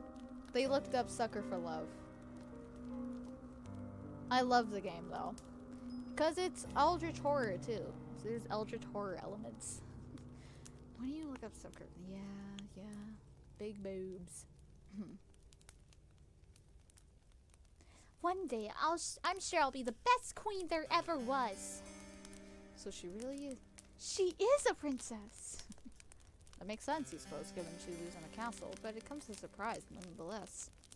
You hadn't known before you entered this chamber that you were trespassing on a lady of such great renown. Why, if she willed it, she could have you executed for your carelessness. An ugly red flush creeps out on your face, a flush which is far more lurid than the princess's dress as you look to your feet. Bashfully, you stammer out and do address that you are very sorry for intruding upon her and you hope she can forgive you. Oh, it's alright. Think nothing of it. I don't mind, really. We all make mistakes. Anyway, you weren't to know. You said you weren't from around here. Dude, it feels kind of weird doing this voice when she's not actively being an asshole to me. You nod your head in silent affirmation. It isn't a complete lie. You recall you're not really from this. Really are not. Higher pitch. You're not from this world at all. Should I make it higher? I don't know if I can, because my voice... I'll try it. How wonderful! I'll be looking forward to picking your brain later. What? Sorry, what does that mean?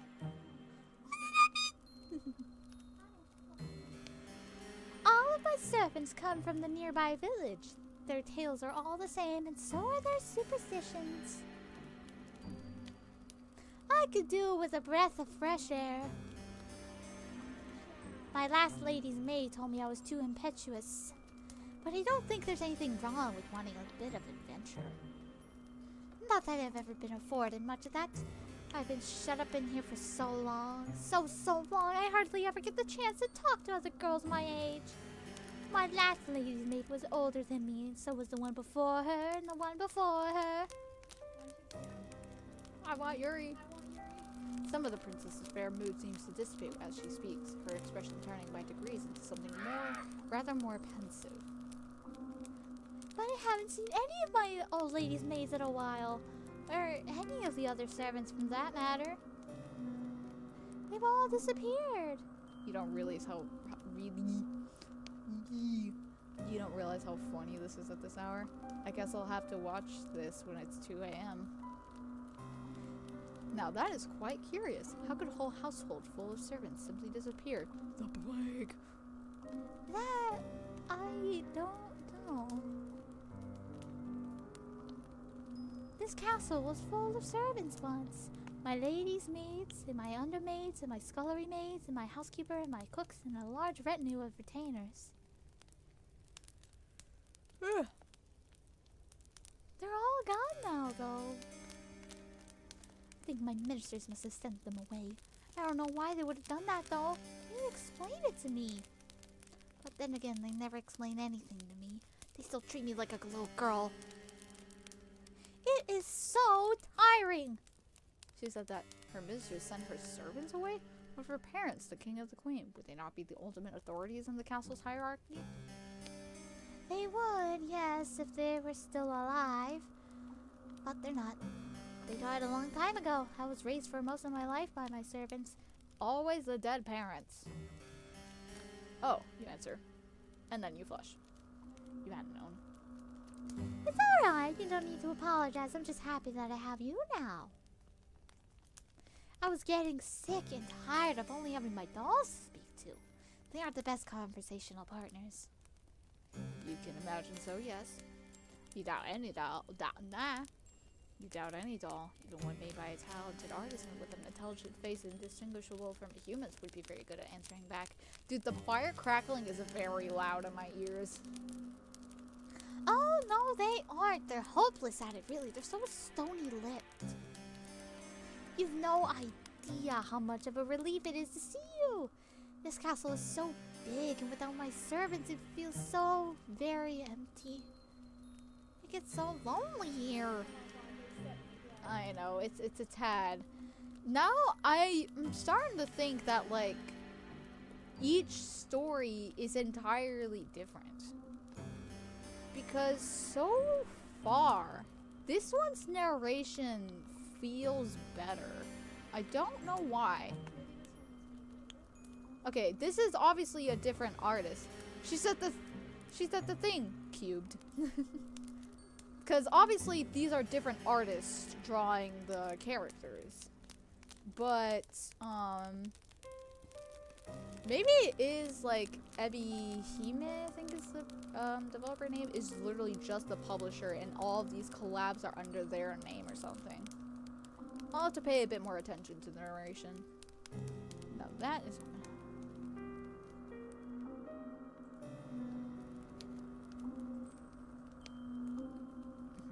You do not have much time to ponder this, however, because the princess is speaking anew in that curiously conversational manner of hers, which does not seem particularly princessy. Maybe she learned how to speak from her servants. That would explain why her consonants are so unrefined. Oh, but listen to me yammering on again. It's a bad habit. I really must put a stop to it. That reminded me so much of the one character in Jack Stauber's Shop a Pop Opera, the one woman addicted to coffee. Oh, yeah. It's like, oh, I must get I don't know, I must, like, reminded me of that, and I don't even remember what the line of dialogue was. Anyway. You're probably tired, dear one, from your travels.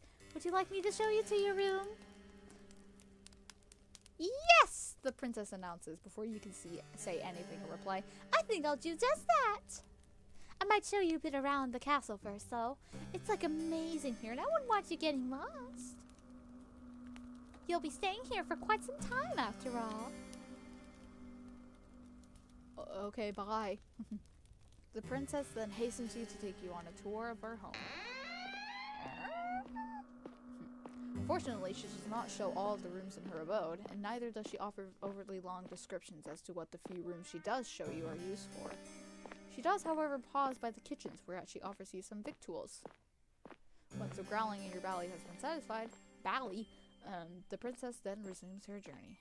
She leads you down a dark, twisting hallway, and up a series of equally dark, twisting steps until she arrives at long last before a door. The door! The princess pushes this door aside summarily, thus permitting you entrance to a small, humble bedchamber. Sometimes I feel like these are just pictures of, like, the artist's rooms or something.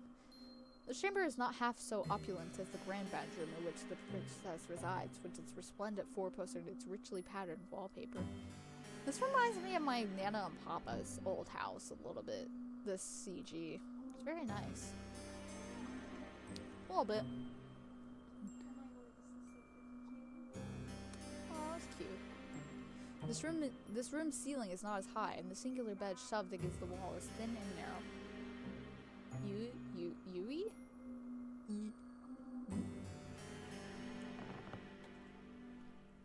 The walls are an unamusing beige, and the floor beneath your soles is of warped wood. There's a malodorous scent, too, which hangs in the air, one of the hues of general decay. You get the feeling that nobody slept in this room for quite some time. That might explain why it feels so very cold in here. Not quite. Though, if the princess's tour of her castle... Oh, was that telling me how to pronounce something that I missed? Okay. If the princess's tour of her castle has taught you anything, is that it is cold in every room in her abode. Now, here we are, the final stop of our tour. This will be your room, dear one. I hope it's to your liking. That's not what I meant to do. The princess, despite her exalted status, looks somewhat uneasy as she observes you, her eyes upturned like those of loyal dogs. Is she concerned about your reaction to this room? Perhaps she is afraid that you will turn your nose up at her kindness. For a princess, she is awfully eager to please. This unexpected contrast between a princess's lofty title and her ingratiating attitude makes you smile. The room is rather scanty, yes, when it comes to its contents, but it is more than passable. There's a roof and 4 walls, and though it is cold, you fancy you will feel warmer once you've slipped beneath the bed's sheets. Slay that princess. I should make a Slay the Princess thumbnail. The room is not quite as fancy as your dormitory at the conservatoire. Really? And neither is it so large. But it does have one glaring improvement over your previous lodgings. You will not be expected to share it with anybody else. There's only one bed in this room, and this bed is to belong to you. You think that the peace and quiet will do you a world of good. 1 second.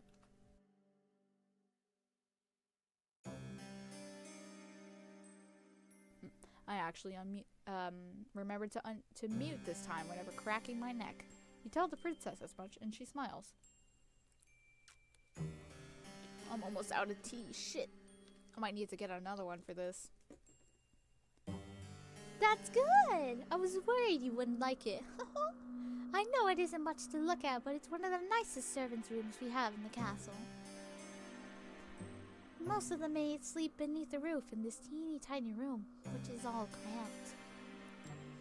It's so hard to like try to do Esther's voice and her delivery, but her delivery is usually so condescending that it doesn't fit the dialogue. I should try to stray away from Esther a bit. There's 10 beds up there, and they're so close together, there's barely any room to pass between them. I thought it was perfectly ghastly when I saw it the last time I went up there. Not that it was supposed to be up there. It was a rainy day, and I couldn't go outdoors, so I was doing a bit of exploring. If the housekeeper had known I'd been skulking around, I don't think she would have been best pleased. Well, in any case, nobody sleeps up there anymore. The scullery maids are all gone now. I couldn't put you up there, though, in the attic with all those empty beds. I didn't think you'd be very cheery. You're not just a scullery maid, you're my lady's maid. That means you deserve good lodgings. It'd be an insult to offer you any less than this. Now, it's getting late. You'll have to forgive me for rabbiting on. I've heard it's something I tend to do. It's a bad habit, one that's unbecoming of a lady. The housekeeper's warned me enough times. You reassure the princess to the contrary, smiling as you do. Do so. You do not mind if she talks too much. That's better than not talking at all. Her affable nature makes it easier to spend time with her. Manners be damned. You were always scolded too back in the conservatoire for your behavior. You know full well how aggravating it can be to be upbraided, not for any particular misdemeanor, but for being yourself. The attic is mentioned twice, right? It was just mentioned, like, in that thing of, Oh, the maid slept up there. Ah, you're trying to figure out how I die. In the description of the game where I was trying to find, like, where they mentioned, like, collaborating developers or something, I saw a thing for cannibalism. So, I don't see how that could happen here, but it very much could. Anyway.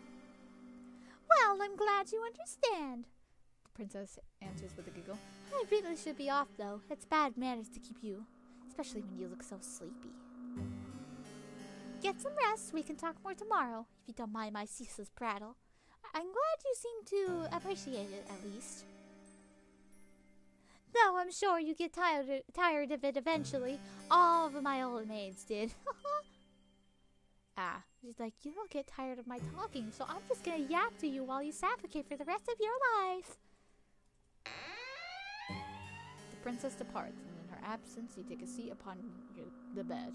Your new bed. I'm glad, well, not really. It's interesting how they take, like, kind of the same story beats. You meet the girl. The girl's nice to you. You get a bed, you get food, you go to sleep. Next day, you learn more, and then you get a time skip of you spending days together. Then you get one final moment, and then you die. It's good that I can predict, like, about when it's almost done, but it's also, like, it's not the best thing in terms of actual story.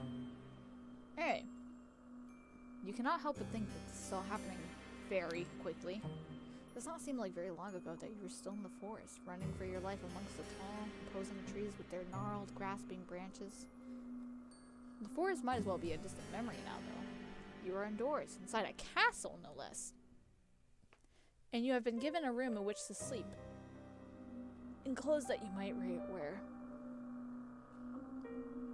It seems premature still to declare that you are out of the woods, in a metaphorical sense, I mean, but things could certainly be worse. You force yourself to stand, on legs which feel too weary to support you, and change into the nightclothes hanging in the wardrobe. Nightclothes do not fit you perfectly, but you are too tired to care about that. You're too tired to care much about anything. You retreat to the bed and slide beneath the sheets. Then you let your eyelids fall shut. Is that considered balance if you start with any of them? I guess so. You exhale.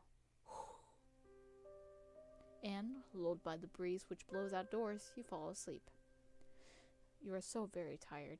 Your sleep is a dark, deep, dark one, darker even than the furthest abysses of the nighttime. I guess it is balance. I mean, with the setup, you do kind of get the choice to start with any of them. once I finish this game, I'm tempted to see the playthrough that I saw in the catalog. I'm tempted to watch that and see what that streamer thought of the game.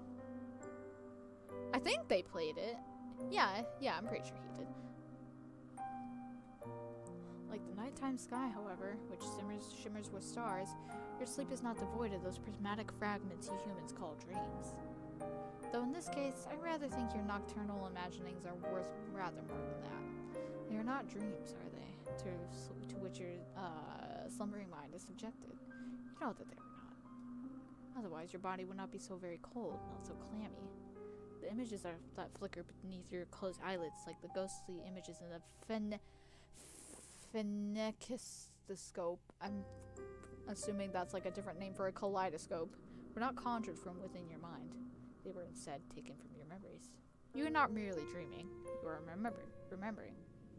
You remember the girls who slept in your dormitory and how they always hastened to use the shower first, so you were last for breakfast. You remember how, when you finally did arrive at the dining hall, the most desirable morsels had already been snapped up by the girls who got there earlier. You struggled, too, to find a seat once you finally did get your hands on some food, because nobody ever wanted to sit with you. The other girls all acted like you were a leaper, save for when they wanted favors. They never asked for these favors, mind. Or why would they? To them, your father's prestige did not matter. They were all wealthy ladies, too, many of them wealthier than you. When everybody has the airs and graces of a princess, how is anybody supposed to stand out? She ate them. She ate everyone. You stood out the least in your class, perhaps because you were one of the smallest, the frailest, the sickliest, who always came down with colds in the winter. Oh! So we either died... So I think... Okay, here's what it is.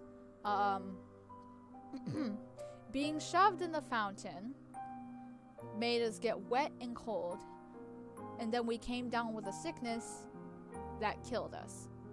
So we almost got drowned, which is the mermaid. We got stricken by a plague, which was the gravedigger, and this we got eaten or something. I don't fucking know. Your poor health did not stop the other girls from treating you as a servant, though, when they remembered that you existed, of course. Your poor health did not... Oh. It was your lot in life that, as you dwelt within the stone walls of the conservatoire, to carry school bags across the field like a pack mule. Then, come the evenings, the girls in your dormitory had you sewing on missing buttons and ironing out the creases and wrinkles in their uniforms. If there was an odd job that needed performing, you would always be asked. But these girls did not ask you. That would have been too civilized. They ordered you instead, and as they ordered you, they laughed at you.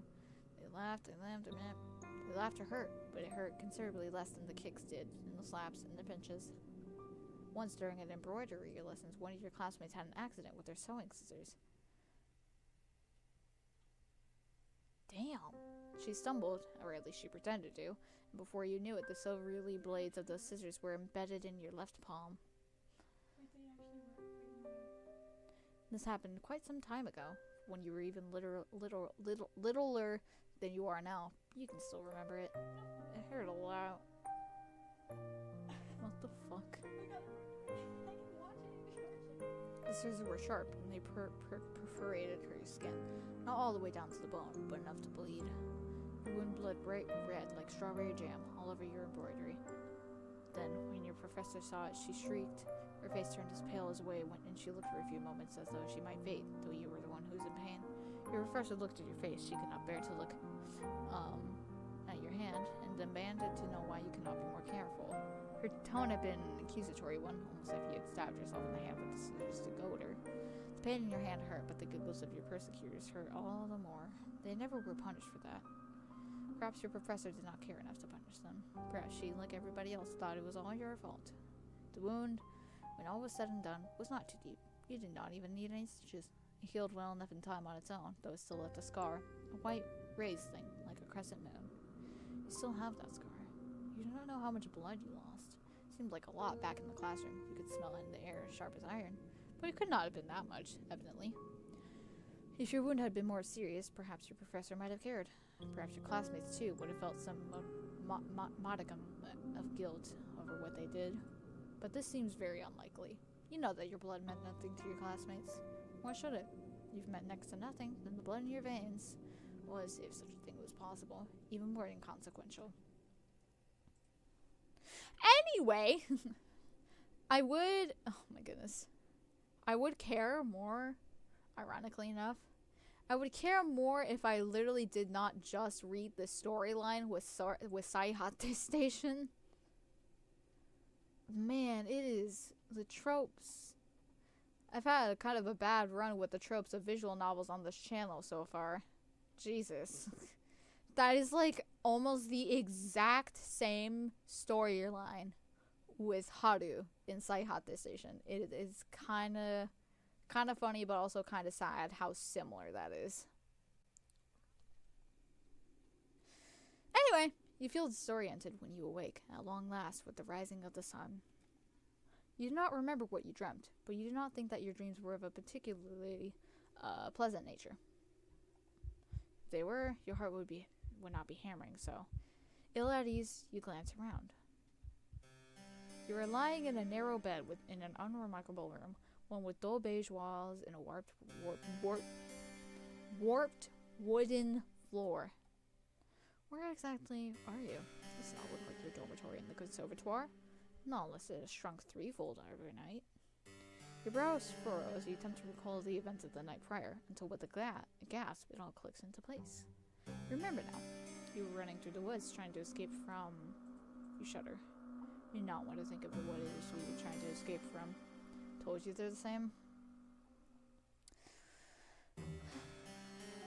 Okay, with the next visual novel I play, I need to play one that does not fall into this trope, and I already have the idea of which one. I did mention it earlier. I think, how much does that one cost again?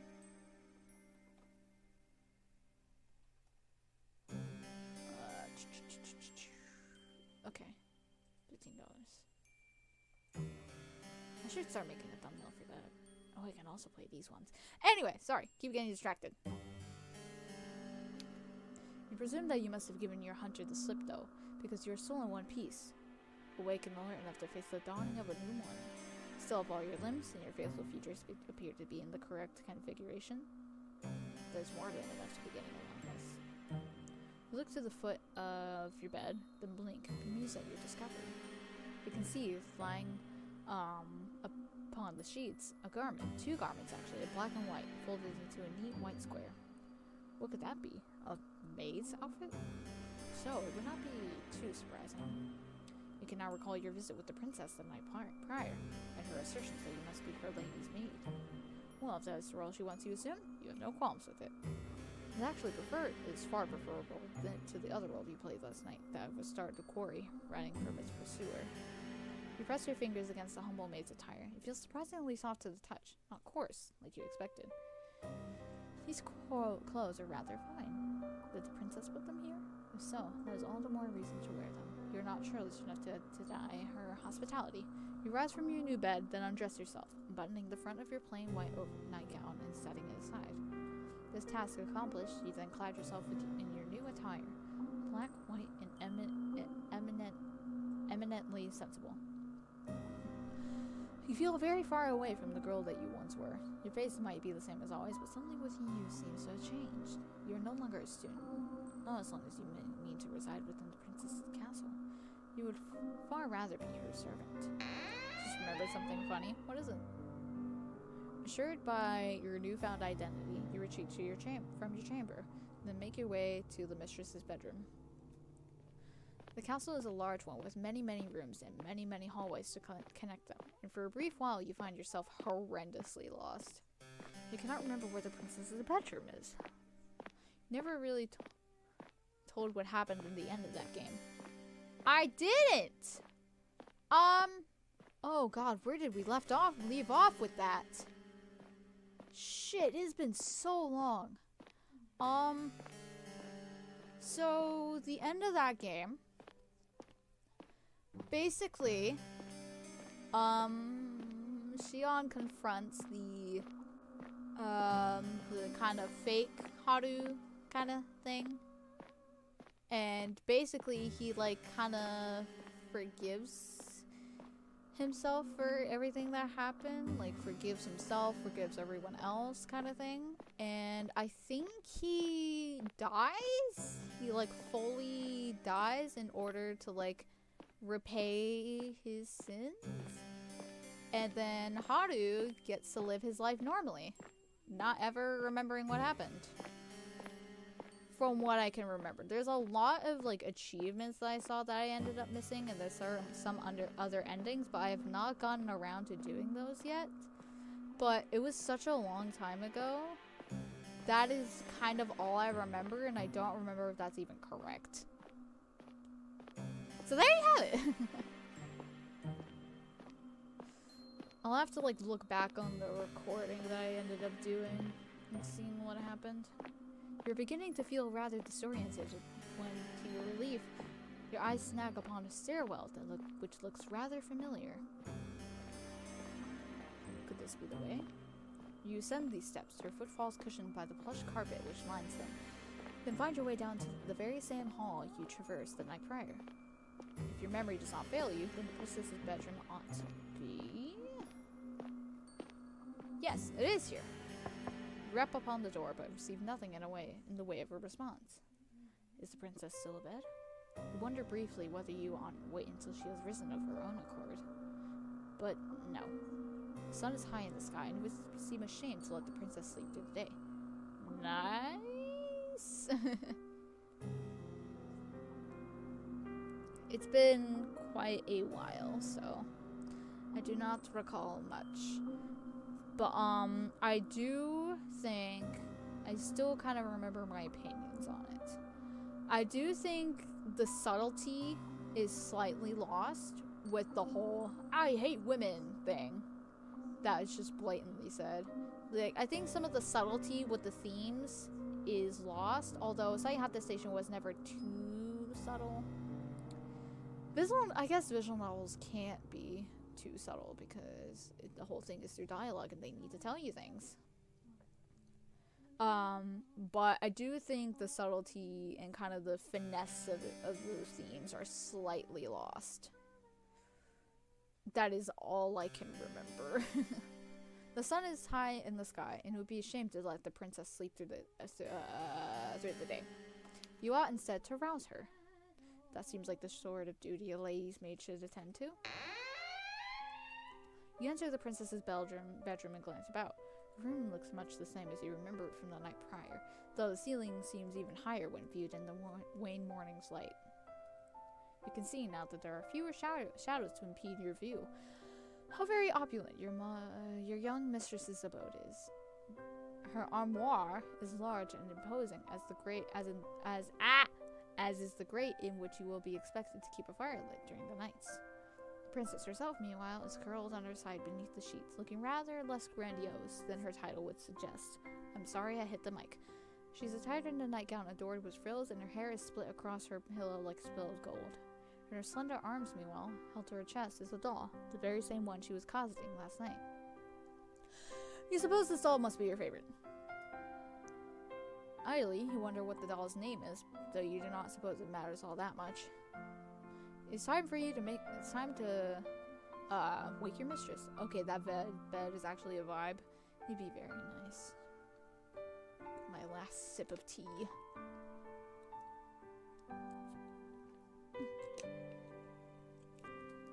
Hey boy. I don't know if I should grab some more tea.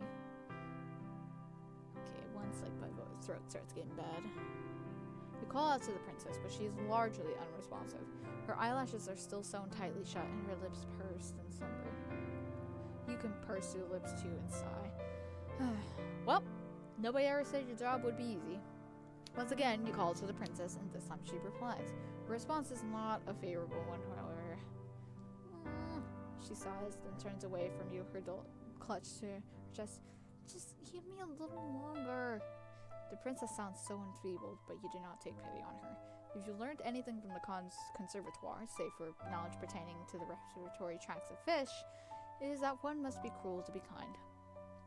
You do not think this adage was practiced with any great success in the conservatoire, but perhaps it will have more of an impact upon the princess. You tell her, once again, to wake up, more sternly this time. You will not let her sleep, for she has slept long enough already. It is very slovenly, really, to still be abed at such an hour.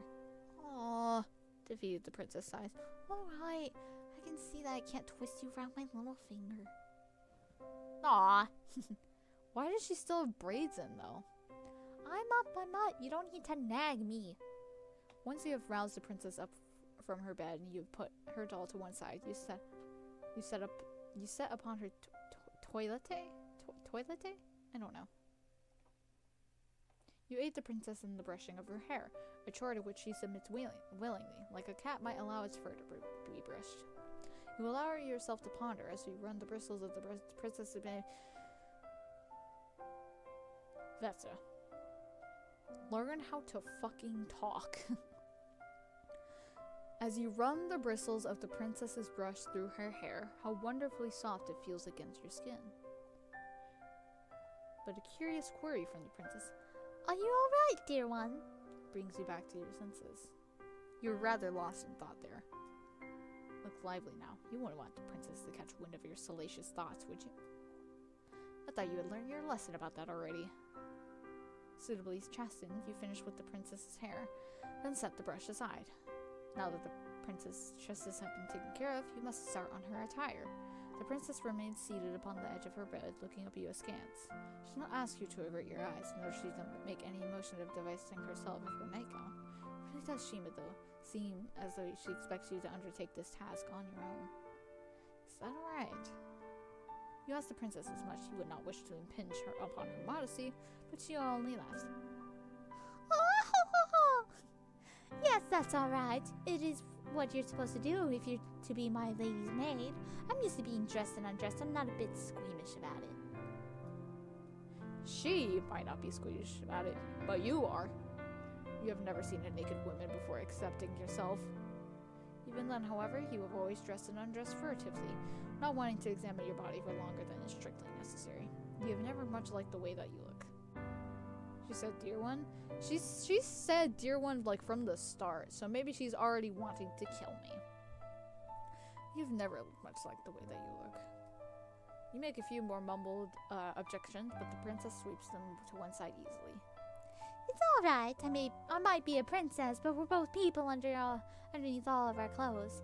I thought we looked much different. You are not sure about that. You have not yet seen the princess unadorned, but you already know to look at her face that you are different. She is much, much prettier than you are. But she is waiting, and you do not wish to keep her any longer. I feel like at this point, this is like diminishing like myself, because it's just like, okay, I'm not that ugly, Jesus. You steady your nerves. Then you reach out with trembling hands and you begin to undo the buttons which run down the front of the princess's nightgown. You work as quickly as you are able, given how badly your hands are shaking, is not very. You fumble with a couple of the buttons, flinching as you do so. The princess, however, seems blissfully unaware of what is exactly you are doing, or not doing, for your fingers have begun to seize up with the front of her nightgown. She is not even looking at you. Instead, her gaze is directed beyond your shoulder to the windowsill and the sky beyond it. It isn't particularly sunny, but I don't think it's too cold outside. Going for a walk might not be a bad idea. What do you think, dear one? You think that you would like to finish undressing the princess as soon as possible, so you can make some progress on dressing her again. The sight of all this exposed skin is bad for your heart. Fortunately, you were able to make quick work of the princess's nightgown despite your initial mishaps, spurred on perhaps by your anxiety. You bid the princess to stand, which she does, and neatly she steps out of her nightgown, her motions once again as graceful and as fluid as a dancer's.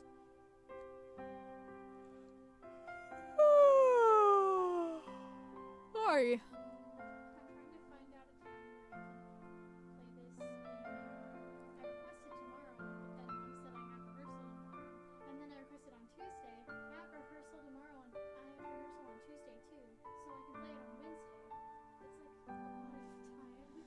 Okay, oh my god, it's almost been 5 hours? 5 hours.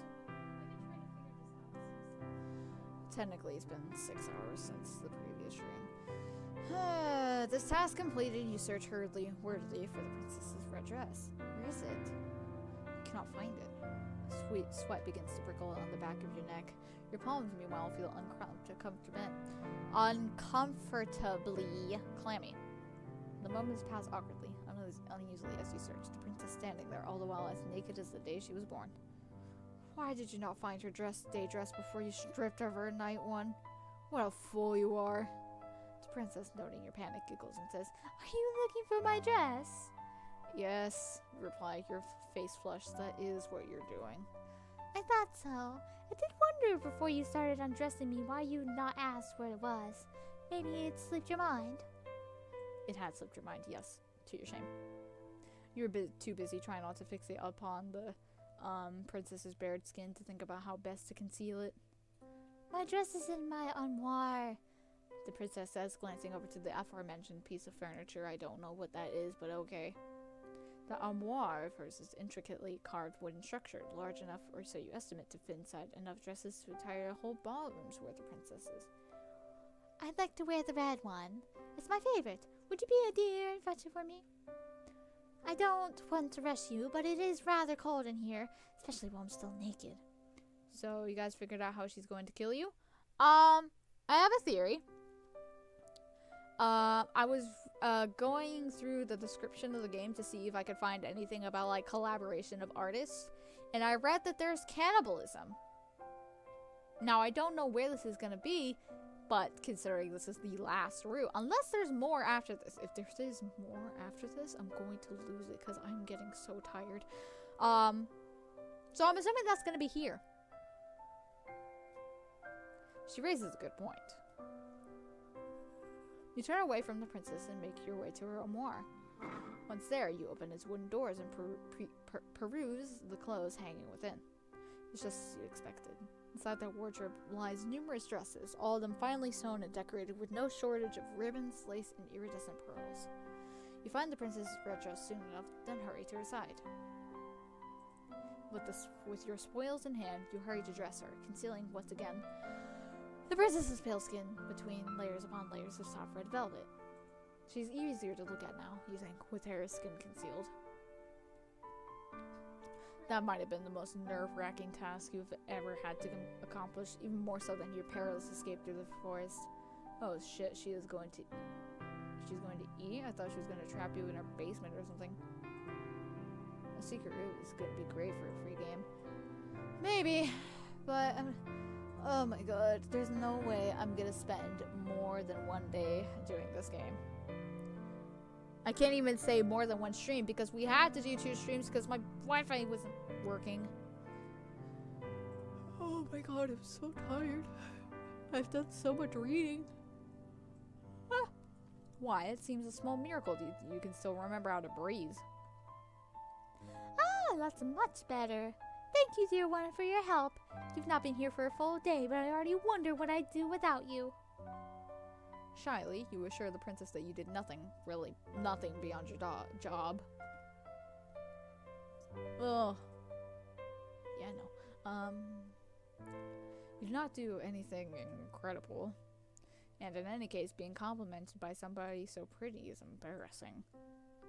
Aw, don't be like that. I want to compliment you.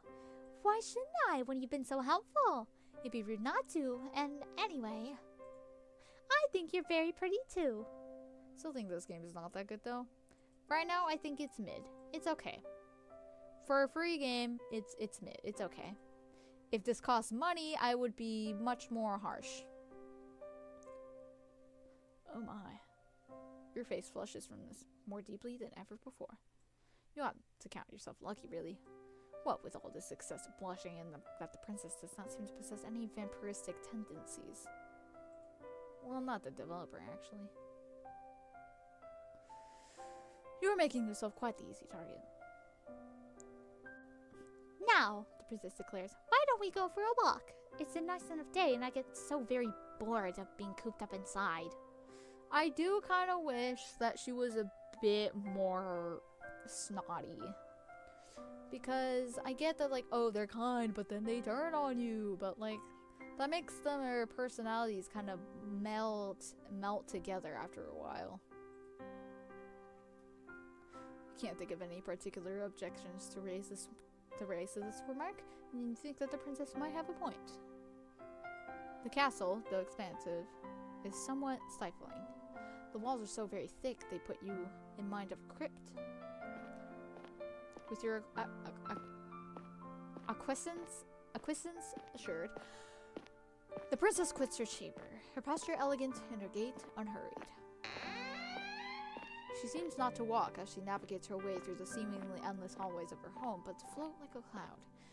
The hem of her dress swishes around her legs, and her hair shifts like a shroud. The castle's courtyard, meanwhile, is sadly lacking in comparison to the princess's. The courtyard is fenced in by the castle's walls, which look, in the stark midday light, tall and imposing, faceless soldiers standing sentinel. Though the sun is out, it's not particularly bright, and neither is it particularly warm. The courtyard itself, meanwhile, is in a state of disarray. For some reason, particularly is so difficult for me to pronounce. Like, it's like I have to make an effort to pronounce it correctly. The flower beds are in shambles, all overgrown with weeds. It's all rather depressing. The princess's castle might be grand in scale, but the courtyard itself is simple, hemmed in to a claustrophobic degree, like a coffin. The princess, however, seems not to share your dolorous mood. She, instead, looks elated by her newfound surroundings, her smile unwavering. She gambols about like a lamb, flitting hither to thither, while as she examines the weed-infested flower beds. Her frolicking comes to a cease, however, by a bush. One is full of bright red roses. Oh, how very pretty! Do you not think they are gorgeous, dear one? The flowers are not too disappointing, you suppose. They make for a fine spectacle. In fact, a welcome splash of color when contrasted with the dullness and the drabness which permeates the rest of the courtyard. I wonder if there's going to be any gore in this ending. Maybe. Perhaps. Though the other flowers in their beds are wilted, withered things, it is not so for these roses. Actually, there's another Yuri visual novel that I have in my wish list called Cage of Roses. And it looks amazing. The art style for it is gorgeous.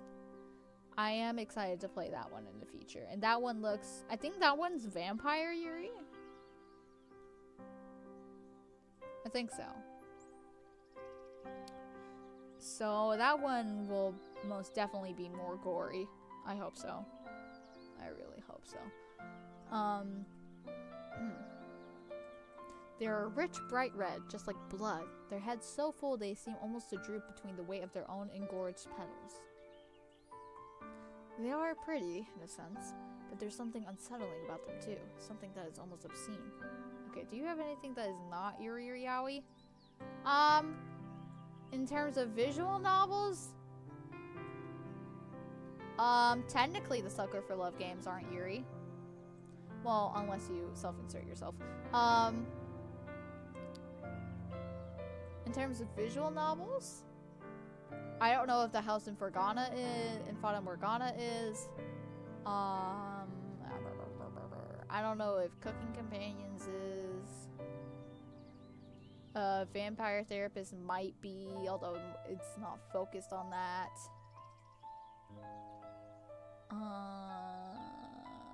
Homicipher, I think.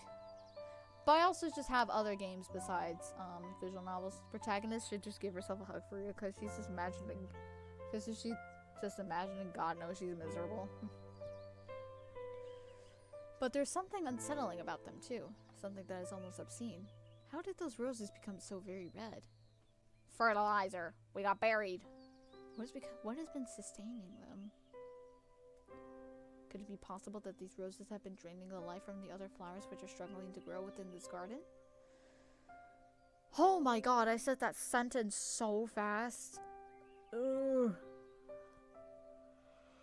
Sorry, I feel like I'm going very slow at this, but I'm like exhausted. Okay, if House of Fata Morgana is clear, Slay the Princess, why don't you try one of those too? I do think I have Slay the Princess in my wish list. I should do that now, although I do want to play it in the future.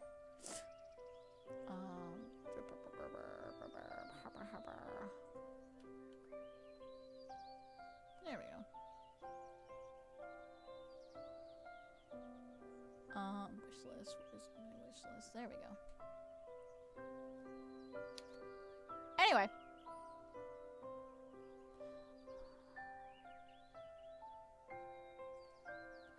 Is a fanciful thought, but... Oh, they are simply divine! Looking at these flowers always lifts my spirits. They really are my most favorite flowers. To be fair, if we play any visual novel that's like a dating sim visual novel, technically, since I'm a girl, it makes it all yuri. Well, it depends. It depends on like who the other characters are. Because if it's like a dating sim with all girls, then it makes it yuri. If it's all guy love interests, which is probably never going to happen, it would be straight.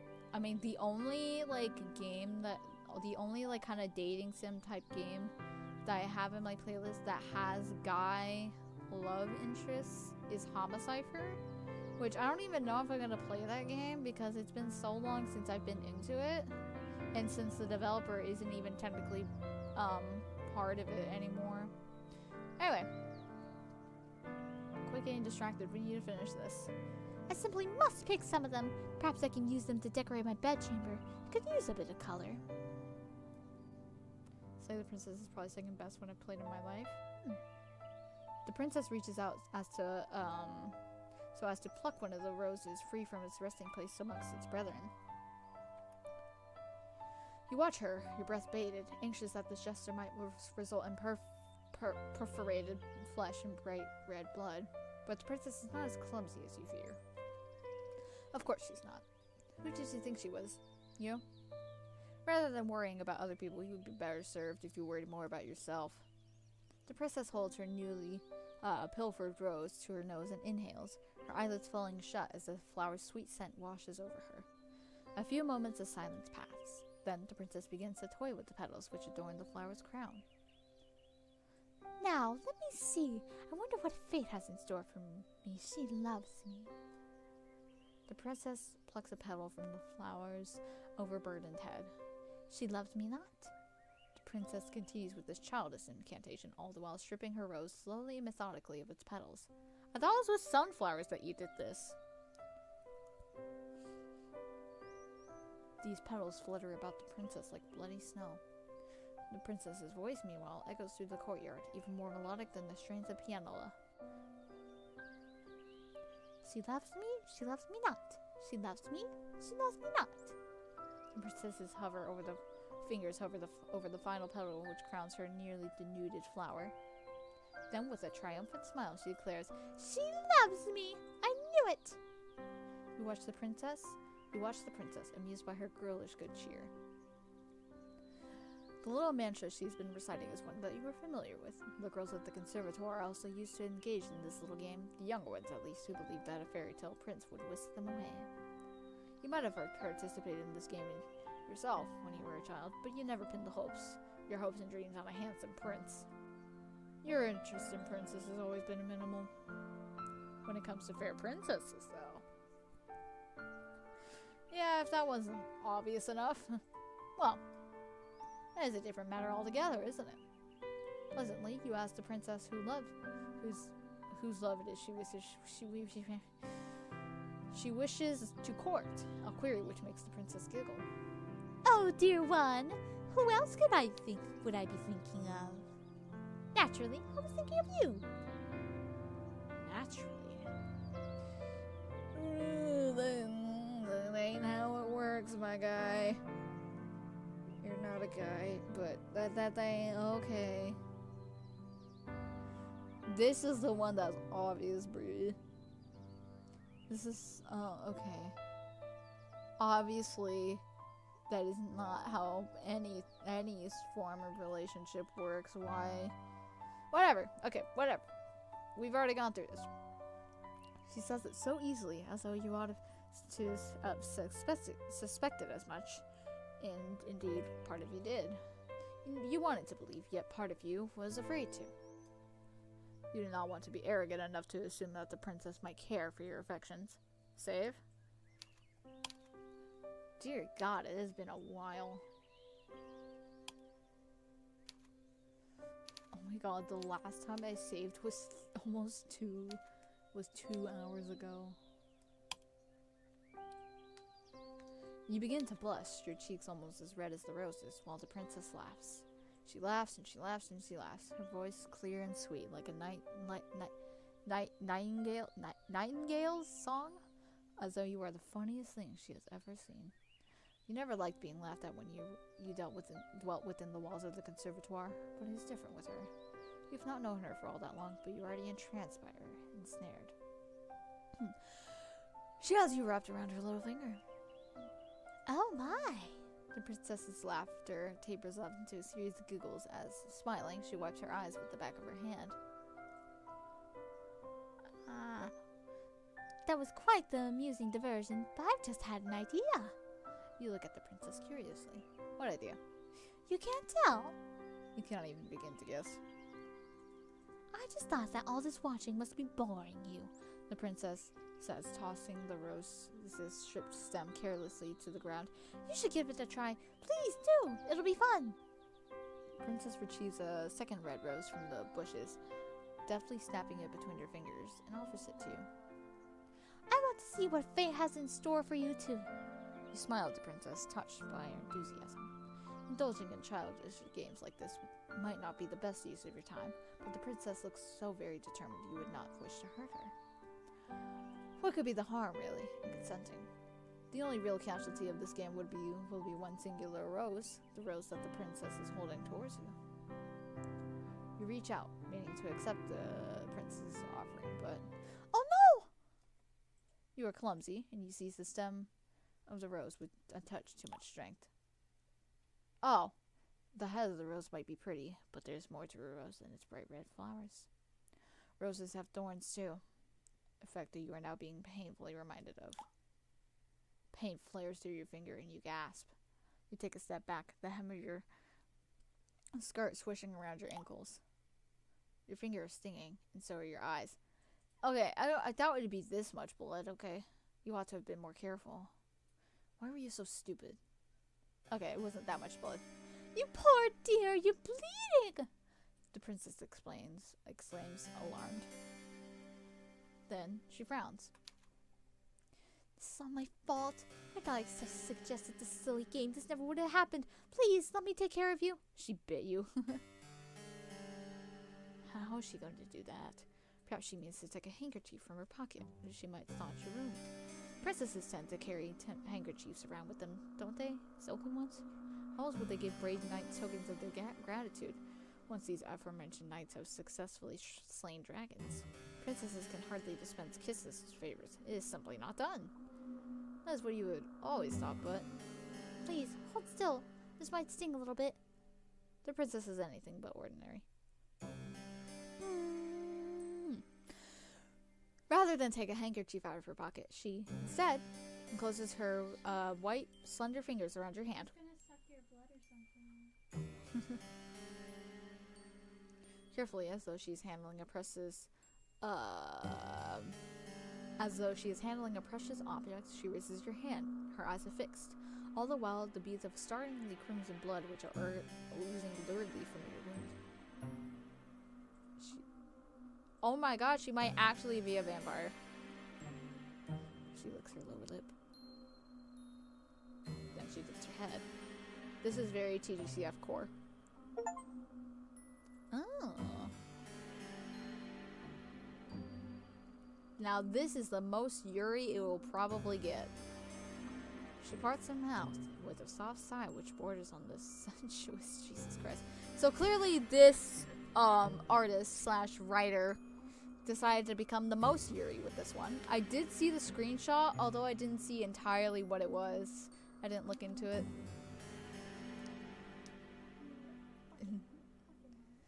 I don't want to read this line. I don't want to read this. Okay. She slips her injured digit between her teeth. I don't want to read this. So much for princesses not dispensing kisses as tokens of appreciation. This might not be a conventional kiss, but it feels intimate regardless. Almost startlingly so. Yeah, this is like, yeah. This is actually not conventional at all. That is going to get infected. The princess's lips, which are as red as any rose, are enclosed around your index finger. You can feel the warmth of the princess' mouth. Okay. These sensations make your whole body quake. You do not expect this. Tremulously, in a voice which wavers, you ask the princess what it is she's doing. Oh? The princess glances up at you, her mouth still enclosed around your finger. Didn't I tell you? I'm trying to stop the bleeding. Yes, you gathered as much, but... Is there a problem? I'm not making you uncomfortable, am I? It is not, you say, that she's making you uncomfortable per se, but this is rather awkward. You did not expect it, that is all. And is she not worried that this is unhygienic? Unhygienic? The princess blinks. She's the very picture of innocence, which is funny, really, given your finger is still being... I don't want to say that. I don't know what you mean by that, exactly. But I've heard this is the best way to take care of cuts. My nursemaid used to do this for me when I was a child. It's what you're supposed to do. And you asked, your voice catching in your throat, did her nursemaid keep staunching her wounds in her mouth when she grew older? Well, no, but my nursemaid was dismissed when I was 8 years old. That's the normal way of things. I had my lady's maids to look after me then. I'm starting to get uncomfortable instead of her. What the hell? Yeah, some of these lines, like, I'm not reading these. Out loud, anyway. How very interesting. Did they ever clean her wounds like this? No, The princess says, smiling mischievously. because I'm not clumsy enough to cut myself, silly. Now that was quite the sharp retort. You did not expect it. Your face turns even redder if such a thing was possible, though this might perhaps be to your benefit. With some luck, all of your blood will flow to your face, rather than to your finger, and your bleeding will stop. Alright guys, I gotta go. Have fun. Have fun while being... Bye-bye! Hopefully we will... Has it stopped? Your injury was not a deep one. There should be no need for this. Nope. Don't want to read that.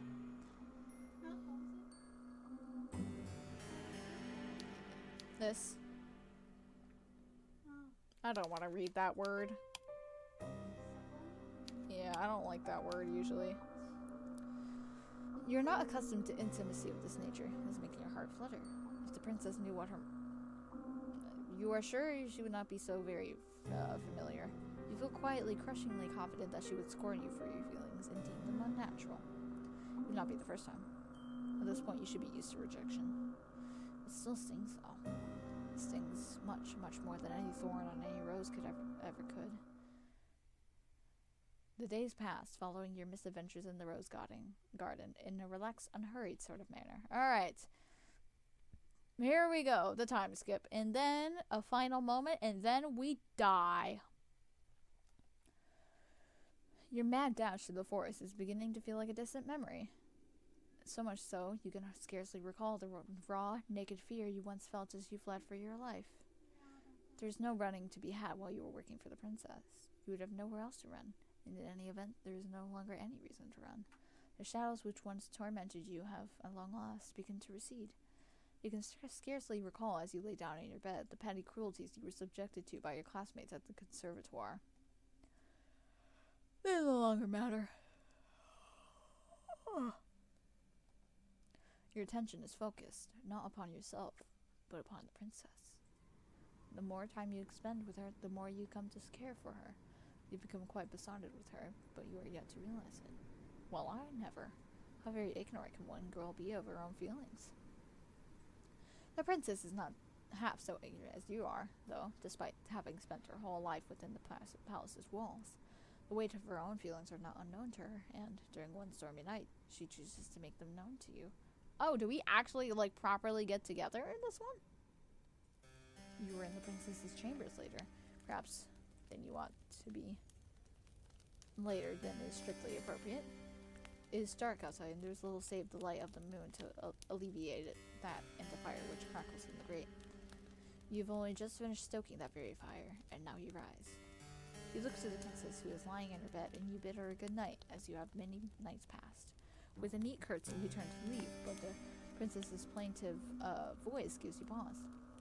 Wait, dear one. Do not go. Not just yet. Perplexed, you pause, then look back at the princess.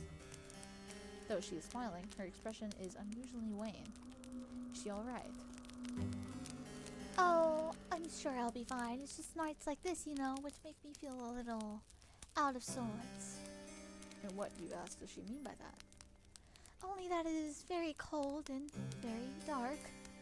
It is very windy besides. I'm afraid there'll be a storm later. It was awfully cloudy earlier when we went out for our walk. The princess is not mistaken about that. The sky wouldn't appear. Have you promenaded about the gardens earlier? Was gray and steely, the wind bitingly cold. You can hear the wind rattling mournfully against the panes of the princess's bedchamber. The princess's castle is built of stone, and it is well fortified, but even with the fire, it is rather cold. You don't like to think about how much chillier by comparison it would be in your humble bedchamber, which is not fortunate enough to have its own fireplace. It might sound childish, but I've always found it hard to sleep on stormy nights like this. They make me feel uncomfortable. You look at the princess with no small degree of sympathy. No longer clad in her bright red dress, she looks uncommonly vulnerable. I actually sleep pretty well with storms. I like storms. I feel like we talked about this yesterday a little bit. Will she really be alright, all alone in her oversized bed in her high-ceilinged bedchamber? Oh my god, this is so much more reading I have to do with than Hot This Station, because Hot This Station had other gameplay. Oh my god. You know how silly it is of you to contemplate such a query. Why would she not be alright? There's nobody in the castle to hurt her. But still, you fret for her. As her lady's maid, it is your job to fret for her. You would never want your mistress to feel unhappy. Almost 6 hours? Fucking Christ. We're almost done, hopefully. You ask the princess what it is she would have you do, and the princess pricks up at this, pleased perhaps that you are taking the initiative. I wouldn't like to take it too much of your time, when it is so very late. Would you mind sitting with me a little while longer and reading to me, provided that you can, of course? This is a fair enough question, but your pride bristles with regardless. Hastily you reassure the princess that yes, of course, you could read. You were a poor student in many aspects of the conservatoire, but you had something of a gift when it came to the literary arts. Reading books is all you've ever been good at. Oh, I see. I suppose I should have known. You're so incredible. I sometimes wonder if there's anything you can't do. The princess's high praise make you flush. Awkwardly, you look away. Being able to read, you assure her, is not a great feat. Perhaps it isn't where you hail from, but it is here. Very few of my old servants could read, and they certainly could read the books I like. This piques your interest. Intrigued, you ask the princess what books exactly she likes. Well, I'm glad you asked. I'm fond of fairy tales, you see, old ones from centuries past. I have a collection of them here, the princess says, indicating a book on her bedside table, thick as a mortuary slab.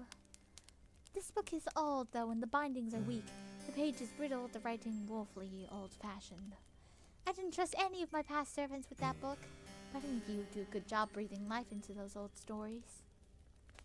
Would you mind reading them to me just for a brief while? Please, dear one, oh please! The princess's request seems a simple one expressed sweetly, so much so you see no reason to refuse her. You take a seat beside the princess, upon her luxurious bed, which sinks beneath your weight.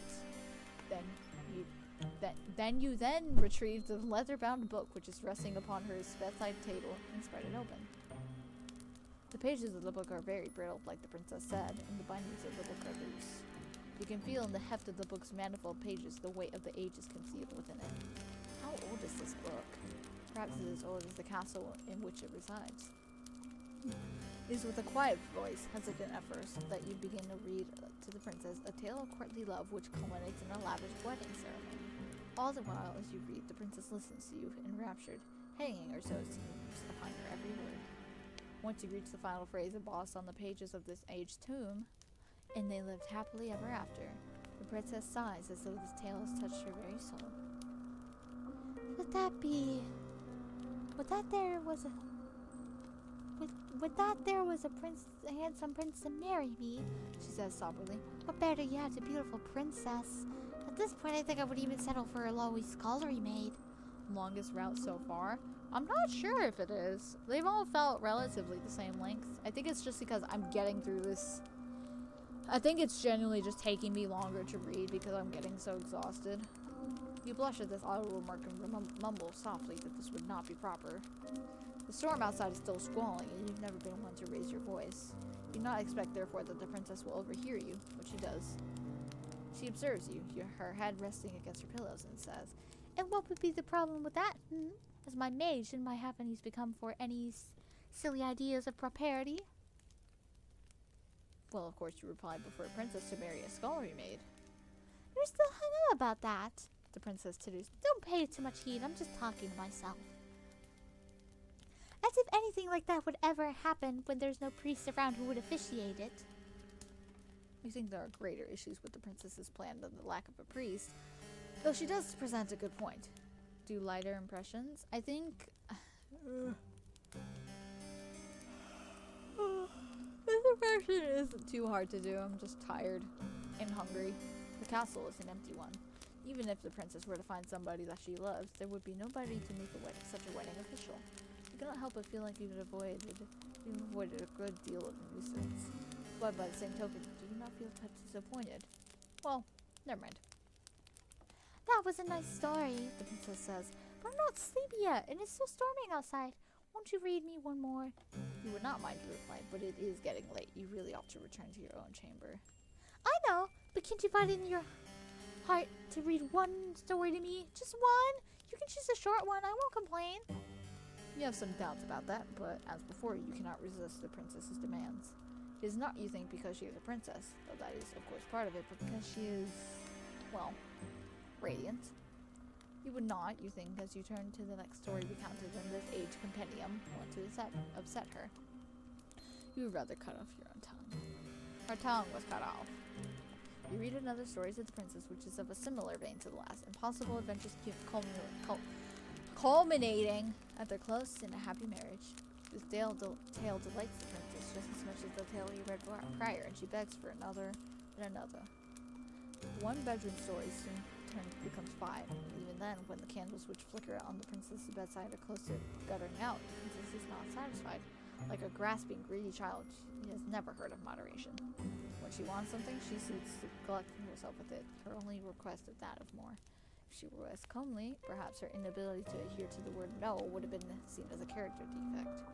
The princess is very comely, however, and so, when she makes her next request, you almost agree offhand without considering the ramifications. I think I could go to sleep now. The storm is still raging. I feel lonely on my own in this big empty bed, so... I know! The princess's eyes light up like the sky in the thunderstorm. Why don't you sleep with me? You stare at the princess, your eyes wide as goose eggs. Slowly, you blink. Then just as slowly, you bid her to repeat yourself. Didn't you hear me? The princess giggles. Maybe you've been so busy cleaning up after me, you've neglected to clean out your own ears. I said, dear one, would you like to sleep with me? If that is the question she truly means to ask, then it is easy enough to answer. Of course you would like to sleep with her. Be an honor. But would it be really alright for you to just accept such an invitation? Must be a gross breach of protocol, surely, for a lowly domestic such as yourself to share a bed with a princess. Sit upon the princess's bedside, fretting, while she answers with wide, beseeching eyes. She is waiting. Well, what's the matter, dear one? Why do you tarry so? Could it be... The princess's lower lip begins to tremble. Don't you want to lie with me after all? The sorrow present in the princess's voice and her face makes you feel awfully guilty. Hurriedly, you console her. You tell her in no uncertain terms that if she truly wishes to partake in your company, that you have no qualms with it. I feel like I'm hitting my mic. I don't know if I am. I know my hands are, but I don't know if like anything else is. Hold on. Okay. Why would you? Well then, don't just stand there dilly-dallying, silly. Come and join me, come. And that is what you do, after returning briefly to your own changer to change into your nightgown. Once dressed, you waste no time in returning to your impetuous princess's side. She's already lying in her glorious four-poster bed, awaiting your return as though you were a knight errant gone away to slay some wicked dragon. The princess giggles when she sees you. In your haste to change, you have made a hash of the buttons, and she bids you to come closer. Let me fix that for you, silly. Oh no, you say. Oh, I did not mean to do that. There we go. I couldn't possibly let you do that. I am but a servant, after all. Should not be your job to dress her. Maybe so, the princess says. I don't mind a bit of role reversal. Makes things more fun. That can be taken out of context. You try a few more refutations, but in vain. The princess summarily discards all of them. Quite at the princess's mercy, she might even be more stubborn than you are, you capitulate to her demands. You let the princess unbutton the front of your nightdress, then rebutton them, so the fabric of your plain gown is drawn shut. Satisfied with her handiwork, she has very elegant hands. The princess draws back and pats the mattress beside her. Now, come in! It must be horribly cold out there, but these sheets are warm. Coyly, the princess smiles. And so am I. You feel warm yourself as you slide into bed beside the princess. Your face is as red as the gown the princess so often wears, as red as the roses in the castle grounds. All the while, your heart is fluttering. Does the princess know what an effect she's having on you? Surely she must. How could any woman be so blind? There, the princess exclaims, once your body is lying beside hers. That is much better. Do you feel cozy now, dear one? You swallow and with a shaky voice reassure her. Yes, you are cozy. You are quite cozy indeed. Very good. The storm might be raging outdoors, but it can't get us here. I know when I'm with you, I'll be safe. It's strange, but... The princess reaches out, then takes your hand in hers, twining your fingers together like a chain. When I'm with you, I feel so very light, it's as though nothing in the world can hurt me. You make me feel safe, so I want to make you feel safe too. I'll take very, very good care of you. I promise. You return her smile with one of your own, touched by her thoughtfulness. Something about her promise does make you wonder. Should it not be your job to look after her, as a domestic? In a way, The princess replies after a pause. but you've been taking good care of me already. Now, I need to return the favor. As a princess, I'm supposed to look after my vassals. It's all part of the job description. You were unaware that being a princess came with a job description. You thought that the profession came with far fewer written responsibilities and far fewer forms to sign than, say, becoming a doctor or an astrophysicist or a mathematics professor. Tell the princess this sleepily, and she laughs. You do say some funny things, dear one. I think you must be tired. Rest your head. You've been working so hard. I think you deserve it. Yes, you think only half conscious. You think you deserve it too. You've been working hard for a long time, have been running for even longer, but now, at long last, you feel like you can let your fears go. Your eyelids begin to droop, your body beleaguered by a sudden, all-consuming fatigue. In a quiet, understated sort of way, your consciousness is conveyed to Morpheus's kingdom. Your sleep is a deep one, despite the storm which rages outdoors. The wind is howling like a couple of wild cats, both locked in a vicious and bloodthirsty bout to the death, but you do not hear it. Swaddled by the warm blankets about you, and soothed by the princess's presence, you are immune from all the ills of the world. When you are with the princess, you feel safe, secure, and, yes, you even feel loved. It is a pity, then, that these feelings do not last for very long. I'm in a dungeon! You know something is wrong. Catastrophically so, the moment you open your eyes. Your thoughts are hopelessly jumbled, but you are certain that when you fell asleep, it was in a bed, a nice warm bed no less, beneath soft, comfortable sheets. You are not lying in a bed right now, though. You are not, in fact, lying at all. Man, I'm dead! You are standing, instead, against a cold, hard wall made of stone. Okay, so all the other maids are dead.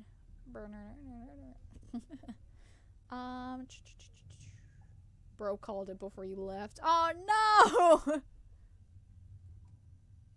Well, we don't know if we're gonna get eaten. The curve of your back is pressed against the wall so intimately you can feel its icy chill seeping through the fabric of your nightgown. Your feet, which are bare, are similarly pressed against cold, unfeeling stone. They feel so frigid you cannot help but tremble. You're trembling so much you can feel your teeth chattering together. They sound like castanets. The sound is almost jaunty as it echoes through your cell, for that is indeed where you are. The princess's bedchamber wherein you fell asleep is a thing now of the past. Actually insane.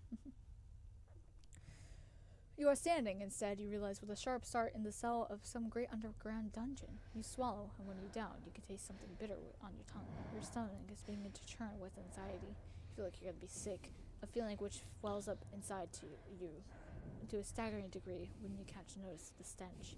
You were not, you realize, the only one in the dungeon. There are others here, others attired in the simple black and white outfits of servants which look much like the dress that you once wore. The others who are with you, however, in this expensive cell, manacled to the walls, are in no fit state to speak to you, nor to tell you of their plights. They are all unfeeling, unseeing, unbreathing. They are all dead. Ooh. You cannot approach these servants to check their pulses, for you yourself are restrained. But even if you could, there would be no point. There's no way a human could survive the wounds which have been inflicted on these sad, slumped bodies. Is this one actually gory this time? I'm assuming they didn't want to show like the actual gore, so they just made them skeletons. Over there, you see a woman slumped in front of her once white apron stained with blackish blood. There's a gaping wound in her stomach, one through which her entrails have half escaped in some sort of burgundy goop which might have once been pale pink. Yes, it's time for gore! There's another woman slumped beside the first of a smaller stature. She's skinnier. Maybe she's not a woman after all, but an adolescent like yourself. I hope. She might be even younger. The girl's age, or lack of, did not preclude her attacker from inflicting her upon the horse, alas, for her body to be even more mutilated than at first. Her body is peppered with even more wheals, and her face has been half smashed in. Only one eye remains, staring fixedly at the wall opposite her, in the ruined remains of what was once her skull. Over there, you see a woman who is missing both her arms and her lower jaw. Over there, you see another who is missing her entire lower half.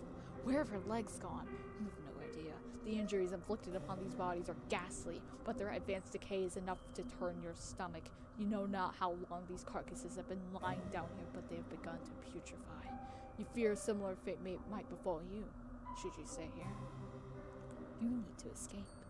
Fitfully, you struggle against the manacles which bind you, but alas, it is no use. You cannot free yourself from the walls. I've immediately gained so much more energy for, like, narration. It's like, yes, interesting stuff.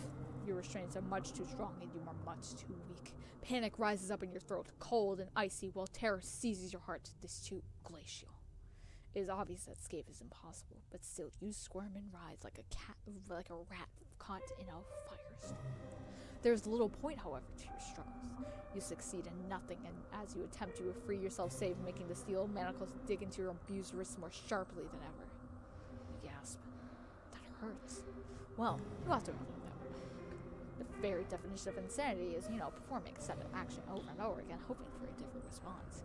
In that case, perhaps one could argue optimism is not so very different from insanity. Now, that is an interesting point to consider. Would you not agree? No, evidently not. You are still trying to escape, you foolish girl, as if that will do you any good.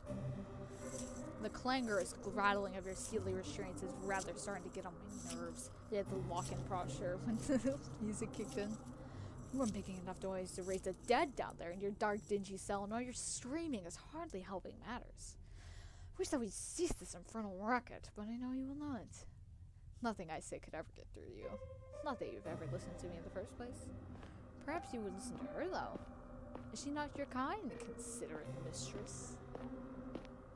Look now, she has come all this way into the dark depths of the castle's cold and hospitable dungeon to see you.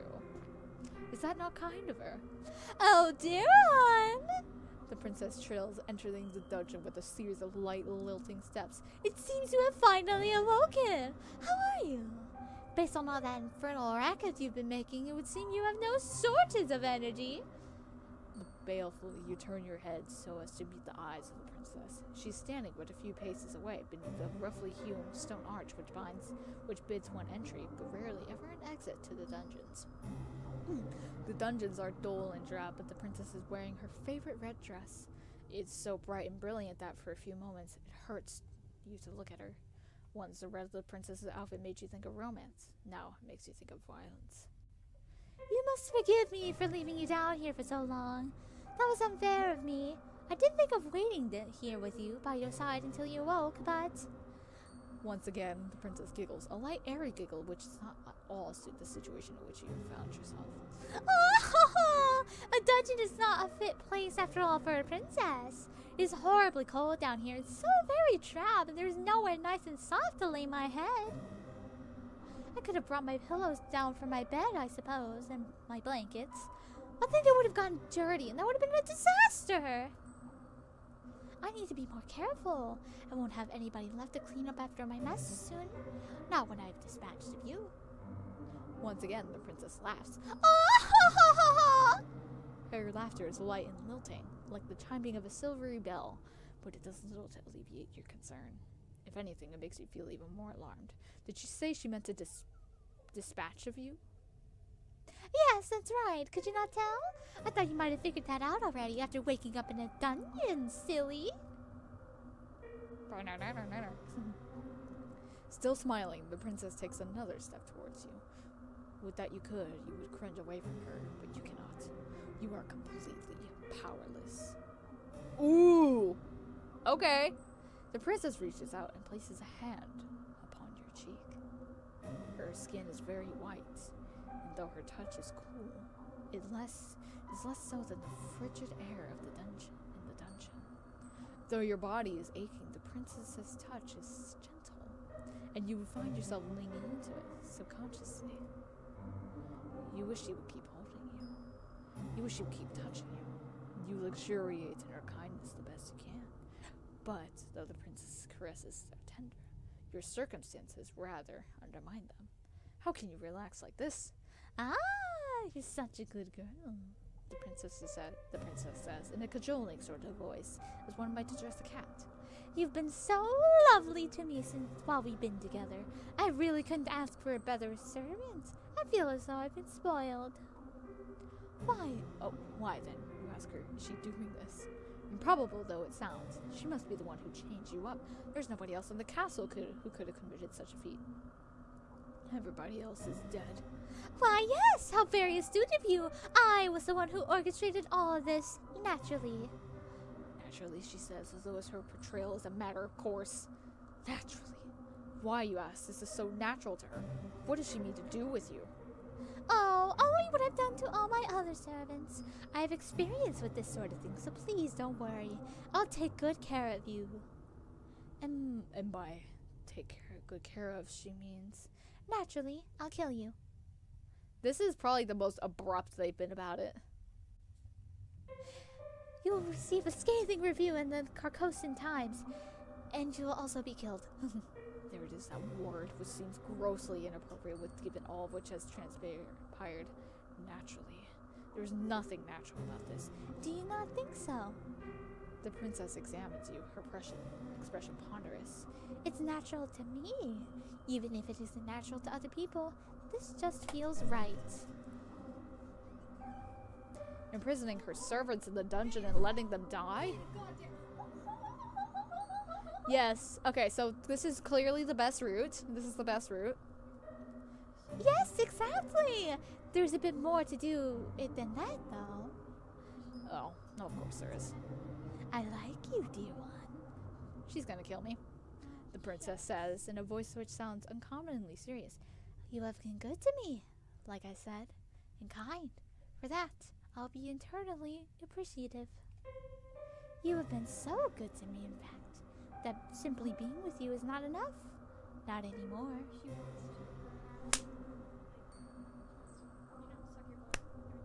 I don't know. But those, are her old, servants and stuff. Your company can no longer content me. I'm a greedy, selfish girl, you see. Yeah, definitely the best one. The princess's smile widens into something sinister, her eyes flashing with a fiendish fervor you have never before witnessed. Which cat is in here? Is this Tiny? No, that's Salem. And I don't want to feel you beside me. I want to. Oh my god, here's the cannibalism. I want to feel you inside me. You know, well, of all the things your charming captive could have said, you did not expect that. The princess, perhaps noticing your confusion, begins to giggle, a giggle even lighter than meringue, and just as Mary is just as inoffensive. I can see that you don't understand, dear one, but you aren't the only one. My last lady's maid said that too. Wanly, the princess sighs, a beleaguered woe is me sigh, which makes her look even younger than the scant handful of years she truly possesses. And the one before that, and the one before that, and the one before that. I thought that you, at least, might be able to appreciate my point of view, but perhaps not. Could you get off my hair? Oh, no, it's the chair. Okay. I don't think it should be too complicated to grasp, really. But perhaps my way of looking at the world is a little bit unique. That's what my nurse always used to say, at least when she still had the breath to speak, of course. You look at the princess. Where else is there for you to look, really? Your eyes affixed to her face. She's still smiling, but there's something sinister about her smile. Or perhaps in your anxious state, you were only imagining that there was something sinister about her smile. It is easy to see things which do not really exist when your surroundings are festooned in shadows. In actuality, however, the princess does not look any different than to how she usually does. This is the best route. This one is way more interesting. And this one is probably the original route they were going for before they realized there wasn't enough and had to do other routes. Other routes were the mermaid and the gravedigger. I was gonna say this one actually like shows us being properly killed by them, like actually showing them being malicious. This one is the best one. What was I gonna say? I don't remember. Oh wait, yeah, this looks to be the original art style, at least for the cover and stuff. Neither is she acting any differently to the way she usually acts. She has not changed. It is only your perspective of her that has changed. Tremulously, you ask the princess what she means. A question the princess is only too happy to answer. Stop doing that with my hair! I'm not doing anything here. I'm doing something with the chair. Which is catching my hair! Same thing. It's exactly. It's simple, really. Like I said, you were wondering, weren't you, why there weren't any guards or any servants in the castle when you first arrived here? The question had crossed your mind, yes. You were sure that the princess said her minister sent them away, though. Is that a lie?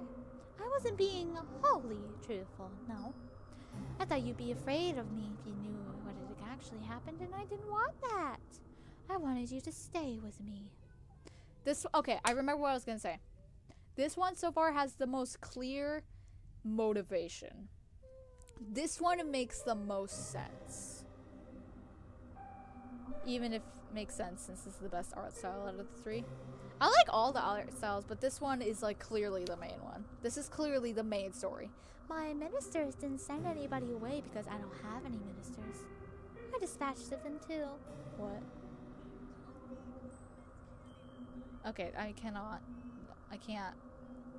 watch that whole thing. No. Did she now? No, Rick's character.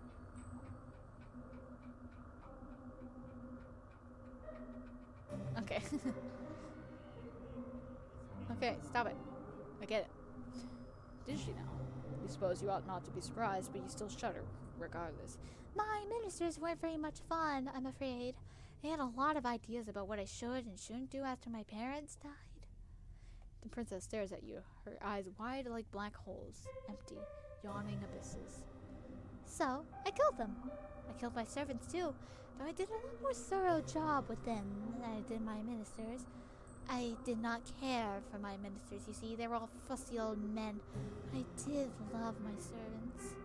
I loved my ladies' maids and my undermaids and my scullery maids and my housekeeper and my cooks and my large retinue of retainers. They were like my family. They raised me in my parents' absence, and I adored them. They were so very dear to me that I had no real choice. I had to eat them. Does that follow? Not logically, no. Why, you asked the princess, your voice trembling. Would you eat the people that you love? Seems a poor way to repay them for their kindness. Well, why wouldn't you eat the people that you love? I don't think there could be a greater way of showcasing one's gratitude, unless you have any better ideas. You weren't expecting the princess to turn the tables on you quite like this, and dumbfounded, you stare at her. You know precious little about love yourself, so it is hard for you to form a convincing rebuttal, but you must muster up a few token arguments. To tell the princess that eating people is a very nice, neither is it strictly legal, better way to show your gratitude to your servants would be increase wages or increase holidays. The princess listens to your arguments, her expression astute, like a student poised to take notes in a very important lecture. Once you are finished, however, her concentration fails her. Her shoulders begin to shake, but it is not with remorse for what she has done. I didn't mean to click that. She got a point. Instead, she is laughing. Oh, dear one, that's very funny. But why should I care about the law? I'm a princess. One day, I'll be the queen. I am the law. That is a good point. Would eating people not turn her subjects against her? What subjects? I'm no fool, you know. No matter how I might act, and I know what happens beyond the castle walls. I know all about the plague. Once, I might have had a populace to govern, but they're all gone now. I'm a princess in nothing but name only, a monarch without any subjects. I do? Okay, so I think you were supposed to do that in the correct order, because if you did the castle first, you wouldn't know what the plague was about. Don't you think that's sad? I know I do. It's so woefully lonely. If she feels lonely, then why has she been systematically slaughtering all of her domestics? It doesn't make a lick of sense. Perhaps not to you. Gently, the princess caresses your cheek. But I shouldn't judge you too harshly. As much as I like you, dear one, you are a commoner. Perhaps you can't understand the intricacies of my thoughts. Privately, you doubt that anybody would be able to understand the intricacies of a princess's thought process, largely because it is unreasonable. You do not say that, though. Instead, you ask her the only question you can think to ask, with your weary throat, which is sore from shouting. Why? Why, you ask? The princess blinks. It's because I don't want you to leave me, of course. Everybody leaves sooner or later, whether they have pledged their allegiance to me or not. That is simply the way of the world. People are fickle and inconstant even to me, a monarch. That is why I decided to eat my servants. I had no choice, you see. It was the only way to ensure that they would never leave me. I mean, if you consider, like, the science of this, if you eat them, you're going to digest them and excrete them. So they are going to leave you. Just not in the preferred form. Like, these always, oh, I ate her, so you never leave me. That never actually works, because, you know, your body has to get rid of that. When you think about it, they should be grateful that I would demean myself so to consume their flesh and blood. I am a magnanimous I can't even say it right. I am a magnanimous ruler, you see, and I treat all my subjects equally. I love every single one of you, and naturally, I love you too. You have been awfully nice to me, and you are very pretty alongside it. If you were plain ugly, girl, perhaps I would not shower you with affection quite as intense as this. But you've captured my heart. I think you're lovely.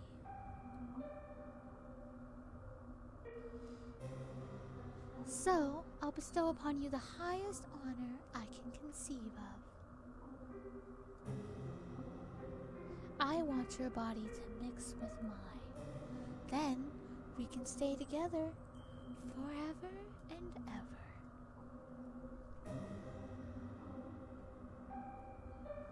Oi! Salem, what are you doing? Okay. The princess leans in. You can feel her soft, silken hair brushing against your cheeks. You can feel, too, the warmth of her breath as it goes against her skin. Your skin. It is cold in the dungeon, but the princess's close proximity is, perverse though this might sound, something of a comfort. Oi! What are you doing? Her eyes are wide and her lips are so red. Her smile, meanwhile, is so sweet. I've been doing my best to fulfill the role that fate has dictated for me. But really... The princess exhales. Not my favorite type of fusion. I much prefer the fusion in Steven Universe, born out of true love and acceptance. Salem, stop it! Get down! Yeah, I'm looking at you. Hold on. Oi! Get down. Oh, my headphones are tangled. Ah! Oi! Get down. Down you go. There you go. Anyway. The princess exhales. Her eyes, which are boring into yours, are like two dark tarns. I feel like it's getting more vibrant. Is it zooming in? Finally, you think you can see, in the alarming lack of light, the lack of anything in the princess's gaze, some degree of humanity. Is it zooming in? I think it is. It gets so lonely here. But this brief flicker of understanding, which passes between the pair of you, is soon cut short. The princess dips her head. She parts her lips, which are as red as the petals of a carnivorous flower. You feel the princess's breath against your neck. It is warm in the icy chill of the dungeons, and you shudder from it. For a few moments, you think that this overture of the princess's could be romantic in a way, but this too comes to a swift, merciless close. Nom nom nom. The princess's mouth is on your neck.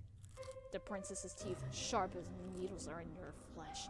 The princess is draining your blood. She is supping on it in great, greedy gobbets like a hungry animal, one who cannot truly comprehend the harm it is causing. Even as the princess sups from you, her arms twined around your waist, you find you cannot hate her. She is far too unworldly. You are sure, as your consciousness begins to fade, that the princess was being sincere when she spoke of her love for her past servants. This is simply the way the princess expresses this great love of hers, a love which is so very abundant, it borders upon the monstrous. It's not zooming in? I don't know why I thought that. I think it became more vibrant at the very least. Ah, don't do that, Salem. Sorry, that was her tale. Is a love that you never thought you would ever experience. This love of the princesses eclipses anything you have ever known before. It eclipses sanity. It eclipses reason. It eclipses all notions you might have had of right or wrong. Stop doing that. The princess, as you know full well, does not care about such concepts. You have always possessed a stubborn core, nestled beneath your weak-willed exterior, but the princess is even stubborner than you are. In the face of her love, you have met your match. The princess draws back desperately. You gasp for air, but she does not give you any quarter. As before, she dips her head, her red lips redder still with your blood, then splits apart her jaw, her teeth, which are impossibly inhumanely sharp, glinted wickedly like a knife. Then she tears out your throat. The front of your nightgown was white once. Now it is red. There is so much blood you can smell it when you inhale, sharper than metal. It's so potent you can taste it on your tongue. You try to inhale, but this task proves to be beyond you with what the twin perforations that have ruptured your skin. Your attempted breaths, when they escape your lips, sound like sad, sorry wheezes. Your whole body, meanwhile, feels as though it is on fire. You make for quite the sorry sight indeed. But you'll forgive me, Cersei.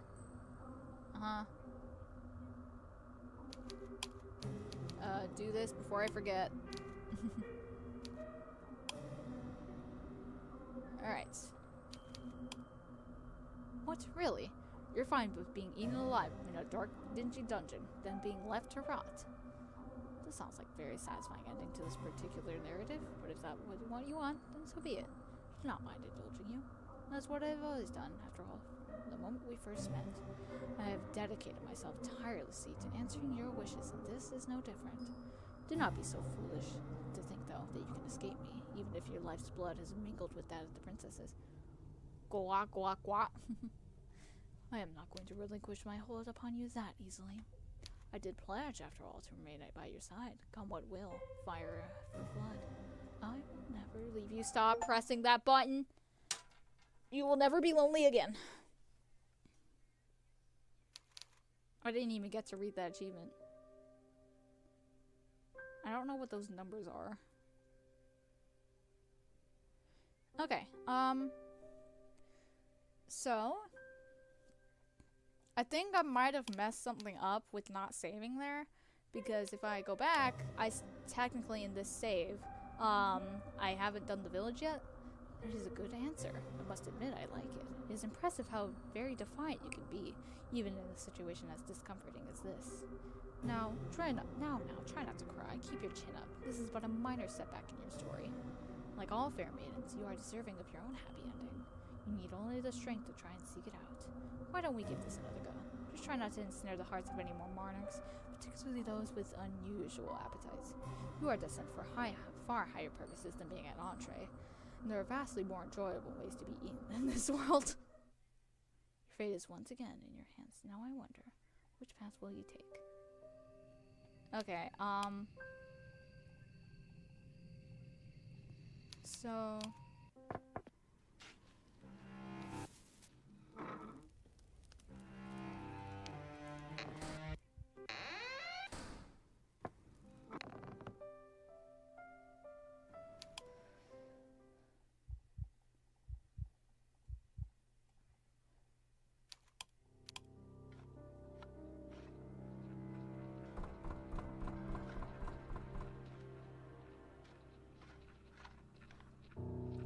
where can I refund my 6 hours? I'm not sure. Alright.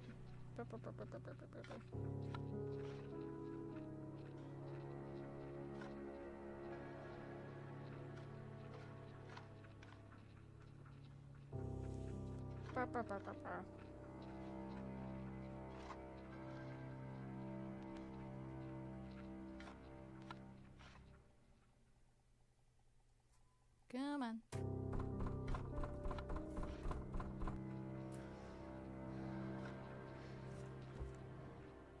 Alright. So, are you not happy with the hand that fate has dealt you? Very well. I cannot blame you. It is quite a grim ending. I would not wish it upon my worst enemy, and you are rather dearer to me than that. Now, why don't we give this another go? Just try not to be buried alive this time. I can only endure so much of your screaming. So, what happened? Now I wonder, which path will you take? Give up! So, you've come back here, have you? P content, JK stream was fun. Guess we're not done yet. That has not come as much of a surprise. Though presented with 3 potential paths, it is not as though traversing any of them would have any particular impact upon your ultimate fate. In the end, you were always destined to return here. Did you really think you had a choice?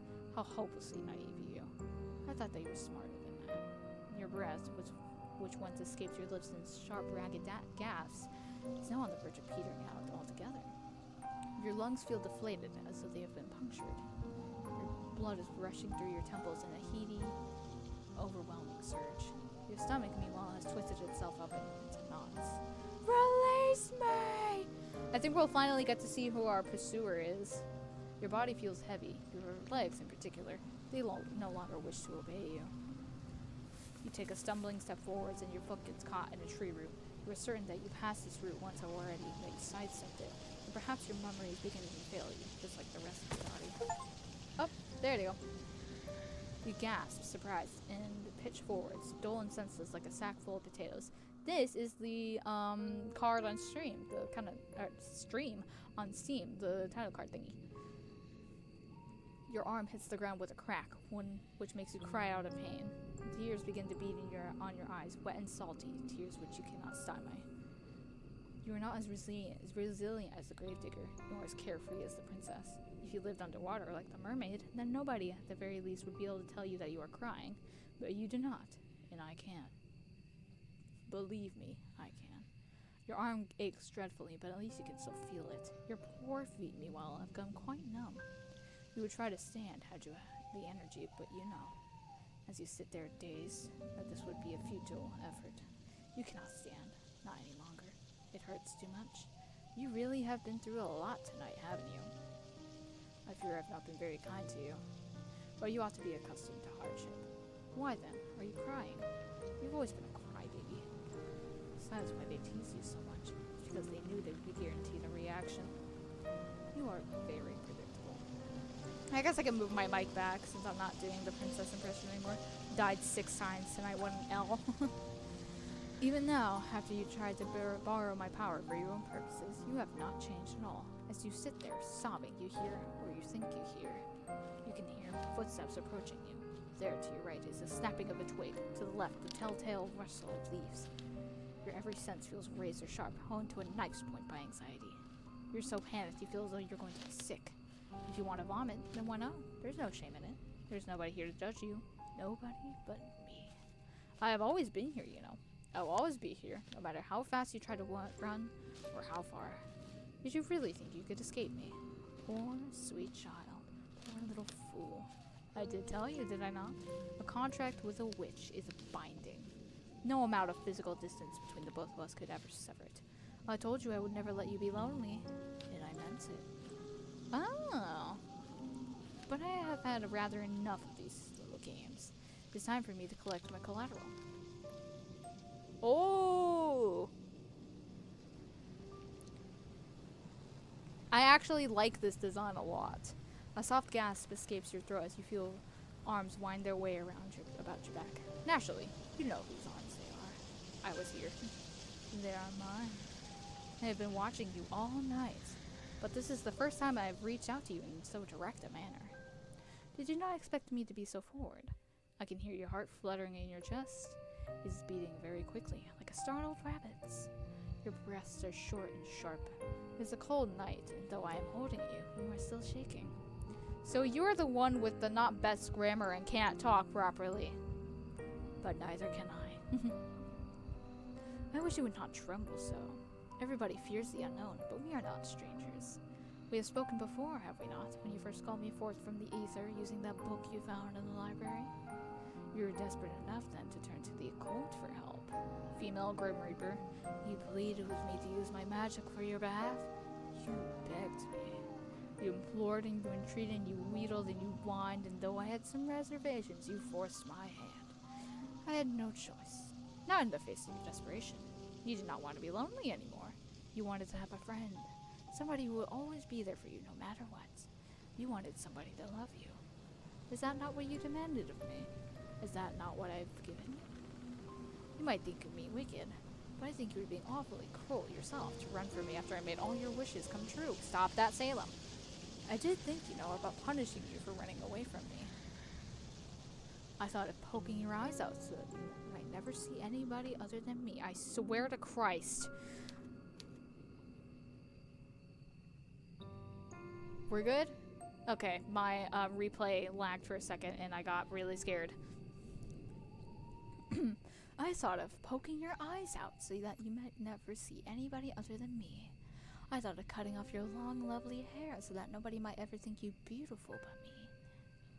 I thought of breaking your legs so you might not, so that you might never be able to escape from me.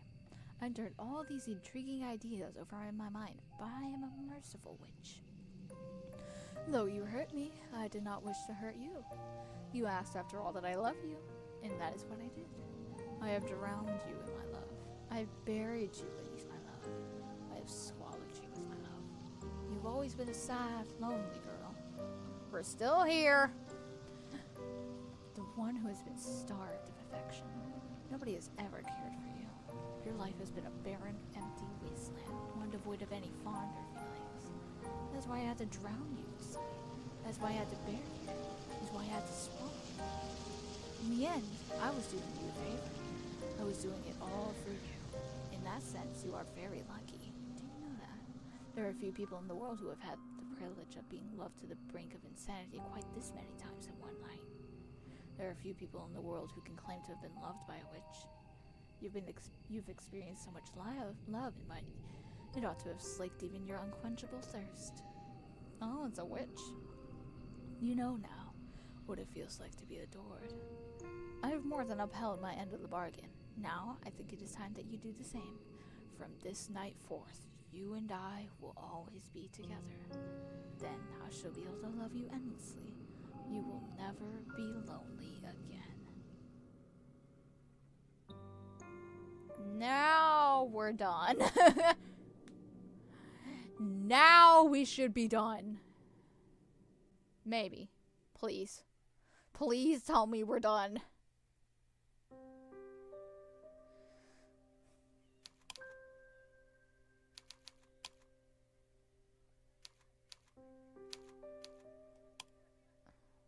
Oh no. How am I missing one?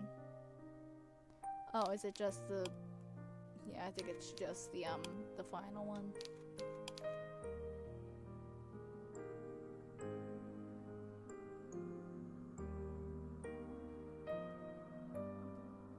Oh, Lord. Okay, I am not reading all that. Yeah, I think this is just the one with the witch. Okay, so with that narration thing, that's actually that actually makes a lot more sense now. I imagine if I do start, it'll just start all over again. Let me just see. Haven't you been here before? You've been here before, haven't you? It's been going, but the sun's fine. You are sure as you run that you have seen this all already. You have seen the fractal pattern of the moon's silky glow as it spills on the uneven forest floor, and the trees which jut out of the earth like eerie monuments to a foreign god. You have seen wicked brambles which sought to ensnare you, and might I add, succeeded, and tree roots, hooked like the choppy fingers of witches far older than I, which sought to trip you. You have cut your feet, you have torn your skirt, you have taken numerous paths, yet they all ended in failure. Once you had hope, now it is gone. You have already given in to me, so why are you still running? Silly girl, did you really think you could escape from me after all I have subjected you to already? There's no use trying to escape from my embrace, and if I might be so bold, I am hurt that you would even attempt it. Must have been the wind. Were you not happy with me? I was happy with you. But no matter, you are a stubborn little chit. Perhaps you think that things would be different this time around. That is why you began to run. I can see, despite the fear in your eyes, that your resolve has not burnt out. Not just yet. A spark of it still remains, a spark that I mean to extinguish for good. It's pointless, trying to escape from a witch's curse in this forest of phantasmagoria. Constructed from my own powers, I am a creator goddess. Mother Earth, if you will. It does not matter how quickly you run, trampling the tall grass and the loose leaves and ugly spotted mushrooms underfoot. I still have you right where I want you, in the palm of my hand. I will not let you get away that easily. But, very well. If you insist on playing this little game, then I will indulge you. I will play along. We can do this all over again. Now, where were we? Oh, yes.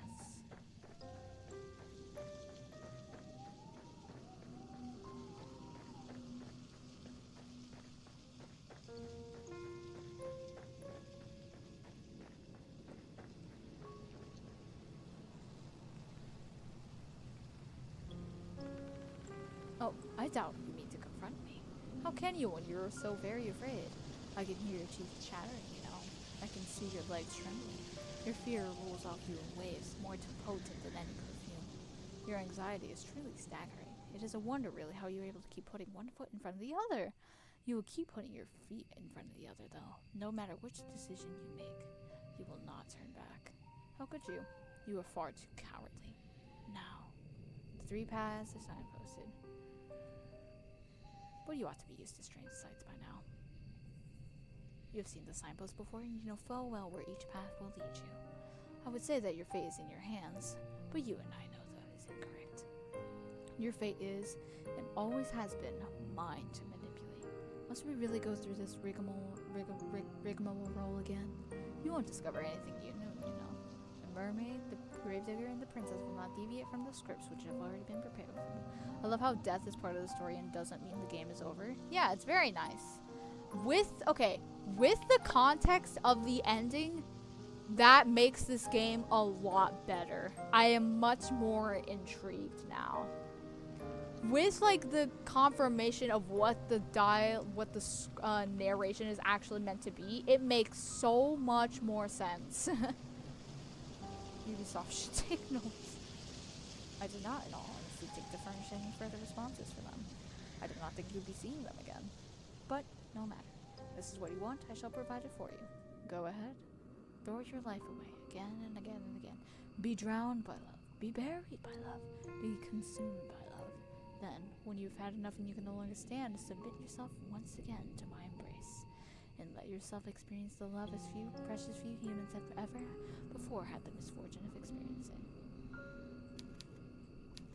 I don't wanna. Okay, I was just trying. I don't want to do this again. No! Get me out! Yes. Let me leave. Okay. I don't want to do this anymore. I imagine there's stuff, can I see,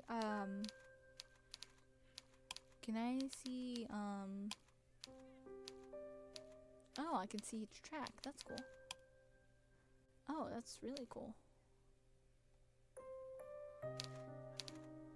Okay, I'm gonna check and see real quick if there are any more achievements. I do not know. There are 3 more achievements. Defiance.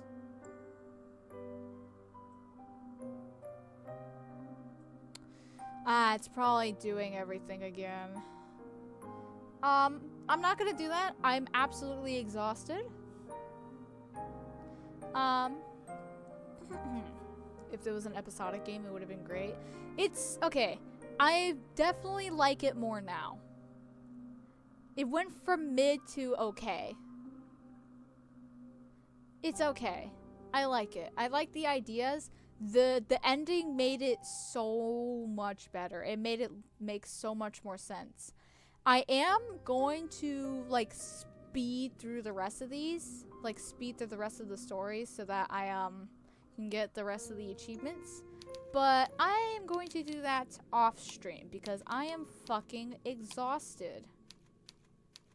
So that'll be all for today. Next week, probably gonna be Silksong, and maybe I'm not sure if I will have both days. I might not. Who knows? Oh wait, next week is okay. Next week, Reanimal. That Reanimal comes out next week. That's correct. Next week will be Reanimal, and if we have time, Silksong. Playable, but I don't recommend it. I would not recommend it. I would not recommend it. If you find it and you play it, sure, whatever. I might talk about it a little bit because there are interesting ideas, but I would not specifically recommend it to people to be like, this is a good Yuri visual novel. With that, I'd probably do Cage of Roses once I play it. I'm so tired. Good night. That'll be all for today.